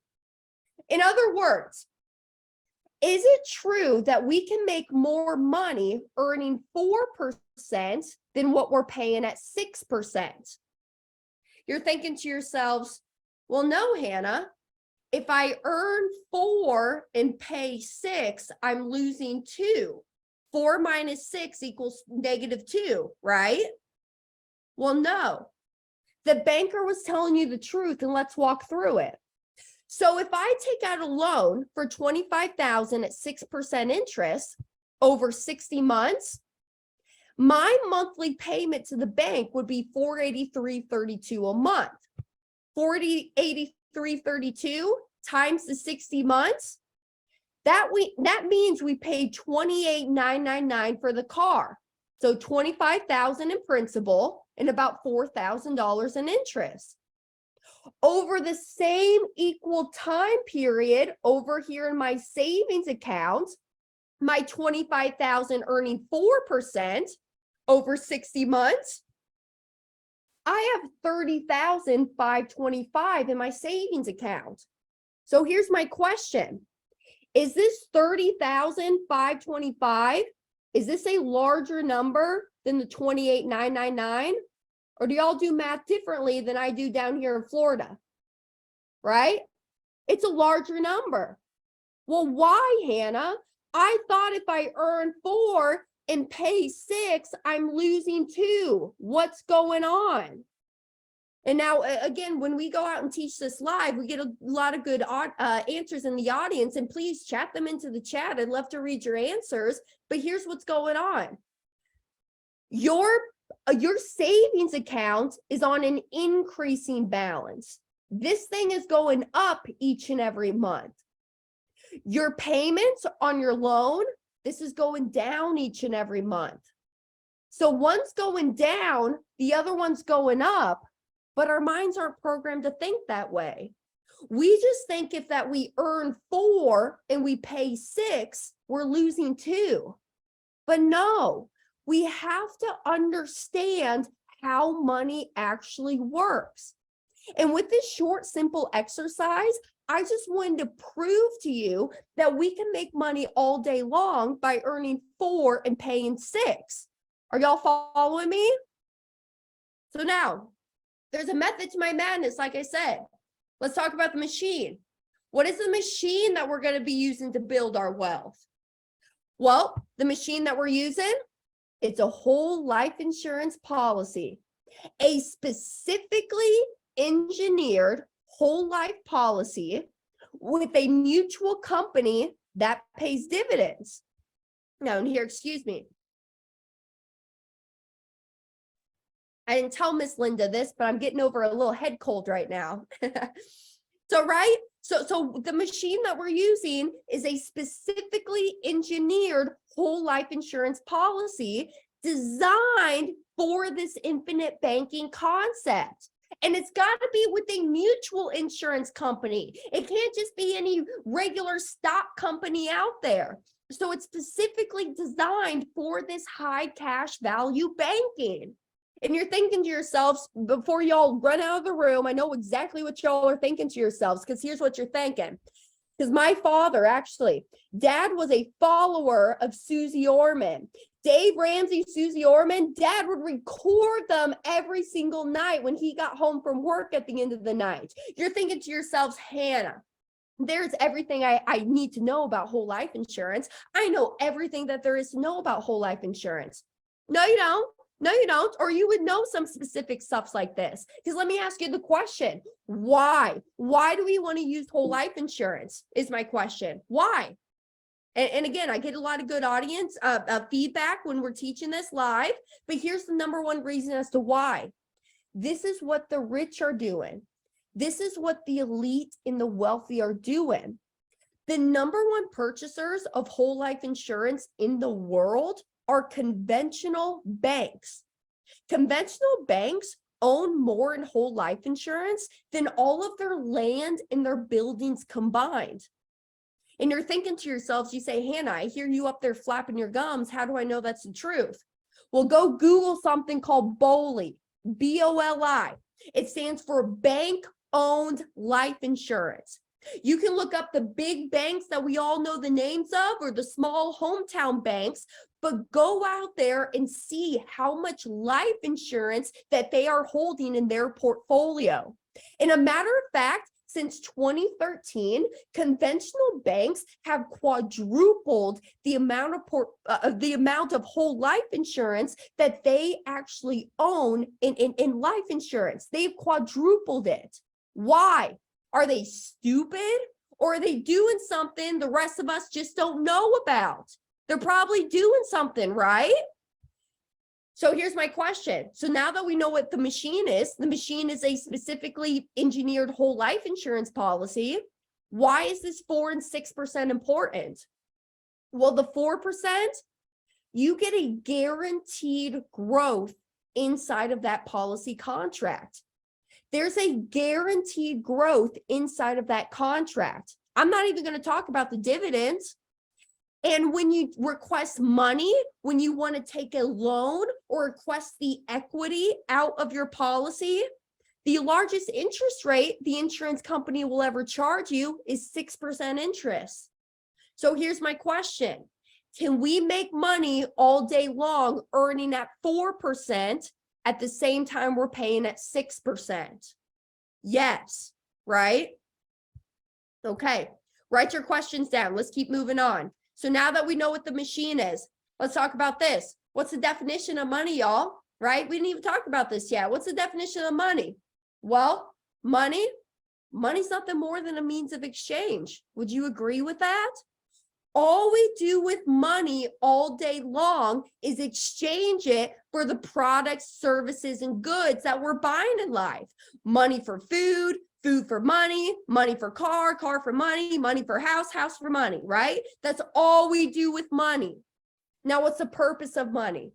Well, the purpose of money is I can have this wealth, these dollars, to go out and buy the things that I want in life, live a prosperous life, support my family, send the children to college, go on vacations, right? That's all the purpose of money is. It's just nothing more than a means of exchange, okay? So can we agree on that for the next hour here or so? Okay, so let's talk about money, right? Who in here believes in compound interest? All of us, right? Don't most of our hands go up? We've all been taught that compound interest is such a great thing. But let's talk about compound interest. How does compound interest actually work? Compound interest works if I have my money or my product sit still. So what do I mean by that? If I take this $20 bill and I go down to the bank, and I go give it to the bank teller and they take that $20 and it now sits inside of my account. It's compounding. I'm earning that compounding interest. But if I go back in a year, a week, a day, and I request that $20 out of my account, I have stopped the compounding on that money, right? Well, I want you to tell me this. Name me one business in the world that actually uses compound interest. You're thinking to yourselves, banks, Hannah. Banks use compound interest. Well, let's talk about it. Do banks use compound interest? No. They charge you compound interest and they pay you compound interest, but they don't actually use it themselves. What do I mean by that? Let's make believe I have this $20 bill again, right? I highlight it, I put my initials on it, and I go and take it down to the bank. I go hand it over to the bank teller. They take my $20 that I highlighted and put my initials on. Do you think there's a black box back there that says Hannah Kessler, and they go and take that $20 and go sit it back there in the black box? No, because what happens if I come back in a year, a month, let's even say 1 hour? Do you think they're going to give me that same $20 that I highlighted and put my initials on? No, because what are they doing? They're moving it. Banks are in the lending business, are they not? So not one business in the world actually uses compound interest. Banks, Wall Street, insurance companies, mutual funds, all of these big major institutes tell us and teach us to put our money, park it there with them, but they don't actually do it themselves. Isn't that a little strange? I'm just getting y'all to see what's going on and open up your eyes. All right, missed this part, but motion's the natural law of God, is it not? Right? So motion's a natural law of God. Everything in life is about motion. Who would like to eat fish out of a stagnant pond, right? Not I. So that's all banks are doing. Banks are just moving the money. So let me ask you this. Who in here has an IRA or 401k? Some of us, right? Some of us do. And why do we have those accounts? Well, I got my 401k IRA because I'm putting money away to hopefully get paid back in the future so I can live off of this money for retirement, right? But let me ask you this. Tell me everything that you know about your 401k or IRA. You don't tell me, I'll tell you. What you know is you know whether that money goes up or down based on the quarterly statements that you get.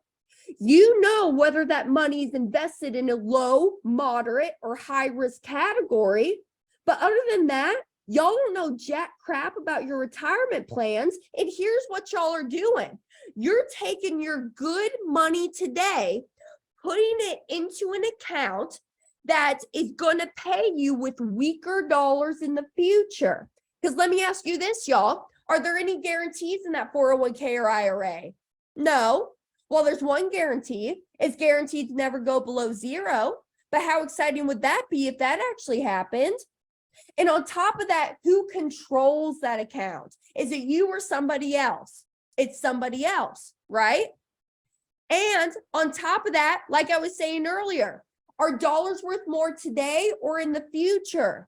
They're worth more today. And if you ever forget about that, think about how many candy bars you could buy 10, 20 years ago for $1 and how many you could buy today for $1. And our taxes going to go up or are they going to go down? They're going to go up. And if taxes don't go up, aren't we taxed on more crap all the time? Our current president campaigns on more taxes, right? So it's no secret that taxes are going to go up.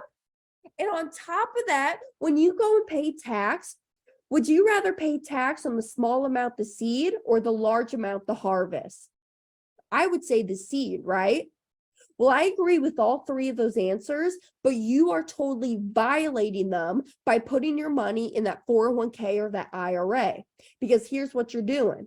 You're giving up good dollars today to get paid back with weaker, non-guaranteed dollars in the future. And when you go in and take that money out, you got to pay tax on it. And when you go and pay tax on that money, you're paying it on the large amount the harvest. Why are you doing that with your money? Because here, let me ask you this. You told me on the start of this call that money is nothing more than a means of exchange. You in the real estate world, would you ever go purchase a property and wait 5, 10, 15, 20, 25 years to move in that house? No, that'd be stupid. That'd be ridiculous, right? How about you go out and you buy a new car? Would you wait 10, 20, 50, 30 years to go drive that car? No, that'd be stupid, right? Why are y'all doing things with money that you would never do with things that money buys? You would never go do those things with your money. Stop doing that. But here's what y'all tell me. You say, Hannah, but I get a match, right? I get a match in those 401ks or those IRA accounts. Okay, well, let's go with your theory. You get a match. Money's nothing more than a means of exchange. I go down to the grocery store. I go buy a loaf of bread, gallon of milk. I come back home. And actually, I wasn't going to say this on this webinar. I usually save this, but as of today, I'm 23 years old. So at age 23, how long do I have to wait to avoid the penalties if I put my money into a 401k? Age 59 and a half. So that would give me about 30 or so years from now. 30 or so years from now is when I could go touch that money without paying the 10% penalty. At that time, I still have to pay the taxes on that money. So I come home, I buy that gallon of milk and the loaf of bread. I come home and I put it in my freezer. I wait 30 years. 30 years later down the road, I open up my freezer. Guess what's there?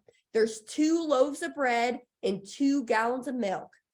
How much extra and exciting would that extra loaf of bread and gallon of milk taste 30 years later down the road? It's still going to be freezer burnt, is it not? All right, let's continue on.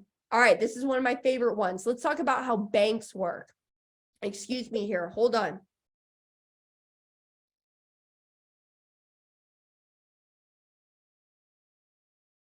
All right, let's talk about how banks work.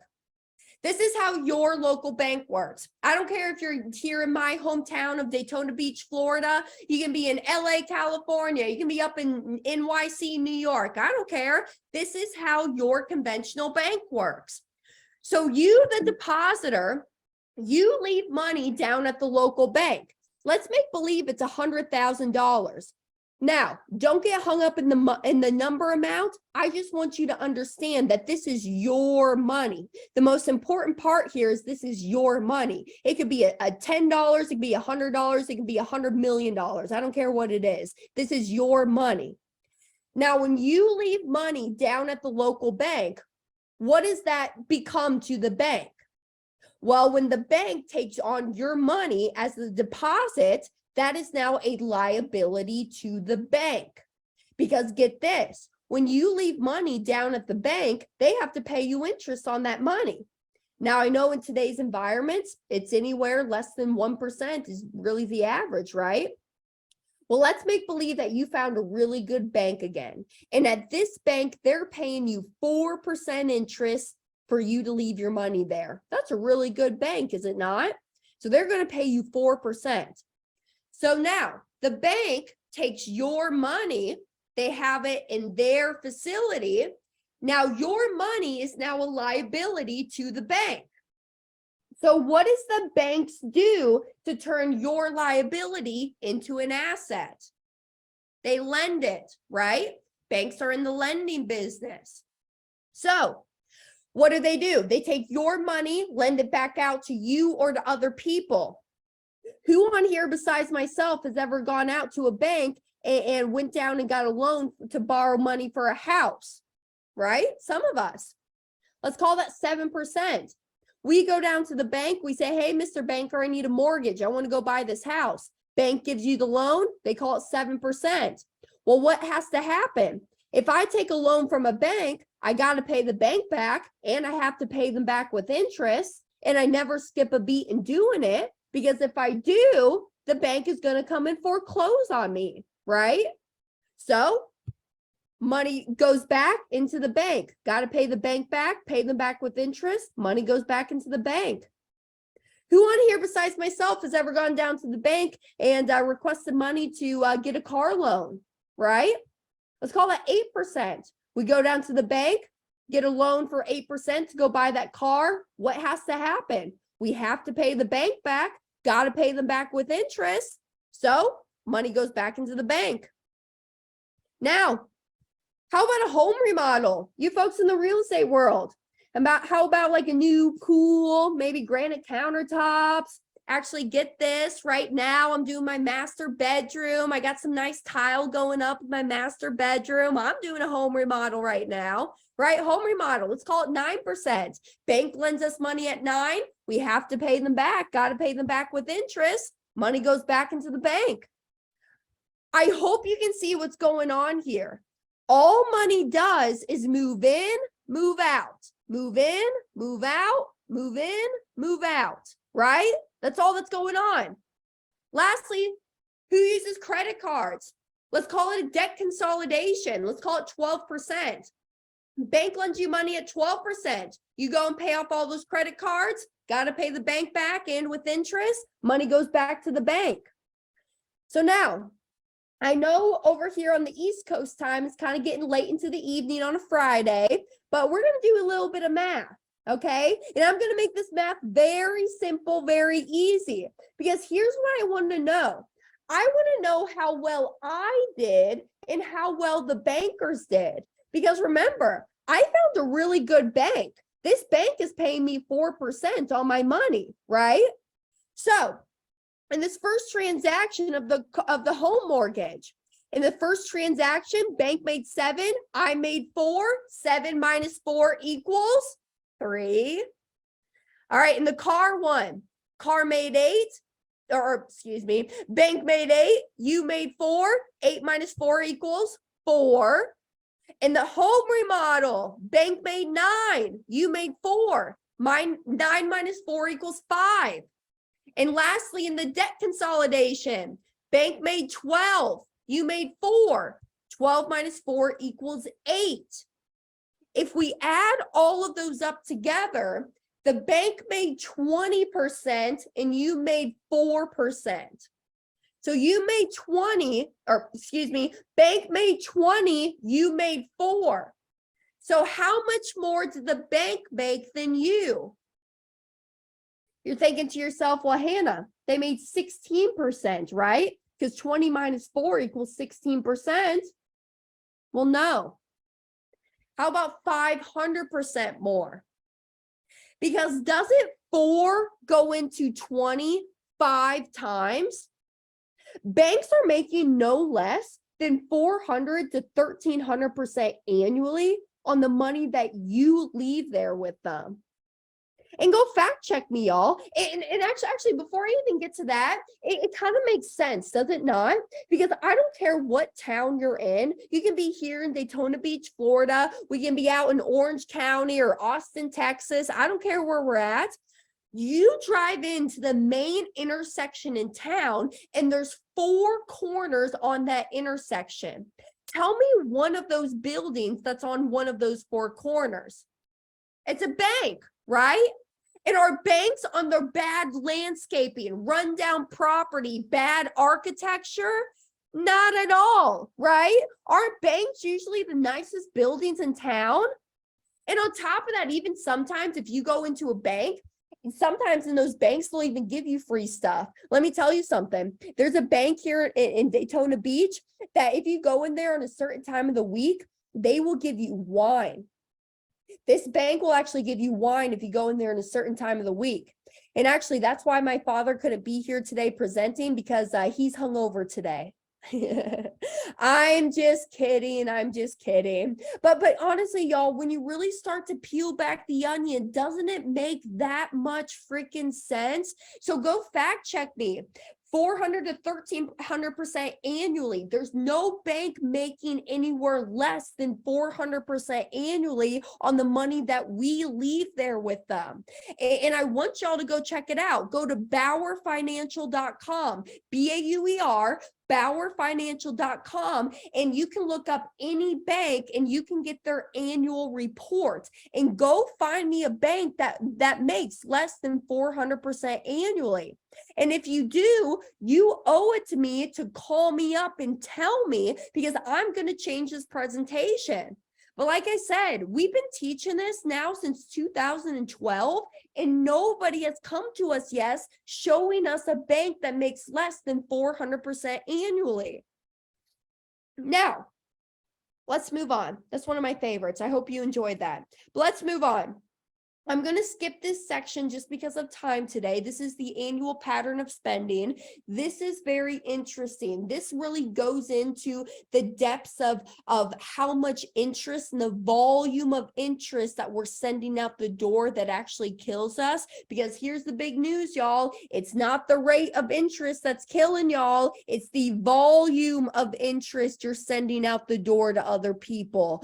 Go look up your mortgage statements, because let me tell y'all something. I have a really good mortgage rate right now. My mortgage is at 3.5%. I love that. That's cheap money, is it not?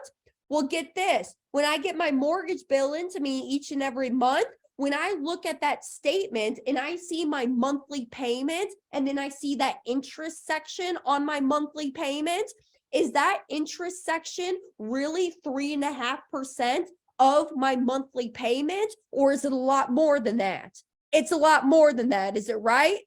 Or is it not? So go check that out and go look at how much volume of interest you're sending out the door to other people. So let's get into it. Let's get into the fun stuff.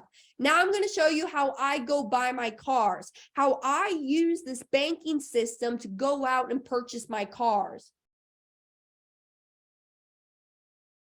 So, like I said, and actually how Linda was mentioning earlier, I have a van. I actually just put this concept into play to go buy myself a conversion van last year.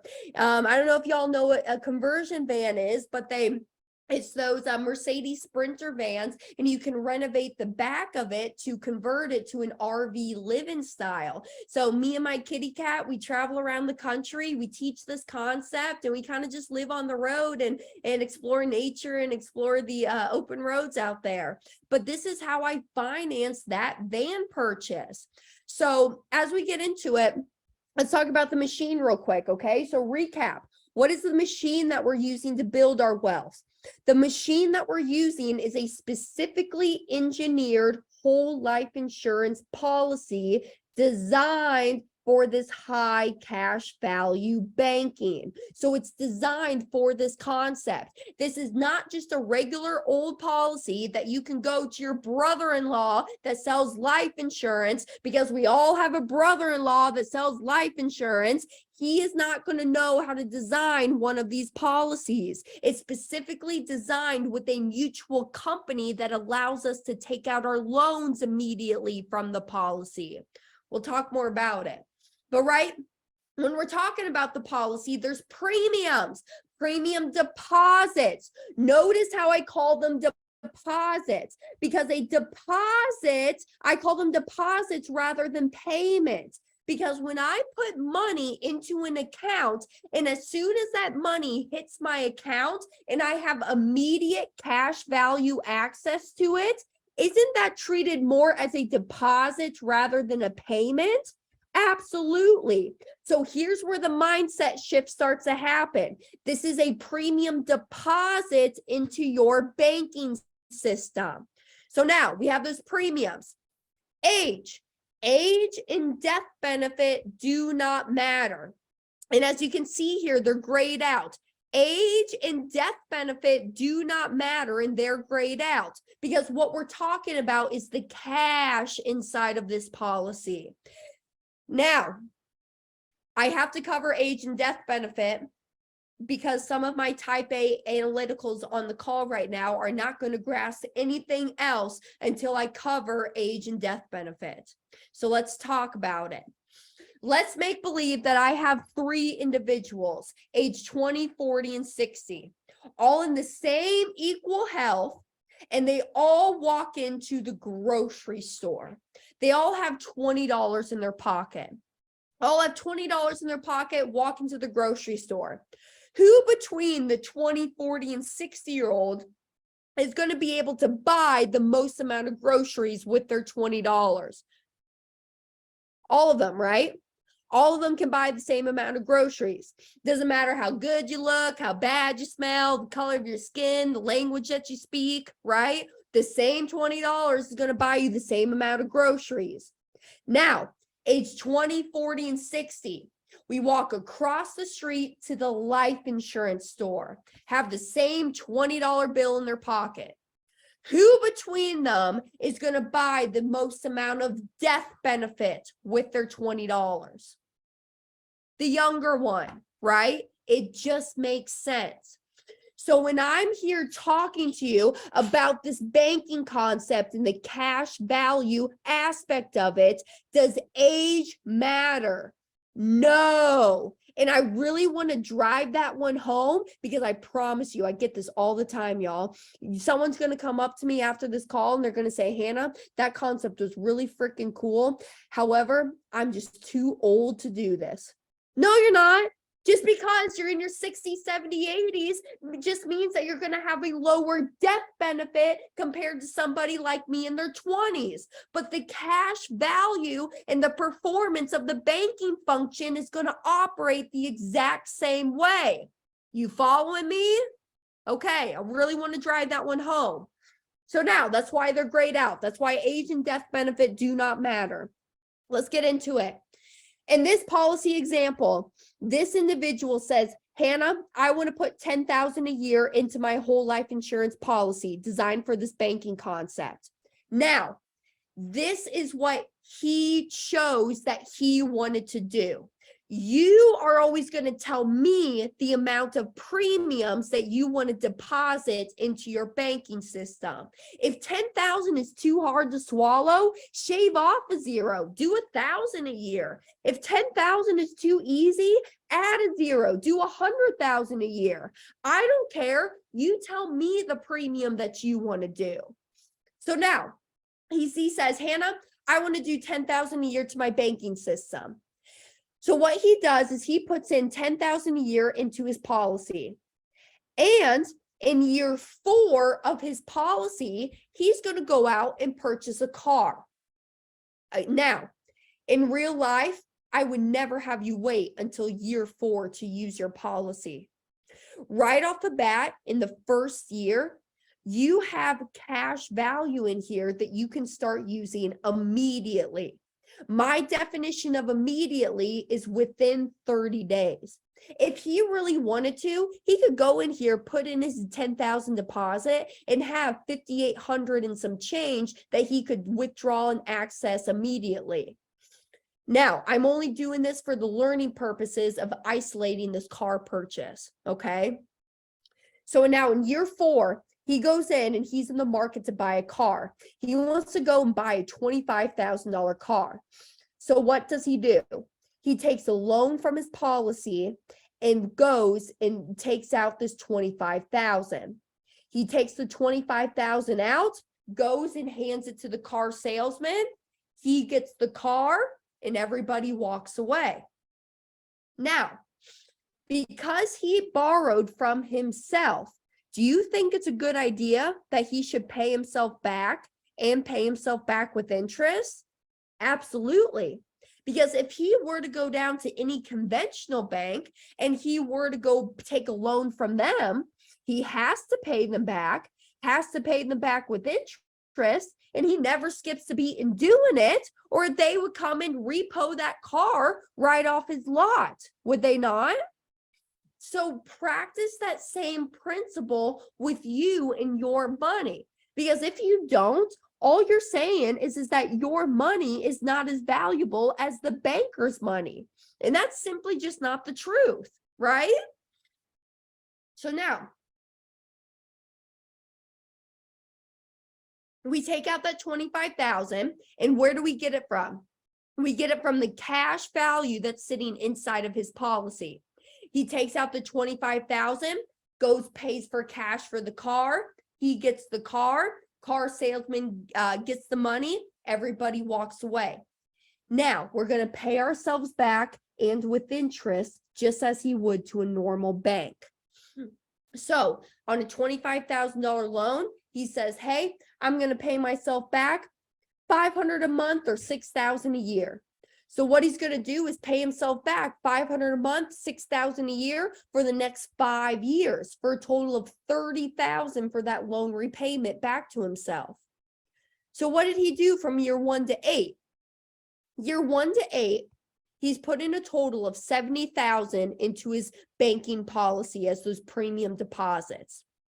Plus, he's put in $30,000 as his loan repayments back to himself for a total of $100,000. However, we do have to calculate that he did take out $25,000 to go purchase the car. So 100 in minus 25, 100 in minus 25 equals 75. So our true total net injection from year 1 to 8 is 75,000. But look right here. Year 8 of the policy, he has sitting inside as cash value in his policy as 73,226. If you take 73,226 and divide that into 75,000, he just got back 97 cents for every dollar that he went out and purchased for this car. I don't care how old you are, but how much money do you have back from every car that you purchased up to this point in your life? Here's a hint. 0, right? So, Hannah, what's going on? Why is that happening? I thought I took out this 25,000. Why would I not just keep having this 10,000 of cash sitting inside of my account? What's going on? So here's the real golden nugget. So if y'all are out there burping your baby, putting away the dishes, or watching TV right now, this is really where you got to wake up and start paying attention. Inside of these whole life policies, there's something called the opportunity cost of our money. When we put money into the policy first, now that money is inside of the policy, growing and compounding, uninterrupted compounding growth for the rest of our lives. So even though he went in here and he took out this $25,000 to go purchase that car, that $25,000 never left his policy. It's still sitting in there, growing and compounding while he was using the equity or the cash inside of his policy out here in the real world to actually go buy the car. So it's the opportunity cost of our money that we're really honing in on. I don't mean to be cheesy right now, but this really sums it up. Here's what Albert Einstein says. Albert Einstein says compound interest is the 8th wonder of the world. Those who understand it earn it, and those who don't pay it. So that's all we're doing. Instead of us being the consumers and the customers to the banks and these financial institutes and paying this compound interest, I'm going to be the one earning this compound interest now. Let's keep going. Let's talk about year 9 to year 13. So now let's say that you were walking for the last 8 years and your wife was the one driving. Okay. So now it's your turn to go buy a car. So now you're in the market to go buy a car. You want to go buy another $25,000 car. Where do we get this $25,000? It comes from the cash value sitting inside of our banking policy. We take out the $25,000 to go pay cash for the car. Car salesman has his money. We have the car. Everybody walks away. What do? Have to pay ourselves back. Got to pay ourselves back with interest, right? So that's that $500 a month or the $6,000 a year payments back to ourselves over the course of those next 5 years. Now, in this example from year 9 to 13, I'm showing us not paying back any premiums into our policy. No more premium deposits being made into the policy. In real life, y'all, you'll understand quickly why you never want to stop making those premium deposits. Here's something else that I want to teach y'all on. Now, R. Nelson Nash has taught us that income and premium should equal. Here's the whole idea of this infinite banking concept. Doesn't all of our wealth and our money have to flow through somebody's bank? Right now, however you produce your active or your passive income, it comes in and it goes and flows through somebody's bank. And right now, it's flowing through the central banks, Bank of America, Wells Fargo, so on and so forth. They are using our money and making a good living off of our money. So all I'm doing is I'm flipping the script.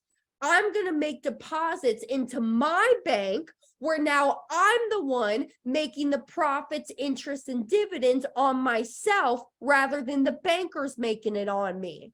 So you'll soon start to understand and realize you'll never want to stop making deposits into your banking system, because as time goes on, that borrowing power becomes so enormous that you'll never want to stop capitalizing on your banking system. I won't get too deep into it as of now. And again, so we have resources out there. Go look up the Money Multiplier podcast. If y'all are podcast listeners, I do a weekly podcast for y'all. But anyway, so that's the ultimate goal, to have income to equal premiums. That's personally in my life what I'm trying to do. But anyways, you'll understand why you never want to stop making those premiums. For the purpose of this presentation, though, I did have a stop making the premiums to isolate this car purchase. So let's continue on. So we take out this $25,000 to go purchase the car. $25,000 came from the cash value sitting inside of that policy. Take out the $25,000, go pay cash for it.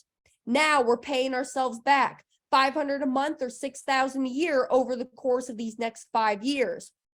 What happened from year 9 to year 13?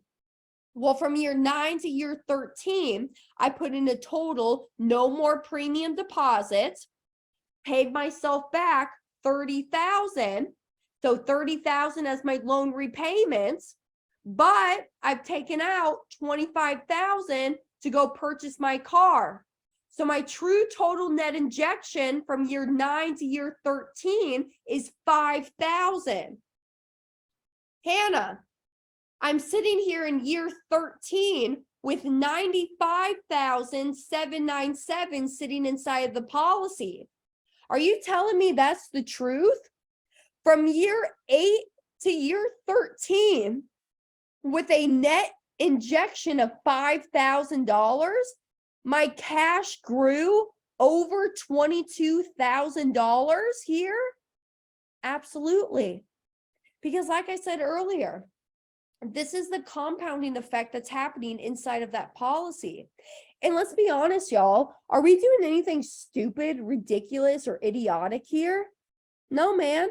I'm just using a stupid ass life insurance policy, and I'm doing and buying all the items that I'm already going to go purchase in life.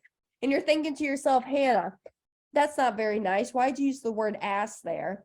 Well, there's a few of you sleeping right now, but now you're back with me because I used that word. And so, hello, welcome back. So I woke you guys up just a little bit.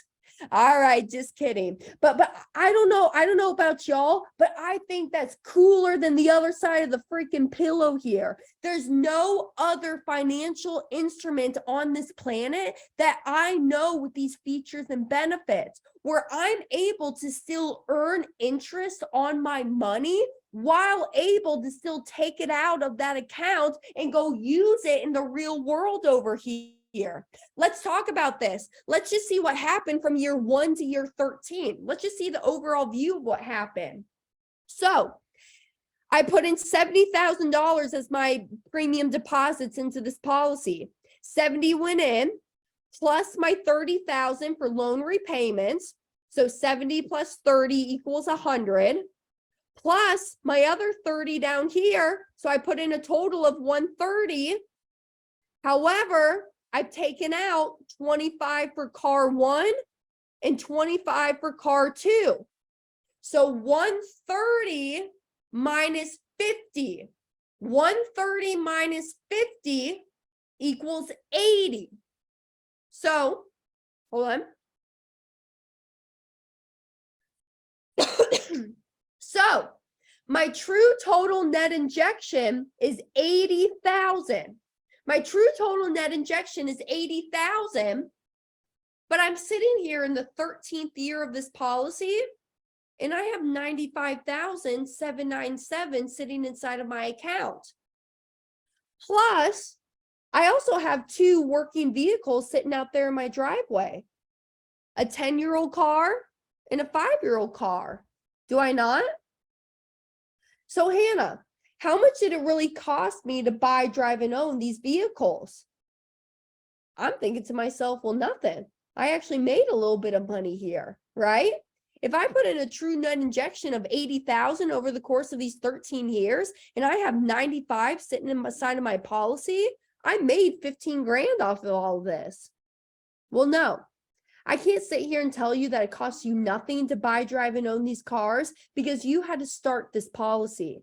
Because look right here, year 1 of the policy, when you put in 10,000 as those premium deposits, you don't have the full 10,000 right off the bat immediately. Remember, my definition of immediately is within 30 days, that you don't have that full 10,000 that you can take out right away and start using. But are you in this for the short term or the long term? You tell me long term, but y'all tend to get hung up in short term thinking. And I hate to tell you this because I'm in that millennial generation, but my generation, we have some microwave mentality, that McDonald's drive-through mentality. And I'm sick of it, to be honest with y'all. We really got to start thinking for the long term and what's really going on in our whole financial picture. Prepare for really all avenues. Prepare for the windfalls. Prepare for the downfalls. Because here's something else Nelson Nash has taught us. If you understand what's going on in the financial world, you will know what to do. So get educated. Stop watching The Bachelor every single night for an hour and a half. Start turning on some financial podcasts. Start reading your financial books. Because I'm telling you, there's one thing my father used to say all the time, and I thought he was an arrogant a-hole for saying this, but honestly, it kind of makes sense as I get older. He says, Hannah, you know, money's not everything, but it's pretty close up there right next to oxygen. And at first I hated that saying, but it kind of makes sense now. Doesn't money make our whole economy and world just go around, right? Money is not an evil thing. It honestly is a tool and a resource. And if you understand to really utilize this tool in your tool belt, you can be so successful and capitalize on yourself and your own family's empire of what you're trying to build. So anyways, get off my soapbox there, but let's talk about it. So I hope this makes sense to y'all. So here's what I want to talk about. Rule number one, right? You got to pay yourself first. Pay yourself first. This is what I'm talking about. When you get money in, whether it be active or passive income, you pay yourself first. Take a sliver of that money and set it to the side. That's you treating yourself as your number one asset. I know y'all have heard this, but this is what y'all do. You take your money and you go pay the house people, the car people, Bobby's soccer practice, Susie's piano lessons. You pay everybody else first and you hope that there's some left over for you, right? So treat yourself as your number one asset. Rule number two, pay yourself back and pay yourself back with interest. This will become more and more familiar with y'all when you read Nelson's book, Becoming Your Own Banker, and he talks about the grocery store example. Do not steal your peas and do not steal from your banking business, okay? Because if you do not pay yourself back, all you're saying is that your money is not as valuable as the bank's money. And that is simply not the truth. Pay yourself back and pay yourself back with interest. And then rule number three, recycle and recapture your dollars. Keep that money in motion. So I want to take it a step deeper. I know I got about 30 minutes here. Linda, I wasn't going to go over the mapping example today. I'm going to show y'all of how you can go back and watch more of our material. But here's what I want to talk about as well. So I know I'm on a real estate webinar right now. I am active in the real estate world. I like to do private lending and some note investing. Here is how I will incorporate my policies with a real estate investment. So let's make believe instead of this being a $10,000 premium deposit, let's call this a $100,000 premium deposit. And instead of this being a $25,000 loan, let's imagine this being a $250,000 house. This is a $250,000 house. What would happen to the numbers here? They would just be bigger, would they not? Everything else would work the exact same way. We're just dealing with bigger numbers. Let's talk about this. Let's call this a $1,000 premium deposit, and let's call this a $2,500 laptop. What would happen to the numbers? They would just be smaller, would they not?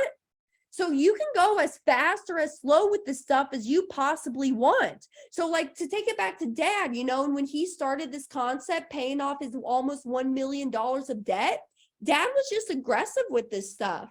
If you get to know my father more and more, it's easier for him to go 100 miles an hour than it is for him to go 20, okay? So he was just more aggressive with it. You can be as fast or as slow with this stuff as you want to be with it. Let's talk about this. Let's talk about the private lending world. I love that world, y'all. So let's talk about this. This is well, let's keep the numbers the same. Let's call this $10,000 premium deposit into our policy. We're taking out a $25,000 loan from the policy. And let's say we have Susie Q over there. Okay. Susie Q is my borrower. She wants to borrow my money. So I give Susie Q $25,000. Who's paying me back $500 a month or $6,000 a year? Susie Q's paying me back $6,000 a year. You see how this stuff works? I mean, honestly, y'all, your policy is nothing more than just your glorified savings account. That's honestly all it is. I'm just funneling money through the policy first to never lose the interest that's earned on it. And then from there, I'll deploy the capital out to buy my investments, buy my houses, my properties, my vacations. Heck, y'all, get this. I just paid taxes last month. October 15th wasn't that far away. I just paid my taxes with my policy money. My tax liability was right around 25. Take out 25 from the policy, go give it to the IRS people. Now what I'm doing over the course of this year is I'm saving back up in my policy for my next tax bill. It's literally that stupid simple, y'all. So let's continue on. Okay. So pay yourself first, pay yourself with interest, recycle and recapture your money. If this works with a car, what else can it work for? Vacations, a pack of chewing gum if you really wanted to. You can use the policy money for anything that you honestly want to. You can go on a fancy dinner date with your new hot boyfriend if you wanted to, right? It's all right. Oh, here's some resources for y'all. So Second Chance, Robert Kiyosaki. Y'all, I'm telling you, in this book, Robert Kiyosaki talks about this concept. I imagine y'all have this book and you read through it, but you read right through that material, skimmed through it, and didn't think a second thing of it because it's never been explained to you this way. How about Tony Robbins? I know y'all know Tony Robbins. How about Money Master the Game, chapter 5.4 of that book? Tony Robbins talks about this concept. Go read it. Go do your research on this stuff. Because here's one thing that I'm going to tell y'all. I'm going to leave you with the quote. There's a gentleman by the name of Rick Warren. Rick Warren says, life is like a marathon. It doesn't matter how you start. It only matters how you finish. This is the game of life. So now that you know this stuff and you know how to do it a better way, just do it a better way. Mimic and imitate what the rich and the wealthy are doing. So I won't go through this for right now. This is the what's called the money multiplier map. This is a really cool presentation. I don't want to get into it tonight just because it is I think I want to spend more than just 20 minutes on it. So I will have you go back and watch this. This right here shows you how to incorporate a policy paying off debt. So actually, and this is a real life example. This is actually one of Dad's chiropractic colleagues. He lives up in Montana, where he started a policy. He started it at 25,000 premium deposits, and he had over $470,000 of debt. And by implementing and using this policy, he was able to pay off this debt in 5 years and 1 month. So really by implementing it, he was able to clear it off quicker, because in the traditional sense, it would have taken him 18 years to pay it off. But by using the policy and really using the compounding effect and the opportunity costs of our money, he was able to pay it off quicker. So, and again, this is another thing that we create for all of our members. If our number one thing is to get rid of the bad debt that is out there, we create these visual money multiplier maps for our people to show y'all how to really incorporate your banking policy with paying off the debts. So again, I'll show you how you can go back and watch that. I won't get into it this evening, but it's powerful. And this is exactly how my father and we got into all of this whole concept. Hold on.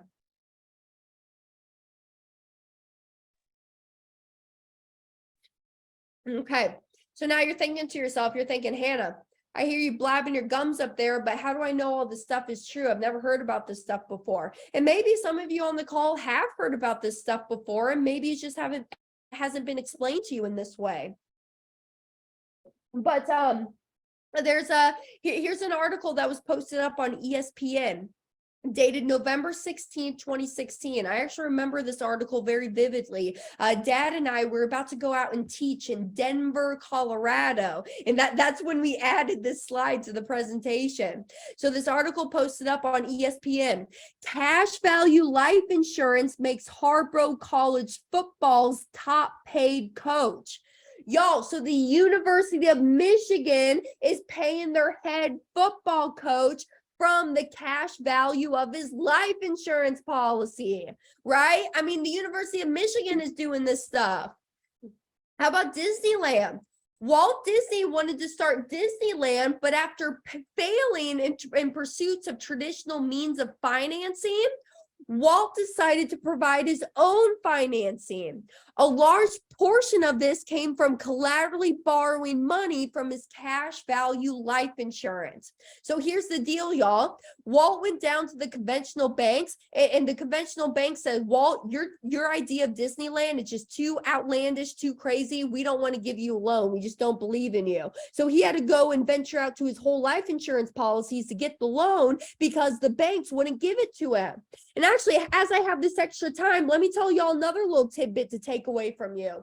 When you go down to a conventional bank, isn't it like taking a freaking prostate exam just to go out there and get a loan from the bank, right? You got to show them all these documents. It's almost like you have to do some blood work for them to go in and just request loan money out from them. And it's kind of funny because when you have the money in your bank account and you don't need a loan, the banks are wanting to give you a loan all day long. But when you are actually in desperate need for money, the banks are nowhere to be found to go out and lend you that money, right? So anyways, when you have your banking policies, the insurance companies can never deny you a loan to take out that money.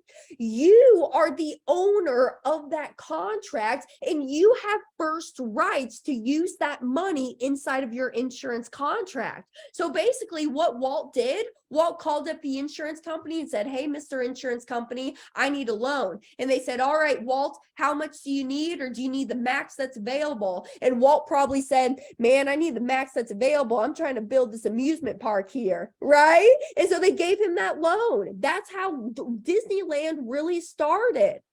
Let's continue on. Here's another really cool one. Ray Kroc with McDonald's. Ray Kroc partnered with McDonald's brother in 1955. 1961, he bought out the brothers. Kroc did not take salary for the first 8 years, and to help with cash flow, he collaterally borrowed from his 2 cash value life insurance policies to cover salaries for his key employees.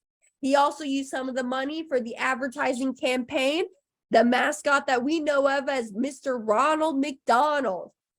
I don't know about y'all, but I haven't seen Ronald McDonald around here recently. If y'all see him around, tell him to pop back in. We kind of miss him. But anyways, Mr. Ray Kroc with McDonald's brother, he had to borrow money to pay for the key employees and their salaries, and also for some marketing and advertising campaign. Oh, how about this one, y'all? How about our president, Mr. Joe Biden? Here's an article dated Tuesday, June 24th of 2014. Biden says he has no stocks, bonds, or savings account. Biden holds 4 checking accounts, 2 of which he shares with his wife. In addition, he holds 6 life insurance policies with a company called Mass Mutual, a company we do business with. Biden has no stocks, bonds, or savings accounts, y'all. Is he doing something stupid, ridiculous, or idiotic? Or are they doing something the rest of us just don't know about? I'm just trying to get you in the know. How about this one, the Pampered Chef? I don't know about y'all, but we were customers of the Pampered Chef there when we were living and growing up in Kansas City. But this one's very powerful. Using $3,000 she borrowed from her life insurance policy, Doris Christopher started the Pampered Chef in her suburban Chicago home. By 2002, the company had grown into a $700 million operation that then was acquired by Warren Buffett for $1.5 billion. Billion with a B, y'all. $3,000 she borrowed from her insurance policy, then sold that business for $1.5 billion. That's powerful. There's other stories. You can go look up J.C. Penney. You go look up the Rockefellers, the Rothschilds, y'all. There's a lot more stories that I can turn you on to. Here's my honest belief, though. Now that you know this, everybody should be doing it.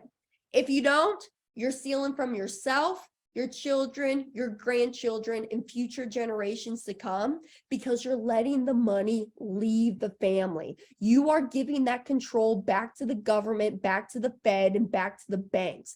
Get out of that financial slavery and that financial bond that you are tied into the banks. Because here's one thing I want to share with y'all. You know the gentleman Warren Buffett? Here's what Warren Buffett says.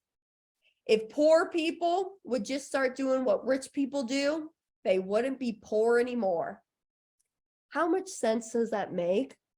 All we're doing is I'm not reinventing the wheel. Matter of fact, I didn't even tell y'all this. Did you know life insurance? Well, hold on. Let me rephrase. Whole life insurance. Whole life insurance policies have been around longer than our tax code has even been here. Our tax code's only been here since 1913. There's so many things that we can do inside of this vehicle that we can't do with any other vehicle on this planet. So all I'm doing, and now that I'm in the know, is I'm just going to mimic and imitate and play the game right along there with them, with what the rich and the elite are doing with their money and dollars and wealth. So the Rockefellers, the Rothschilds, the Morgan Stanleys, the Barclays, right? I mean, they understood money and how to keep that money and that wealth within inside of the family. I'm just going to play the game right there with them. Because here's what's going to happen. There's only one of two things that's going to happen. We're either going to live or we're going to die. Now, I like to use the word graduate, but you can use whatever words you want to use. If we live, are we better off with or without this concept? Hopefully you say with.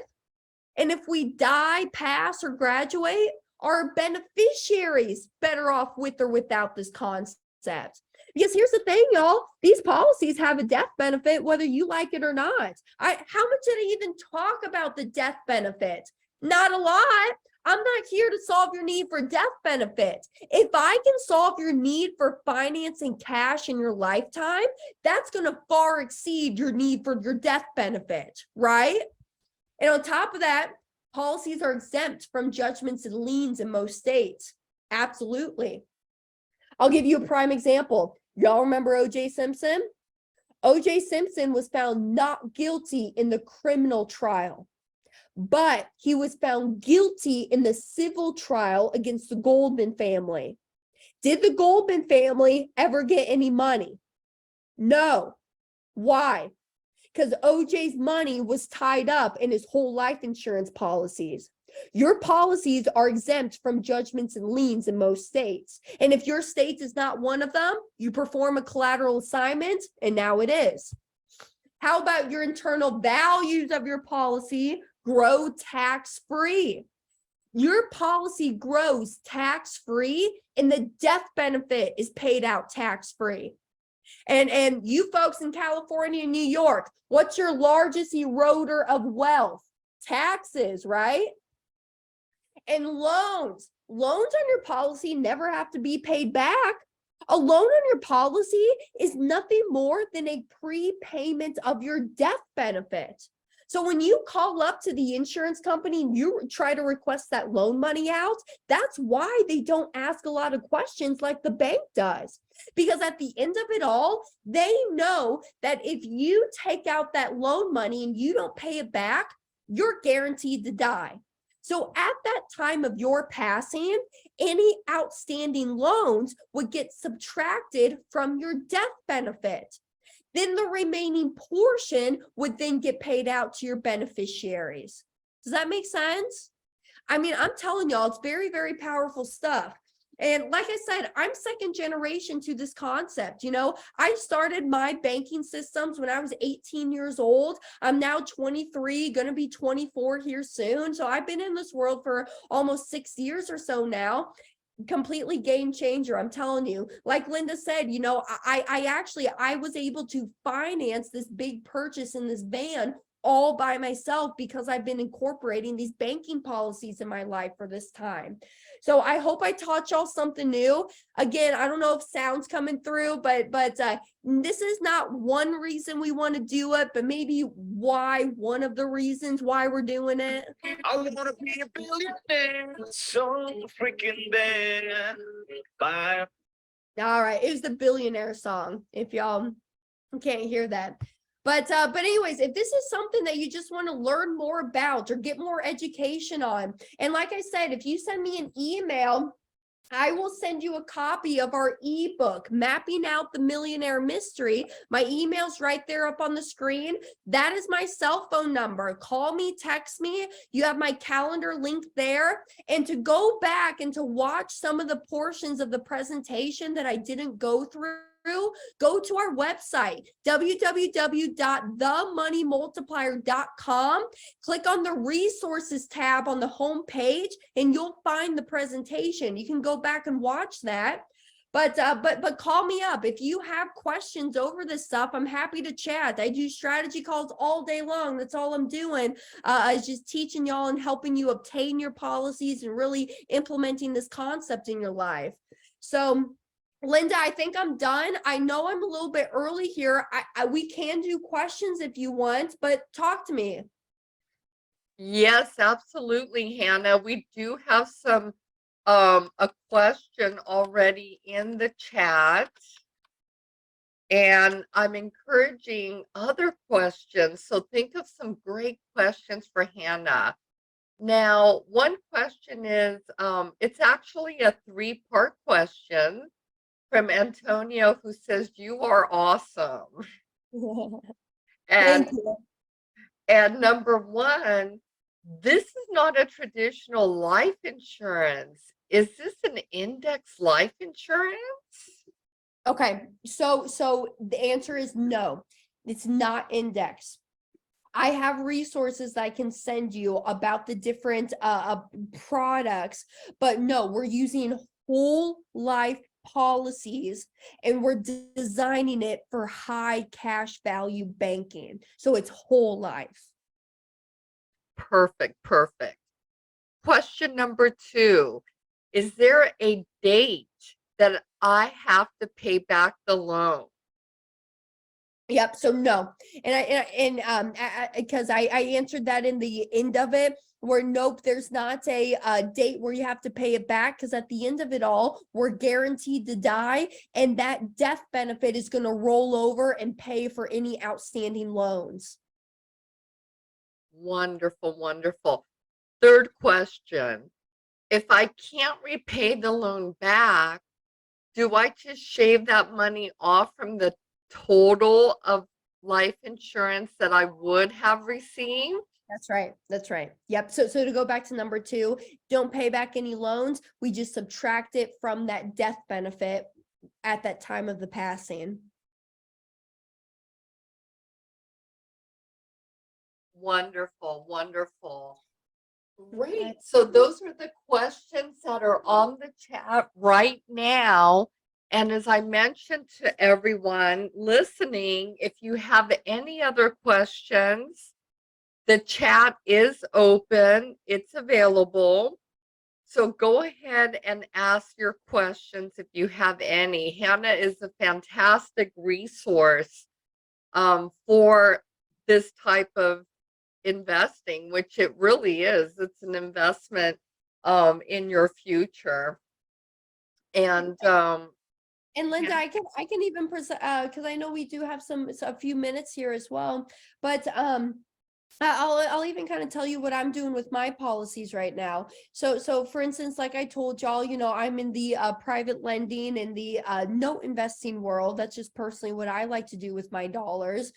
And actually, let me give y'all a resource. If you are a borrower or if you're a lender, y'all got to go check out the site privatemoneyclub.com, www.privatemoneyclub.com. And that right there, I will do a lot of lending on. And actually, it's Chris Noggle. He put this site together where it is a match.com, honestly, between like borrowers and lenders. Okay. And actually there's an app. So get this, y'all. There's an app that he created and it's like Tinder. So what you do, the deals will come up on there and you'll swipe left or you'll swipe right. If you like it, you'll swipe right and it'll get you into conversation with that person that's doing the deals and everything. Or if you don't like it, you swipe left and it goes into the discard pile and you don't ever got to see it ever again. So that's a resource if y'all are into the lending world and in that investment world that way. But how I incorporate my policies into that whole equation of what I'm doing is, at the end of the day, what I'm trying to do is I want to funnel as much policies through my banking systems as I possibly can. So what I'll do is I'll take money in and I will commit to that policy. Let's call it 10,000 a year. So I'll put 10,000 into my policy. Now this can be done on a monthly basis. I can do quarterly, twice a year, or even annually. So I get to pick that mode of premium that I want to do. And I have some policies that are set up on monthly modes. I got some that are set up on annual premium modes. So it's really just whatever's best for my cash flow situation at that time. And so I'll start that policy. So let's make believe I make my premium deposit. And now inside of my policy, I have a cash bucket of, let's call it $100,000. So I have $100,000 in there. Now, I have Mary Jo over here. Mary Jo is willing to pay me 12% to use my capital. So what I'll do is I'll take a loan from my policy and go give it to Mary Jo. Then Mary Jo, she will pay me those 12%, that interest payment checks to me each and every month.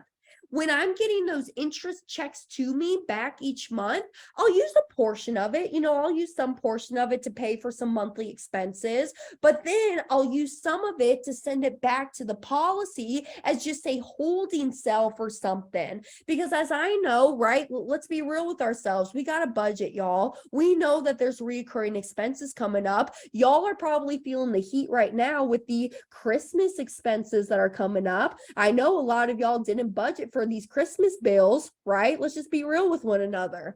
So what I'll do is when those interest payments come back to me, I'll take a portion of it, pay for some monthly expenses, and then the rest of it I'll save up back inside of my policy. Because like I said, my policy is nothing more than my glorified savings account. So if I have no use for the money, I'll store it back in the policies as a safe keepings for that money. And so now essentially, like a high overview, like layman terms to lay it out, I'm double dipping all my money. I'm making money inside of my policy here. And now I'm making money over here in that private lending deal that I'm doing. So I'm double dipping on my money over here. I think that's the coolest freaking things in sliced bread, in my honest opinion. But anyways, one applicable thing that you could think about of how to incorporate this into your equation of what y'all are doing. Fantastic information, Hannah. I'm always I just admire you so much because you're young yet so knowledgeable on this topic, and you can tell that you have a lot of experience in this. Thank you. And it's always a pleasure coming and speaking to your people. You bring some good folks up to the platform, and I encourage everyone to keep following Realty411. Thank you. Well, we really try and just bring some fantastic knowledge to the table and educate our readers as much as possible. And we do so by having wonderful educators like you share their knowledge and their time. So thank you so much for joining us today, Hannah. Absolutely. I'll catch you soon, Miss Linda. Okay, talk to you later. Well, folks, just wanted to say thank you once again for joining us. It's always a pleasure to connect with you. We are having a wonderful event in Irvine, California coming up on December the 3rd. It's our holiday investor summit, and we're going to have some amazing educators on that day. If you can't catch us that day, don't worry. We're going to have more virtual events with outstanding speakers and phenomenal education. And we're going to continue to bring you great events online, just like this. So we're going to go ahead and wrap up today. And I encourage you to join us tomorrow. You can use the same link. We'll be live at 9 a.m. Pacific time. And we have a fantastic day planned with great information and wonderful speakers as well. So we will see you bright and early tomorrow morning at 9 a.m. Until then, have a great afternoon, everyone. And thank you for sharing this time with us. Bye-bye.